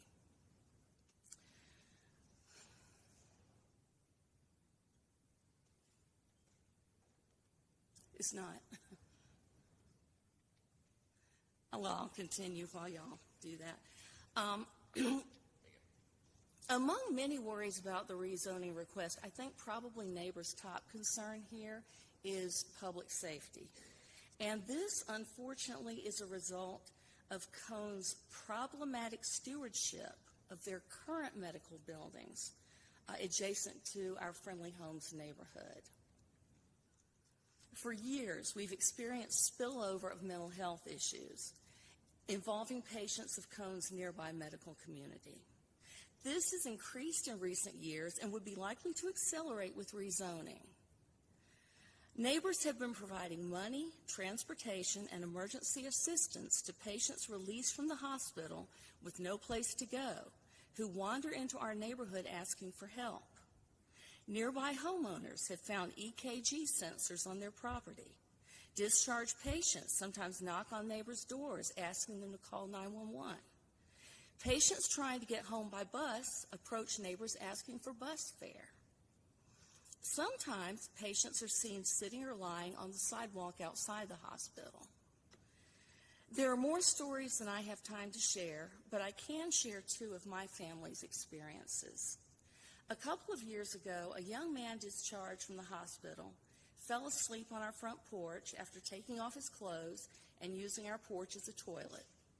Fortunately, we were able to help connect him with his mom, who had been looking for him for hours.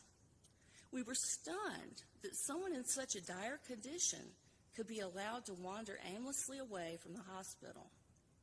While cleaning up the mess that was left on our porch, we found a hypodermic syringe. Last year, driving past Wesley Long in heavy rain, I saw a young woman hunched on the sidewalk. I stopped and asked if she needed help, and she instantly jumped into my car. I got the feeling this vulnerable young person would have gone with anyone who offered her a ride. I took her back to the ER, where the staff could offer no plan to help her get to the mental health facility she had been told to go to for addiction treatment. I ended up driving her there myself. These incidents have increased in recent years and suggest worrisome gaps in Cone's stewardship of their medical facilities. The neighborhood's ability to help these unfortunate patients can't continue to expand indefinitely. These people are not criminals, and they are not at fault. But their predicament does pose a public safety risk that is ongoing, increasing already, and likely to increase even further if this request is approved. Neighbors have expressed other concerns in addition to safety. The absence of any restrictive conditions on the request is concerning to homeowners near Centenary who experience disastrous property damage and flooding merely from the construction of a playground. Another big concern is privacy. Under the requested zoning,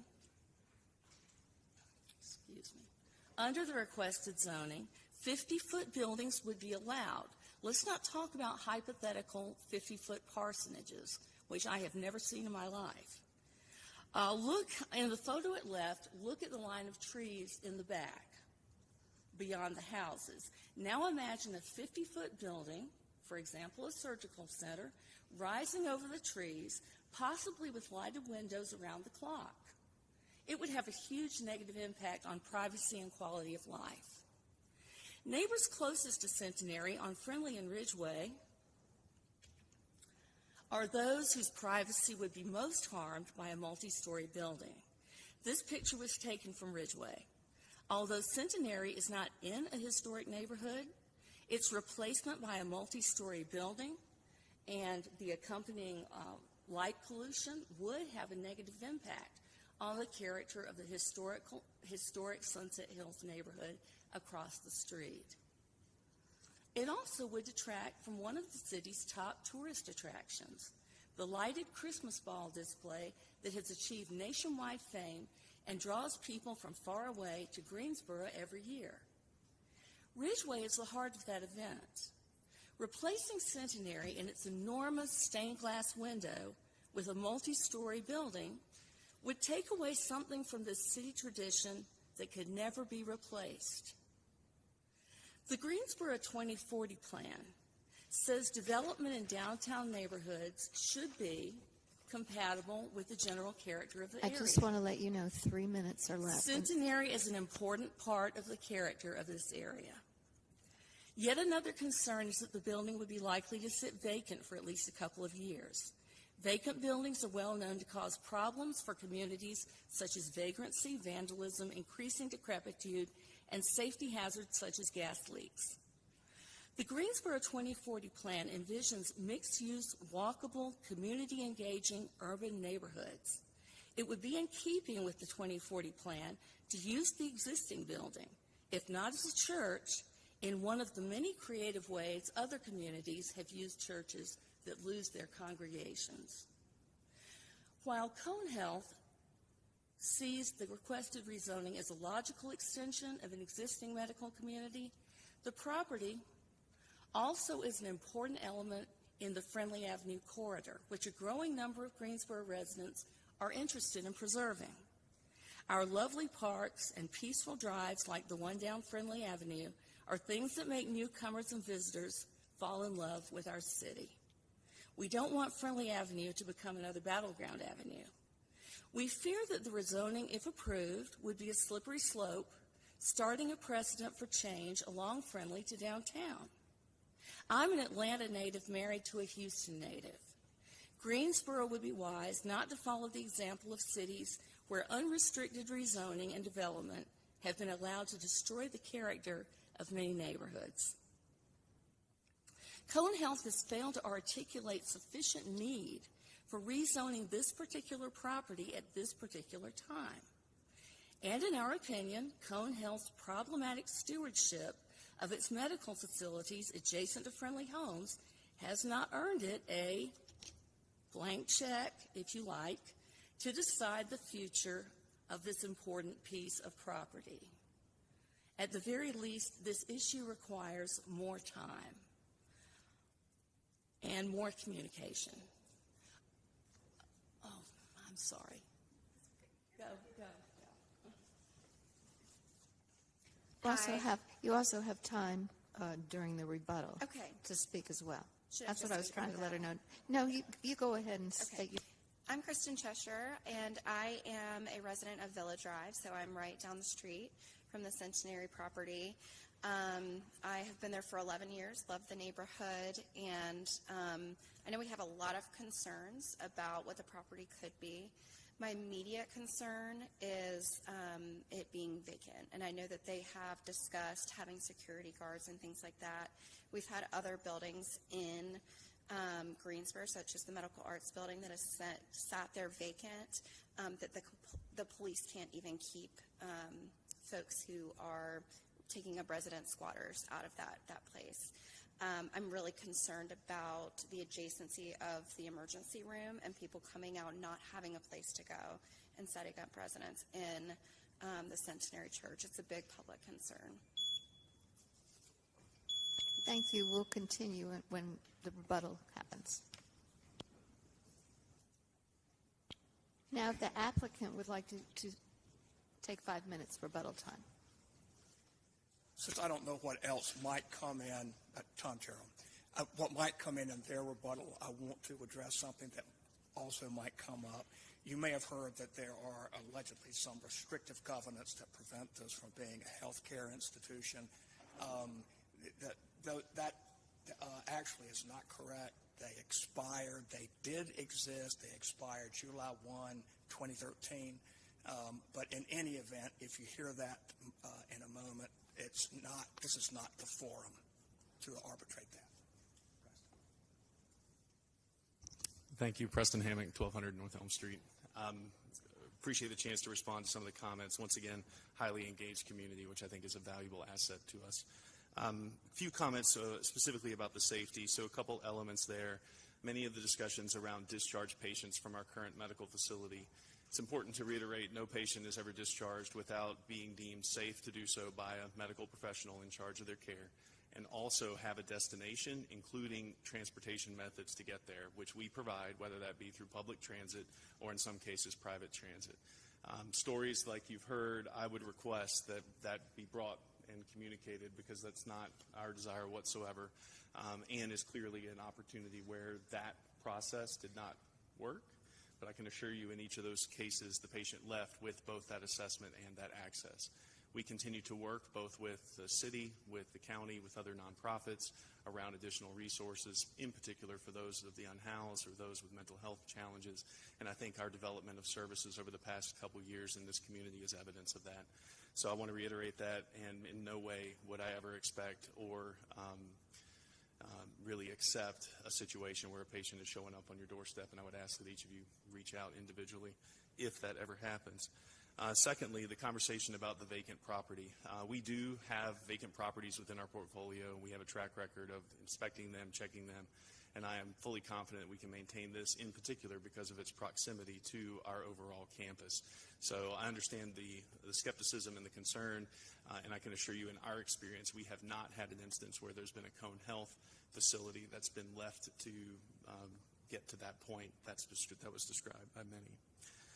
Also, many of the questions around that corridor being an asset to the community, we completely agree. We think that our proximity and being a neighbor to this property also helps assure that whatever we do there, we're going to do our best to make sure it fits aesthetically with that corridor, and that it meshes this juxtaposition between the residential community and the hospital campus. We've made several upgrades in recent years to the signage and to the general landscaping around Wesley Long, and developing this property will be no different with how we want to maintain that level of appearance and connection so that it is an asset, once again, to the community. I'm happy to answer other questions that may have not been addressed, but in particular, I wanted to hit those points in detail. Thank you very much. You're left with 1:52. Just remember that. We'd like to hear from, again, the rebuttal of people with opposition, and we'll start with that woman who was speaking before. I'm sorry. Let her finish first. And actually, if we can just we need to get her, we actually do need to get her address. We got Villa Drive, but didn't get a specific address from Ms. Cheshire, so if we can at least say that much. Kristen Cheshire, 2205 Villa Drive. Thank you so much.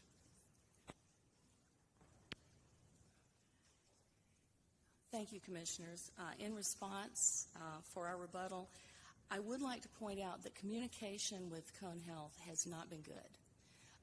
Outreach to our community does not compare to what I've heard in some of these other cases presented here tonight. And we have many, many people who really, really are concerned but Cone's response has been a shrug. As far as security for vacant buildings and for people who might be wandering, security is down. According to people who work at Cone, there have been layoffs very recently. I wonder if the reason Cone has not really communicated much with us is because they are uncertain themselves. Having been recently acquired by Rezone, which is a nonprofit created by Kaiser Permanente, created last year, they have no track record whatsoever. And perhaps Cone feels their own share of uncertainty about the future, along with our neighborhood. Joe Joplin, 2211 Villa Drive. First thing, Cone's right. They do have a lot of empty properties in their portfolio. You don't need to open up another one by rezoning it. We don't want another empty property. Those pictures that they took of the medical providers, I helped move out some of them in 2018. They're still vacant. Most of those in Walter Reed are empty properties. Right? I know you can't take into consideration the owner or the buyer or the seller, but rezoning is not in line with 2040. All right. Speaking of which, one of the first things they claim is encouraging higher density, walkable development. Empty properties do not fill that. Okay. Next thing in the big idea is becoming car optional. New development that is compatible with the intended use of the adjacent roadway. 700 feet is on Villa. It's a neighborhood. It's not commercial. All right. The little piece that is adjacent is less than a third of the adjacent runway. Doesn't fit in. Get into the other four big ideas that they don't line with at all. Creating great places.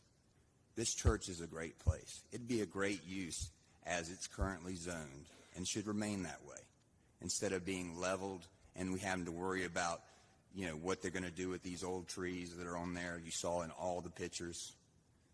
Not in line with that. That goes right into the next big idea, prioritizing sustainability.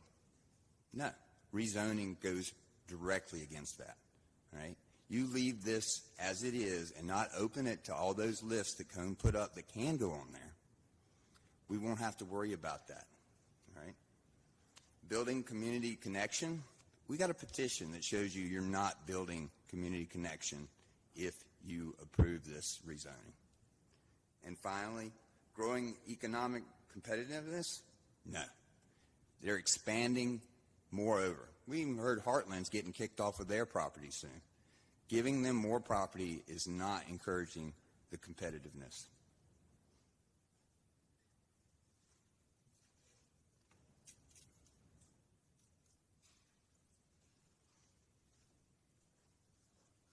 I'm not sure of the procedure that is available, but if the commission would consider tabling this issue so there would be an opportunity for neighbors to engage with Cone and communicate and perhaps discuss some reasonable restrictions, I think it would be good for the city and for the community.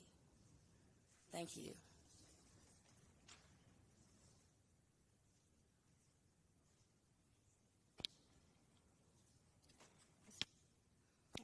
Karen, could you give your address one more time because you came up here and I didn't hear it? Yes, 2205 Briarwood Drive.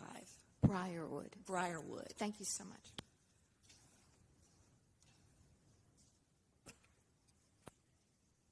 And Vice Chair Magid, there may be individuals online wishing to speak, but no one has raised their hand just yet. Someone online that wants to speak? We have a number of people online, but no one has raised their hand to speak yet. Okay. Are they in opposition? I'm going to guess a few are. Yes, ma'am. Because we have a little time in favor and we have a little time in opposition. So, no, there was 1.52. Really? You don't get? Oh, I didn't.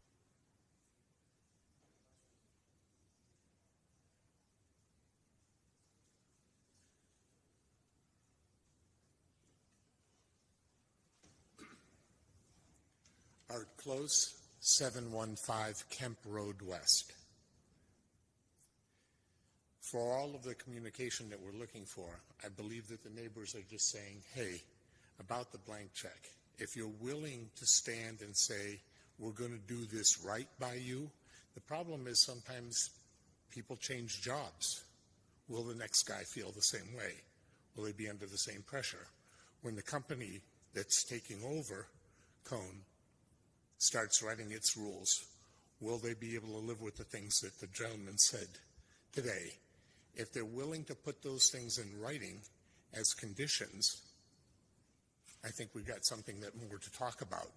But if we don't put any of them in, then there's no guarantees the next person will do it. Thank you.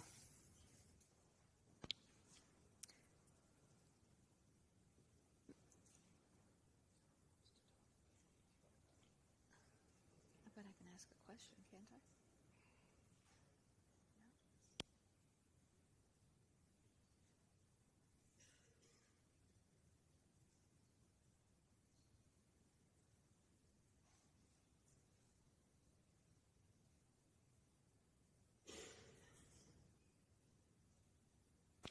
All right, we are going to close the public hearing, and then we can ask questions. Yes.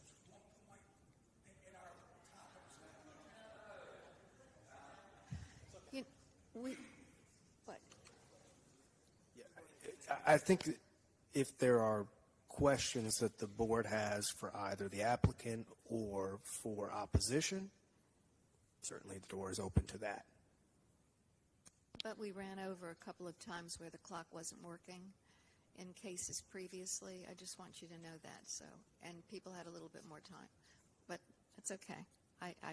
You're the attorney, so we go with your opinion. Thank you so much. I can do that now. Okay.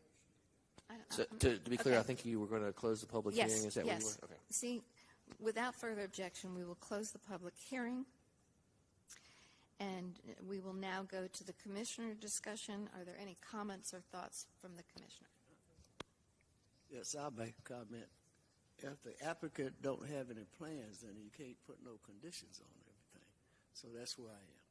So I will be supporting it. But if they don't know what they're doing, you can't put restrictions on it, conditions on it. Thank you. Anyone else? Yes, I would like to speak. Thank you, Chair. I've been a resident of Sunset Hills since 1986. And my neighborhood association, the Sunset Hills Association, and I recognize that Centenary Church is not in Sunset Hills, it's across the street from Sunset Hills. But my neighborhood association, before this announcement was made, was quick to send a note to all residents in our neighborhood association that it was not Cone that approached the church, it was the church that approached Cone. And though there may have been some other possible offer afterwards, we don't have any content for that. I do believe that, and I share the concern of neighbors and a change in the neighborhood, but I believe this is an appropriate use for the property that is there and what it adjoins and what it will offer to the community around it. So I will be in support of this. I understand and appreciate the neighbors' concerns, but I also know that I have plenty of neighbors who are also in support of this particular addition to our neighborhood, and I will be supporting it. Thank you, Chair O'Connor. Anyone else? A couple of things I'll mention this evening, and I heard some things, and I do want to kind of put some things in context. I live in New Irving Park. We've had homeless people sleeping in our backyards. Okay, this is not a situation that is just caused by the hospital. This is a problem in the city.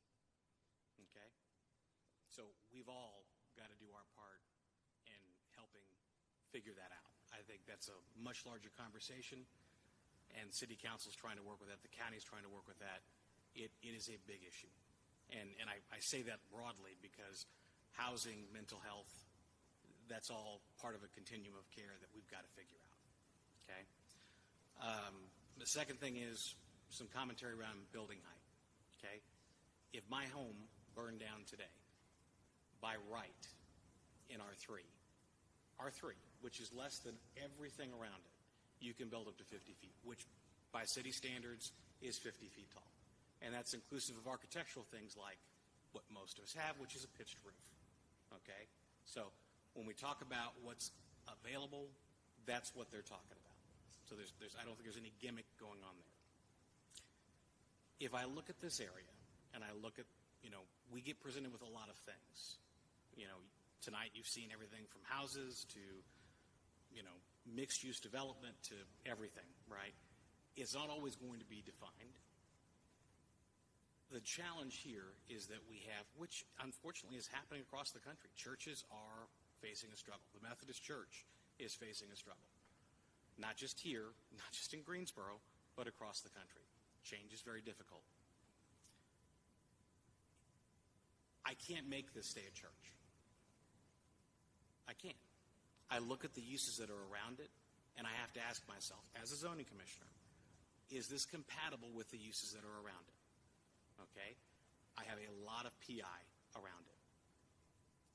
My concern, and I'll say this, if I were looking at highest and best use, and I were looking at housing, this would actually be a really good spot for multifamily. Okay? So in my mind, I think that this is, regardless of what people think, a good compromise for the community. So I'm going to support it this evening. My hope is that you all will continue talking, because I think that that's what needs to happen. So. I had some of the exact same thoughts that Zach did. Both of my granddaughters went to preschool at Centenary. I sat in that pickup line. There was plenty of traffic down Villa waiting to pick up those kids. There were funerals. There were weddings. There was a lot of traffic, and that parking lot did not accommodate all the cars. So there was already neighborhood intrusion just by the fact that it was a church. I agree with Zach, is that the churches are dying. This is the third one that I've been aware of in the last 6 months that have had to sell out because they could not continue to operate as a church. I look at this piece of property, and it's currently zoned R5. Well, technically, you could put 25 single-family houses on that same spot. Talk about traffic. Talk about intrusion.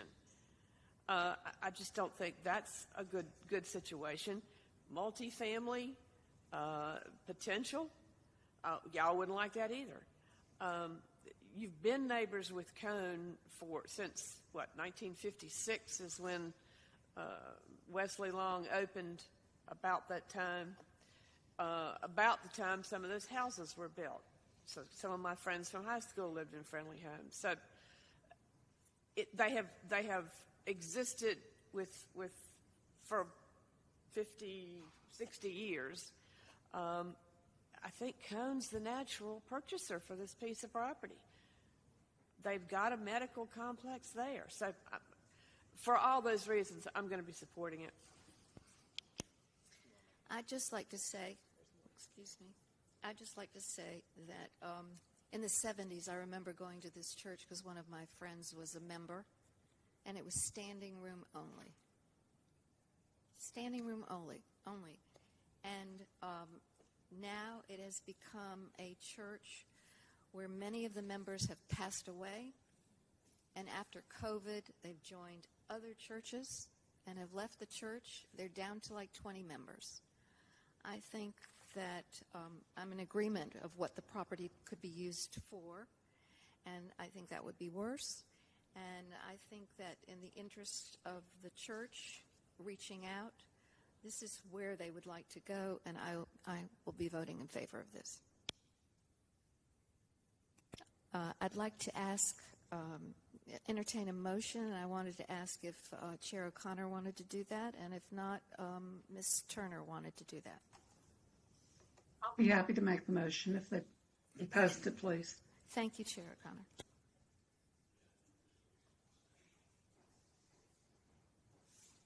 Z2408008, 2300 West Friendly Avenue.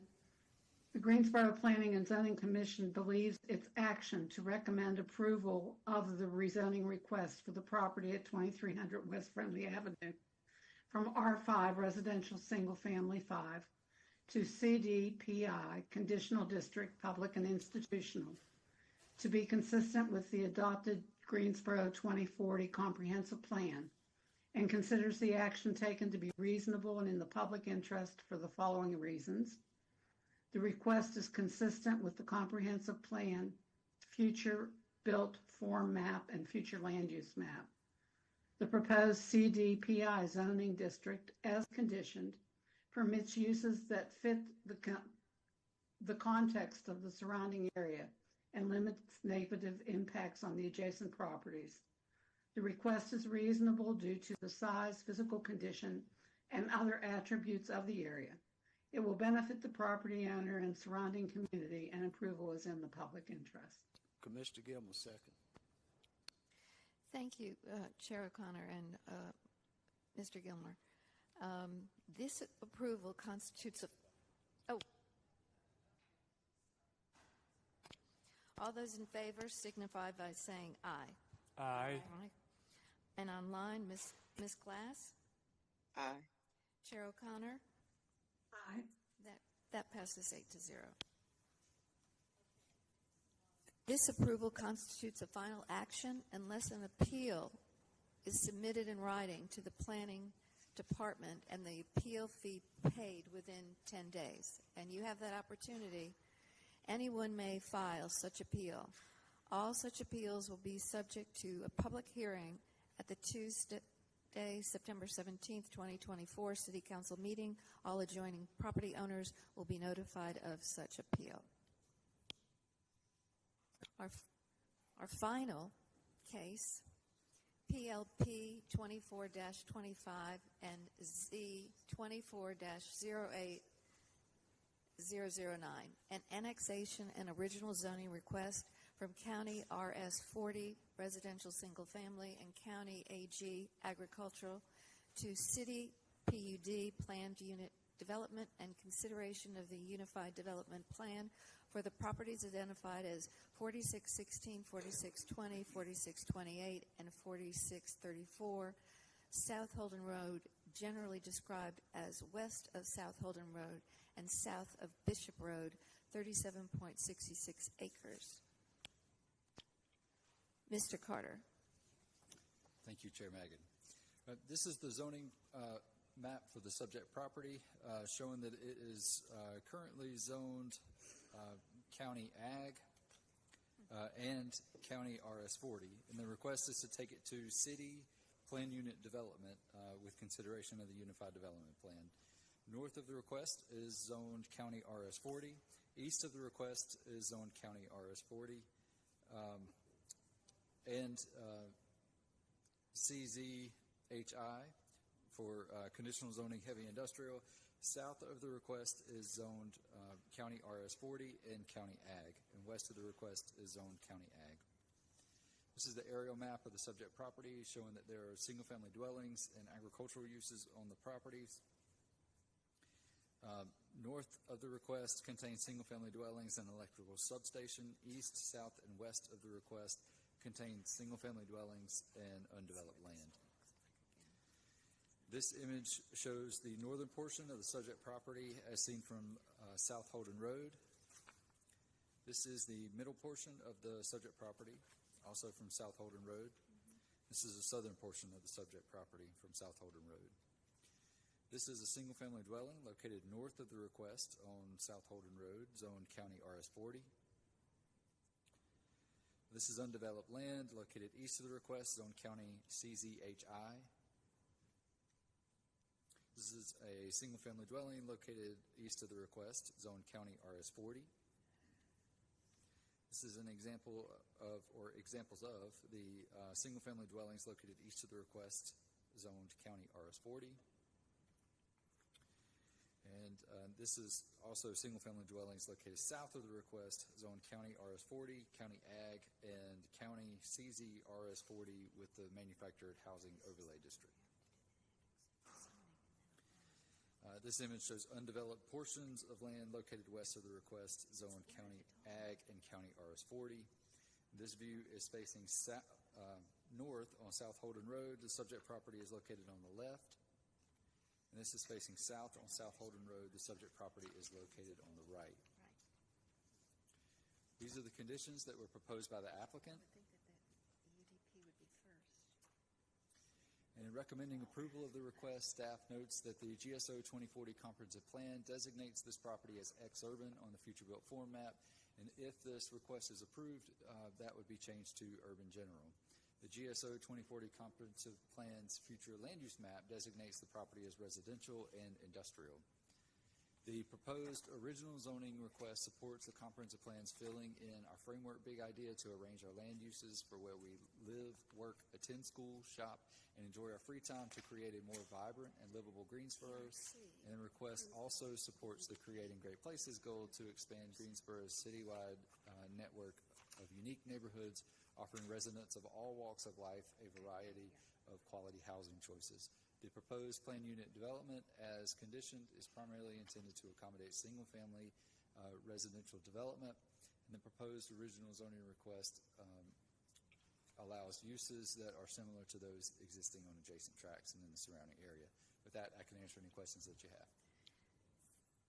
Thank you, Mr. Carter. I have one question. So the annex and the zoning recommendations should go before the final UDP, or is it the reverse? Yeah, you should do the annexation, then the zoning, then unified development plan. Okay, thank you very much. If the applicant will come forward and give your name and address, you have up to 10 minutes. And thank you for starting this and ending it.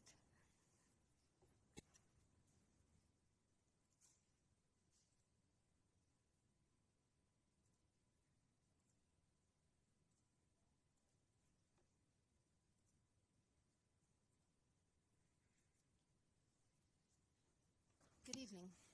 Amanda Hodiern, 804 Green Valley Road, Suite 200. Thank you so much for your continued attention and being here, and to everyone who waited to hear the case heard. I really appreciate that. This is a request on South Holden Road, as you've heard, so we'll quickly get into the merits. We are just under 38 acres. We're requesting PUD zoning, but it is a single-use PUD. The only proposed use is single-family detached residential, capping that at a maximum of 118 single-family homes. Based on the math from these numbers, that's equivalent to an R3 density. It's actually 3.1, but an R3 density, which is, of course, the predominant residential density that you see in the area. Really the only city density anywhere nearby. Everything else is county, RS40 or ag, where it's residential. So that's where we're getting that consistency.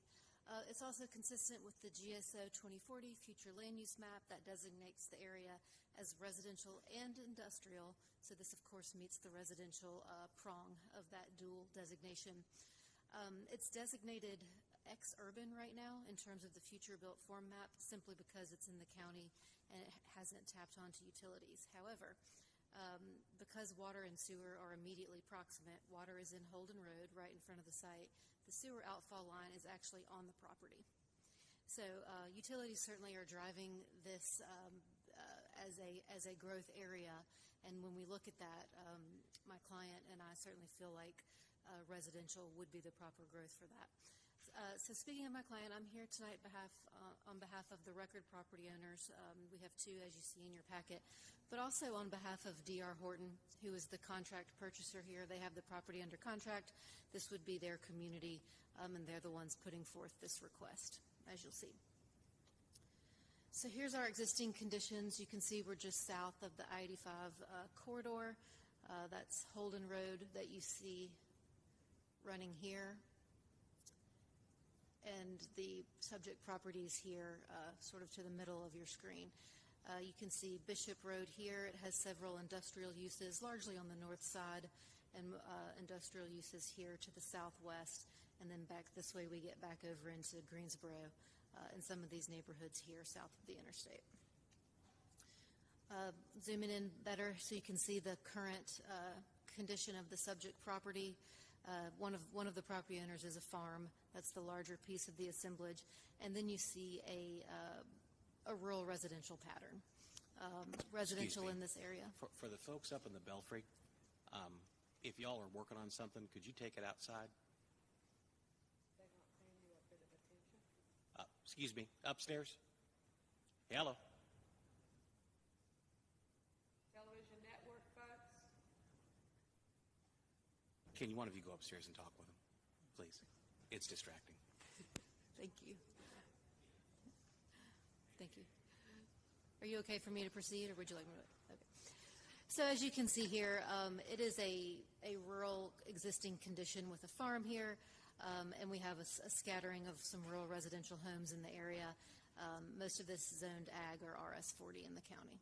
And you see we are just by the interstate corridor here, and again the 85 corridor to the north. There is, if we go back to our zoomed out view, an interchange to access that just south of our subject property here at Old Randleman Road.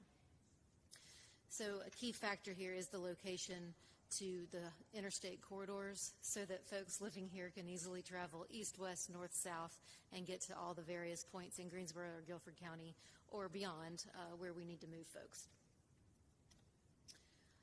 As this is a PUD, it does have its proposed unified development plan, which of course is the governing document for that PUD. Anything that's not on here would follow the LDO, of course. But what you can see here, I mentioned this is a single-use residential. We got a lot of line work. I apologize because it's an assemblage. So this is a parcel, this is a parcel, and then we have this wrapping parcel here. So we kind of come down low on this side, and then we have this area here. The reason this is a PUD, even though it's just single family, is because it's what's called conservation subdivision planning, where we put the lots closer together so that we can preserve more open space and natural environmental features, which we have a fair amount of on this site. So it was a good candidate for that, not only for those preservation aspects, but also because of that rural nature that I just showed you.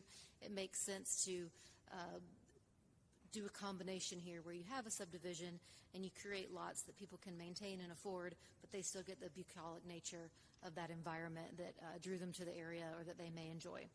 So here what you see are really just two pods where the houses would go. This sort of bulbous pod at the top here would be one section, and then there would be one sort of horizontal section here, right through the middle. That leaves this triangle here, all open space, that's heavily wooded. This area back here is a stream corridor, so that would all remain. This area here is a stream corridor, so that remains. Stormwater pond likely tucked here because it's naturally low. And this area here would all remain open space. So what we've done is really insulate the proposed development well within the site, we think, so that it is a subdivision, but it tucks neatly into the rural environment around it, we propose. Also, I'm sorry, I meant to say there, you also see the two proposed access points, both along South Holden, one at this upper pod and one at this sort of horizontal throw here in the middle. For our neighborhood communication, we sent out the letter that you see here on July 23rd. It went to 33 neighboring property owners, invited everyone to a Zoom meeting that we held on August 25th. We had approximately 8 attendees, I believe. We had some good discussion, looked at the UDP plan that we just looked at together and some of those vicinity maps, talked about why we wanted to do this, what the design plan was, and folks just had questions about what was the proposal, what did the plans look like. So we talked through all that. We did hear some questions about traffic, what is the traffic going to look like, what are the impacts going to be. We did have to do a TIA for this project, so that was done by Davenport, and I believe it's still currently in review. Last I checked with Davenport, they had not received final comments back, but of course, as you know, we will have to do whatever improvements that process comes back and tells us we have to do. So studying those two access points and what that would require on South Holden. So that's, of course, what we will do. That is being looked at, and that's what we talked about at the meeting. We talked about the process for a TIA. We talked about the open space preservation, and of course, the smaller lots in the area. I'm sure you may hear some more things tonight, so I look forward to that discussion. With that, I will also have Lee Bryant here with me from Evans Engineering. He did the civil and design work on the project, so if there are any questions, about those items, we'll be happy to help with those. Happy to answer any questions. Thank you very much. Thank you. Any questions at this point? Yes, only question I have is that it says the Zoom meeting was held August 25th. It's August 19th. Is that a typo by mistake? Yes, sir. Okay, Thank you. okay. I'm reading the letter here. We held the Zoom meeting on August 3rd, it looks like. Monday, August 3rd, if I'm seeing Got that you. correctly. Okay. Because August if- 5th, maybe? If you have a time machine, I want to Good know. call. So, Good okay. call. Very Thank good you for call. pointing that out. We did have it on August 5th. Next, those in the chamber wishing to speak in opposition, please come forward and give your name and addresses, and you as a group have a total of 10 minutes to speak.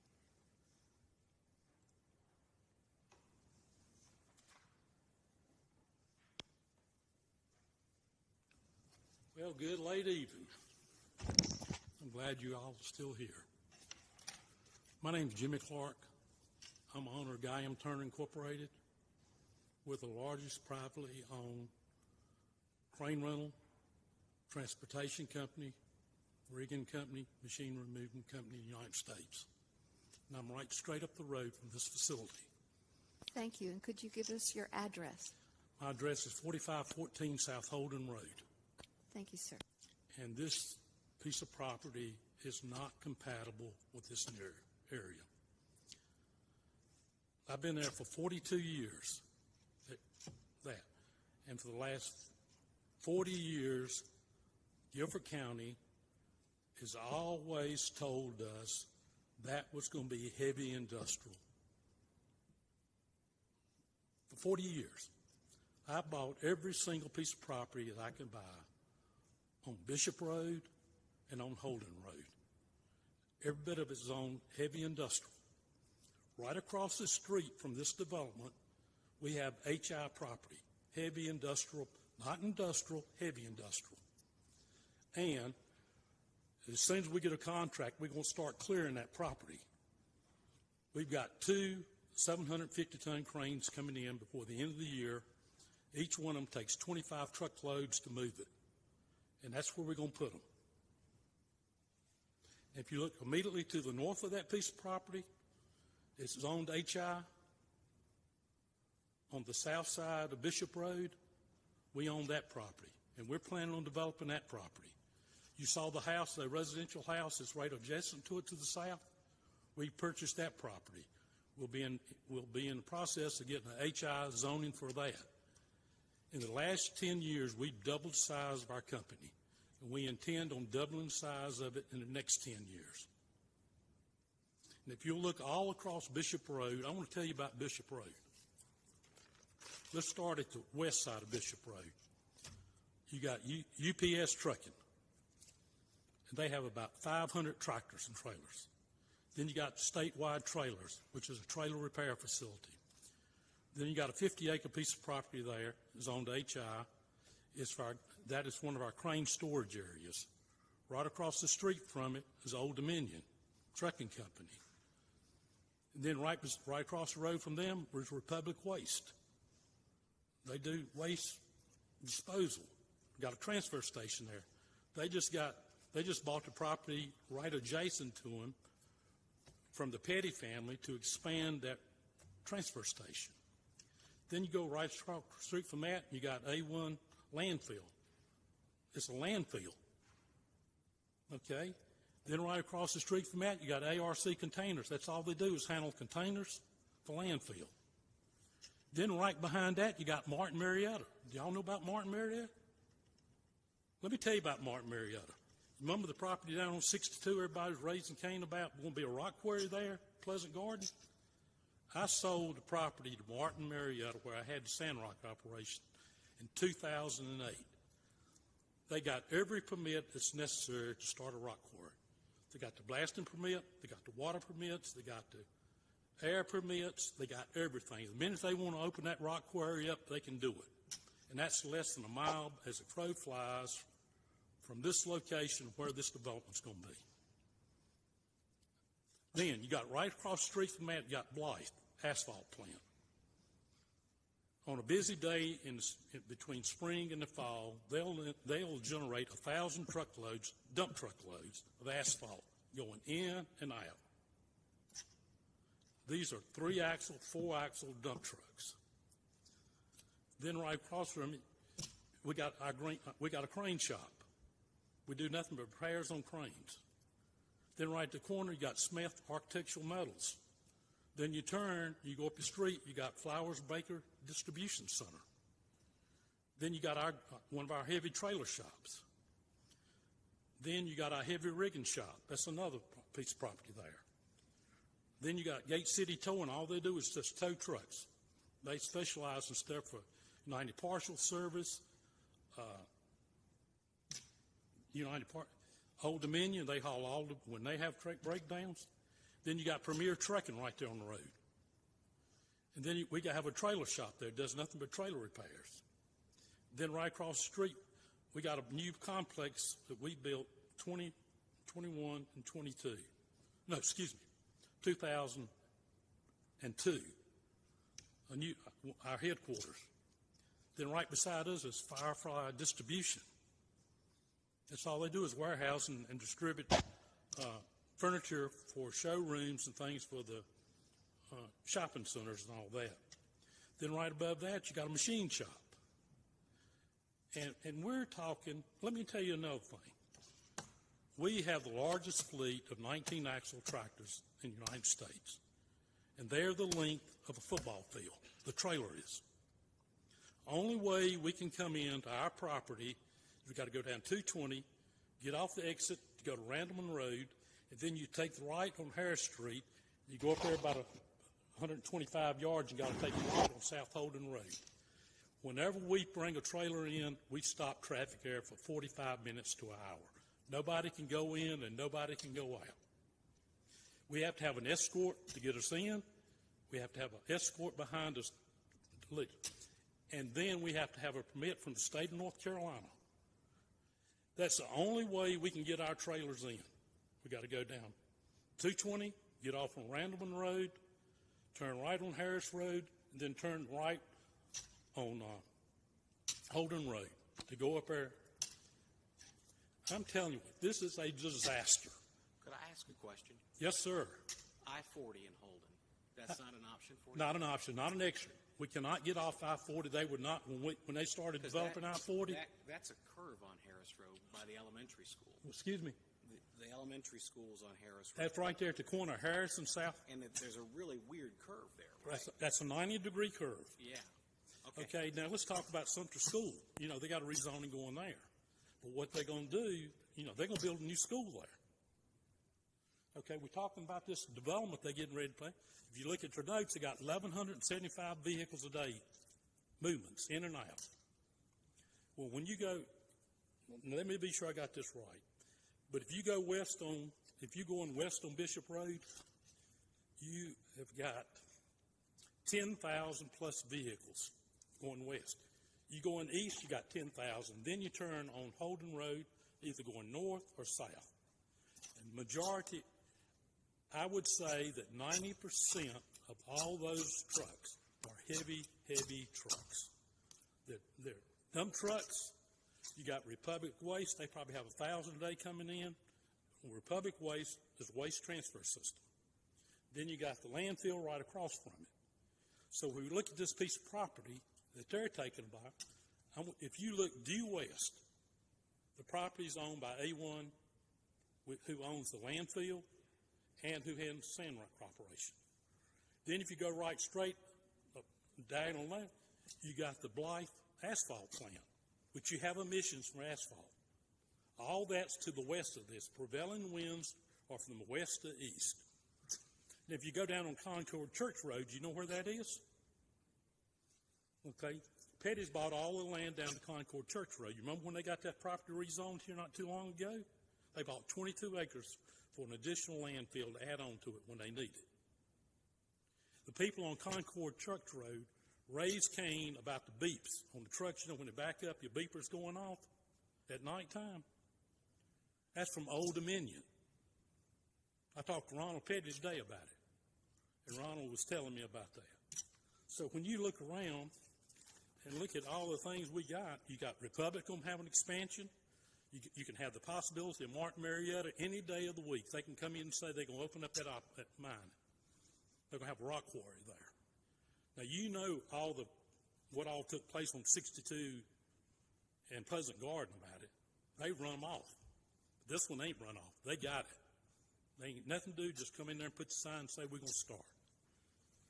And, I'm passionate about it. I've been here all my life. I work there every day, 7 days a week. And I've seen this, all they've ever talked about here has been heavy industrial, not light industrial, not industrial, but heavy industrial. The things that people hate more than anything else is where we are. And I'm going to tell you what, I'm speaking for everybody on our street, Bishop Road and Holden Road. We've all known each other forever. We've known that we're in the most undesirable place in this county. But that's okay. That's what we are. That's what we deal with.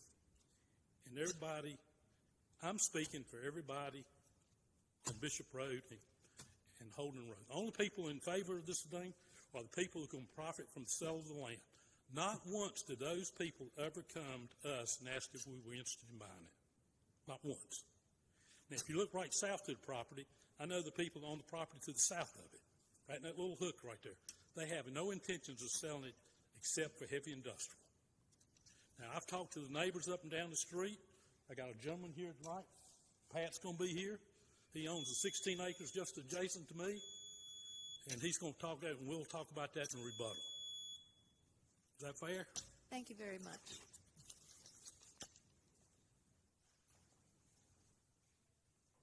Now, if the applicant in favor would like to share up to 5 minutes of rebuttal time, please come forward and give us your name and address.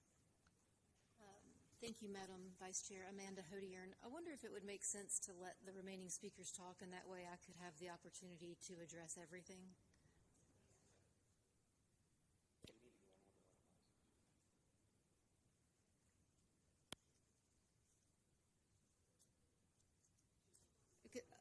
Otherwise, I guess I could have a second rebuttal for the second comments.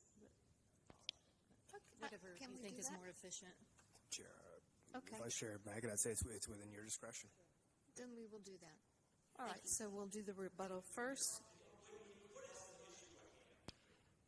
Mr. Short's up now is where we are in the process. We're going to go ahead and let the opposition take all their time and get all of their comments out. But if we don't agree with That just means that then I would then rebut the remaining new comments since we're still in new territory. I was just trying to get those are the rules. Yes, we can do that. It's up to you guys. Okay, so from the first speaker, I understand the comments. It's about compatibility of industrial and residential and how do we manage that. I think fortunately this is a good problem for Guilford County and Greensboro to have, that we are growing at such a rate where we have this. We've been hearing it all night. You hear it every month. We are no longer a county where everything can sit neatly apart. In fact, our GSO 2040 plan doesn't even contemplate that we do that anymore. It looks at putting mixes together to a reasonable extent, of course, within the reasonableness analysis that you've heard about tonight, but to that extent, putting those uses together in a compatible fashion so that we can accommodate all the things that our county and our city needs. And we know that housing is one of those things. So while we certainly welcome and can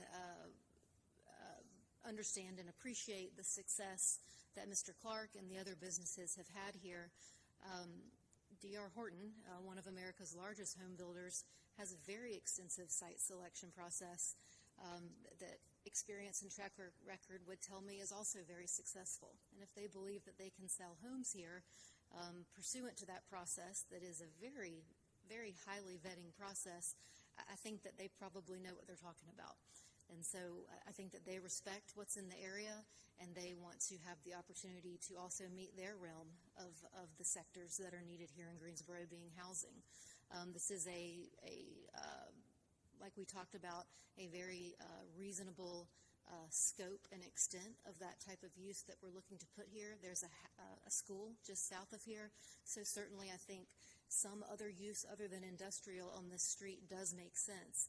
This property is in play. It was for sale on the market, and D.R. Horton is the purchaser who was able to put that under contract and offer this use here. So that tells me that I think the market is saying two things can both be true. And I would like to be able to explore that in this fashion. And we see that happening all over the city. We have residential near the airport. We have residential near the Coliseum. These are huge, intense users that bring in a lot of intense traffic and a lot of noise and other visual things that some people don't want to live nearby, but some people do. And again, we look here in Greensboro now, in the 2040 plan, we're looking to meet every buyer where they want to be. And we're looking to provide those opportunities. Just recently, off of Spring Garden, which is a tight, closed-knit area, we have, right by the Sherwin-Williams plant, we had that big redevelopment of the old Roth factory into residential, not to mention all the existing Lindley Park residential here. So I'm sure you can think of more examples. This is not new. Our city has put uses next to each other and continues to do so, year after year. And I think we know how to do that, and we know how to do it well. I think that it's what keeps areas viable and desirable for all people in Greensboro. It's got a little bit of something that works for everyone, and people who want to be there can. Mr. Clark listed so many uses. They've been there a long time. So the good news is anyone coming to buy a house here, it's eyes wide open. They know what they're getting into. If it's not for them, they'll keep looking. Thank you. I look forward to hearing the next comments. Thank you for your time. And now, anyone in opposition, would you like to share up to 5 minutes of rebuttal time? And please come forward and give us your name and address. Thank you. Yes, my name is Len Clark. I'm a owner at Guy M. Turner as well. We are the largest privately owned crane rigging and heavy haul company in the country. We're born and raised here in Greensboro, and we're proud to be part of the Greensboro community. So the attorney for D.R. Horton talked about how in the GSO 2040 plan that this area is residential. That's not true. It was made to be heavy industrial. If you look at the map, it says heavy industrial. That's what my father, Jimmy, has been told for 40 years from the county and the city, that this is going to be heavy industrial. And then in the staff report, it talked about how important it is to have the character and the existing development and trend in the area be what it is. And it's been heavy industrial, it will be heavy industrial, and will continue to be heavy industrial in the future. This is just not a viable place to have a residential development. I mean, I cannot imagine having the heavy trucks come by a neighborhood such as this during the business day. I just, that's all I have to say now. Thank you. Hello, my name is Robert Mock, and I live at 4600 Big Poplar Lane. My wife sent a letter in to you guys speaking her concerns. I wasn't going to say anything because I kind of see how this goes. I can't speak to the property, what is zoned for, what is not zoned for. But what I can speak to is that when my family and I bought this property 3 years ago, we come from a community that was crowded with houses and homes. There was crime, and there were so many things that, and there were times when my daughter couldn't sleep because of what was going on next door, and she was having nightmares. And so we found this property. This property fell in our lap. And I don't know if you've seen it on the back side of that, where they want to build 118 houses. It's right up on against my property, and so that changes our dream. When we bought this property, it was our dream. Now, this is what's going to happen if you guys allow this to take place. A dream that we have hope for. My daughter can now sleep at night. My son can now, we hunt on the farm. We have goats. We have chickens. If you allow this to happen, all that goes away. All of it. And it talks about how this is necessary. This is for everybody. No, it doesn't work for everybody.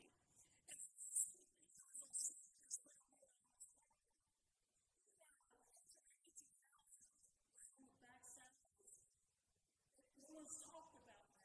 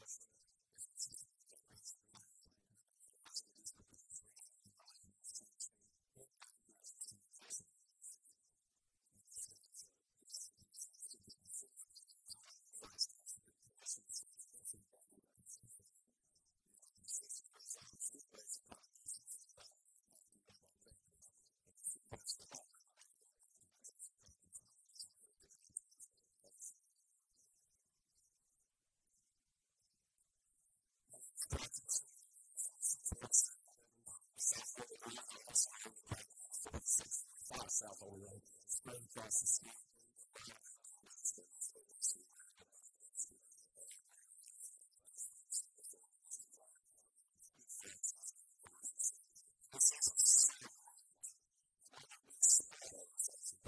Satellite annexation. Does anybody know how many miles from Greensboro it is? Has anybody slowed down? Does anybody know? Has any of you been to the street and seen the heavy traffic? The big trucks, you've seen all the trucks, because I haven't seen in the pictures. I'll stop you and tell you, I've flown over this thing. You what? There's a hot air balloon port down South Randall Road. Well, you need to be down on the ground with us. You can see more cars from there. When one of his trucks come by, you need to be beside the road. And believe me, they're not going to be able to get in and out of this house and help us safely. And Southern School does stop it completely, and he does stop it completely also. And it's not conducive, and it doesn't belong here. I ask you, please do not use the place.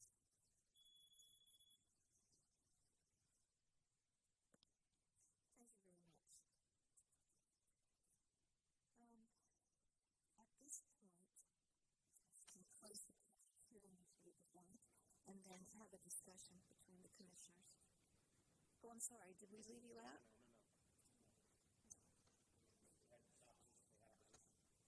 That was it. Yeah. You went first, and they went second, and that's how it goes. So we're good. Yes. I believe Attorney Hodern is pointing out the fact that there were some speakers who had just spoken for the first time during the rebuttal. But I recognize again that the board has 10 and 5-minute limits respectively. So. We went through that. Okay. Seeing none, without further objection, we'll close the public hearing. And we'll now go to the commissioner's discussion. Are there any comments or thoughts to be shared?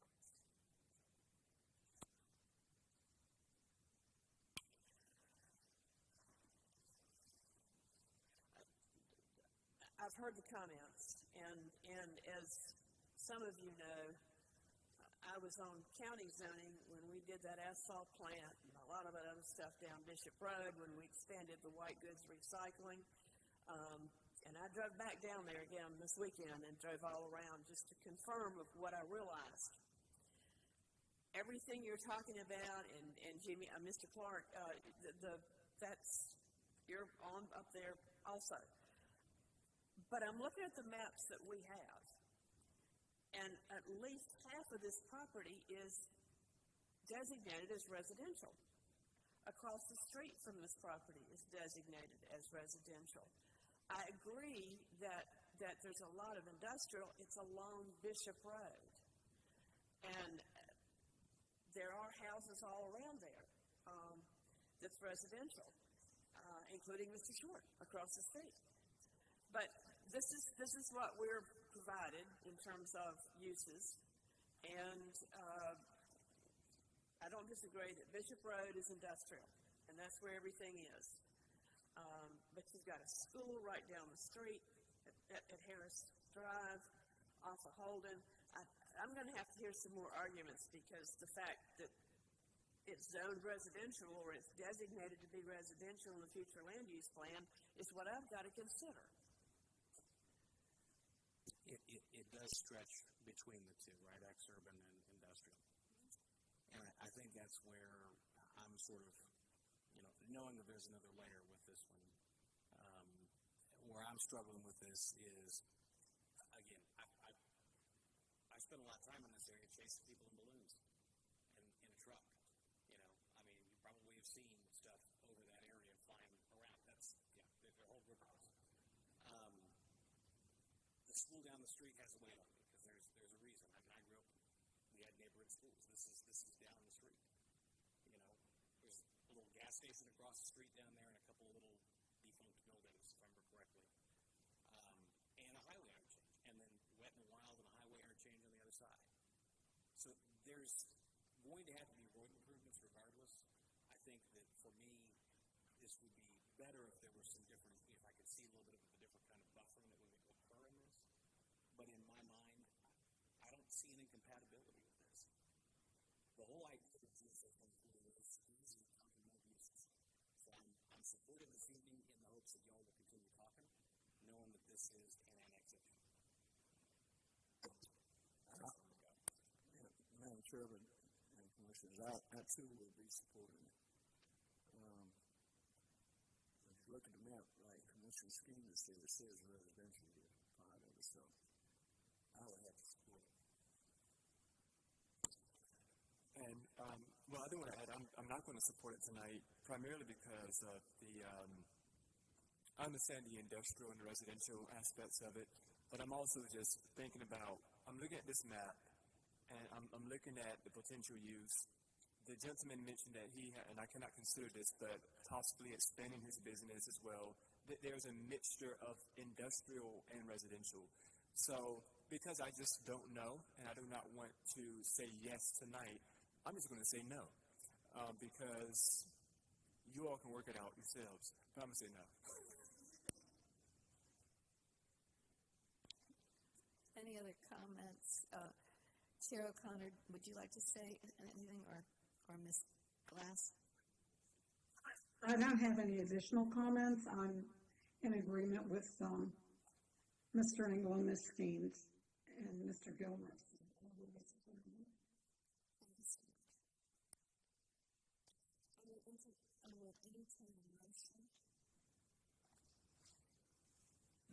I would move that we annex the property. Second. Okay. All in favor? And all in favor signify by saying aye. Aye. Online, Ms. Glass? No. Chair O'Connor? Yes. Okay, that passes 7-1. 2.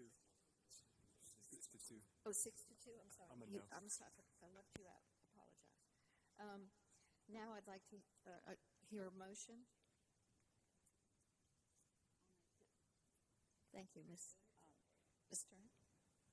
Item Z-24-08-009. The Greensboro Planning and Zoning Commission believes that its action to recommend approval of the original zoning request for the properties at 4616, 4620, 4628, and 4634 South Holden Road from County RS-40 Residential Single Family and County AG Agricultural to City PUD Planned Unit Development to be consistent with the adopted Greensboro 2040 Comprehensive Plan, and considers the action taken to be reasonable and in the public interest for the following reasons. The request is consistent with the Comprehensive Plan's future built form map and future land use map. The proposed city PUD zoning district, as conditioned, permits uses that fit the context of surrounding area and limits negative impacts on the adjacent properties. The request is reasonable due to the size, physical conditions, and other attributes of the area. It will benefit the property owner and surrounding community, and approval is in the public interest. Commissioner Gilmer seconds. Thank you for making the motion, Ms. Turner, and Mr. Gilmer for seconding. Let's see. If not, we're going to take a vote.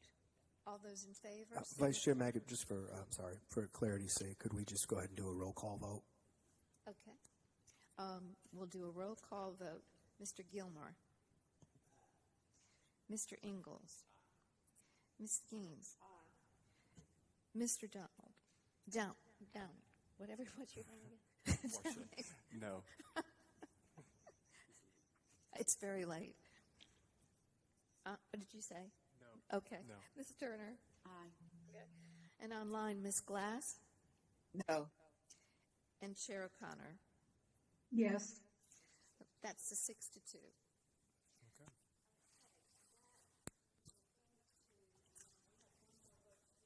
I would go for it. This constitutes a favorable recommendation and is subject to a public hearing at the Tuesday, September 17th, 2024 City Council meeting.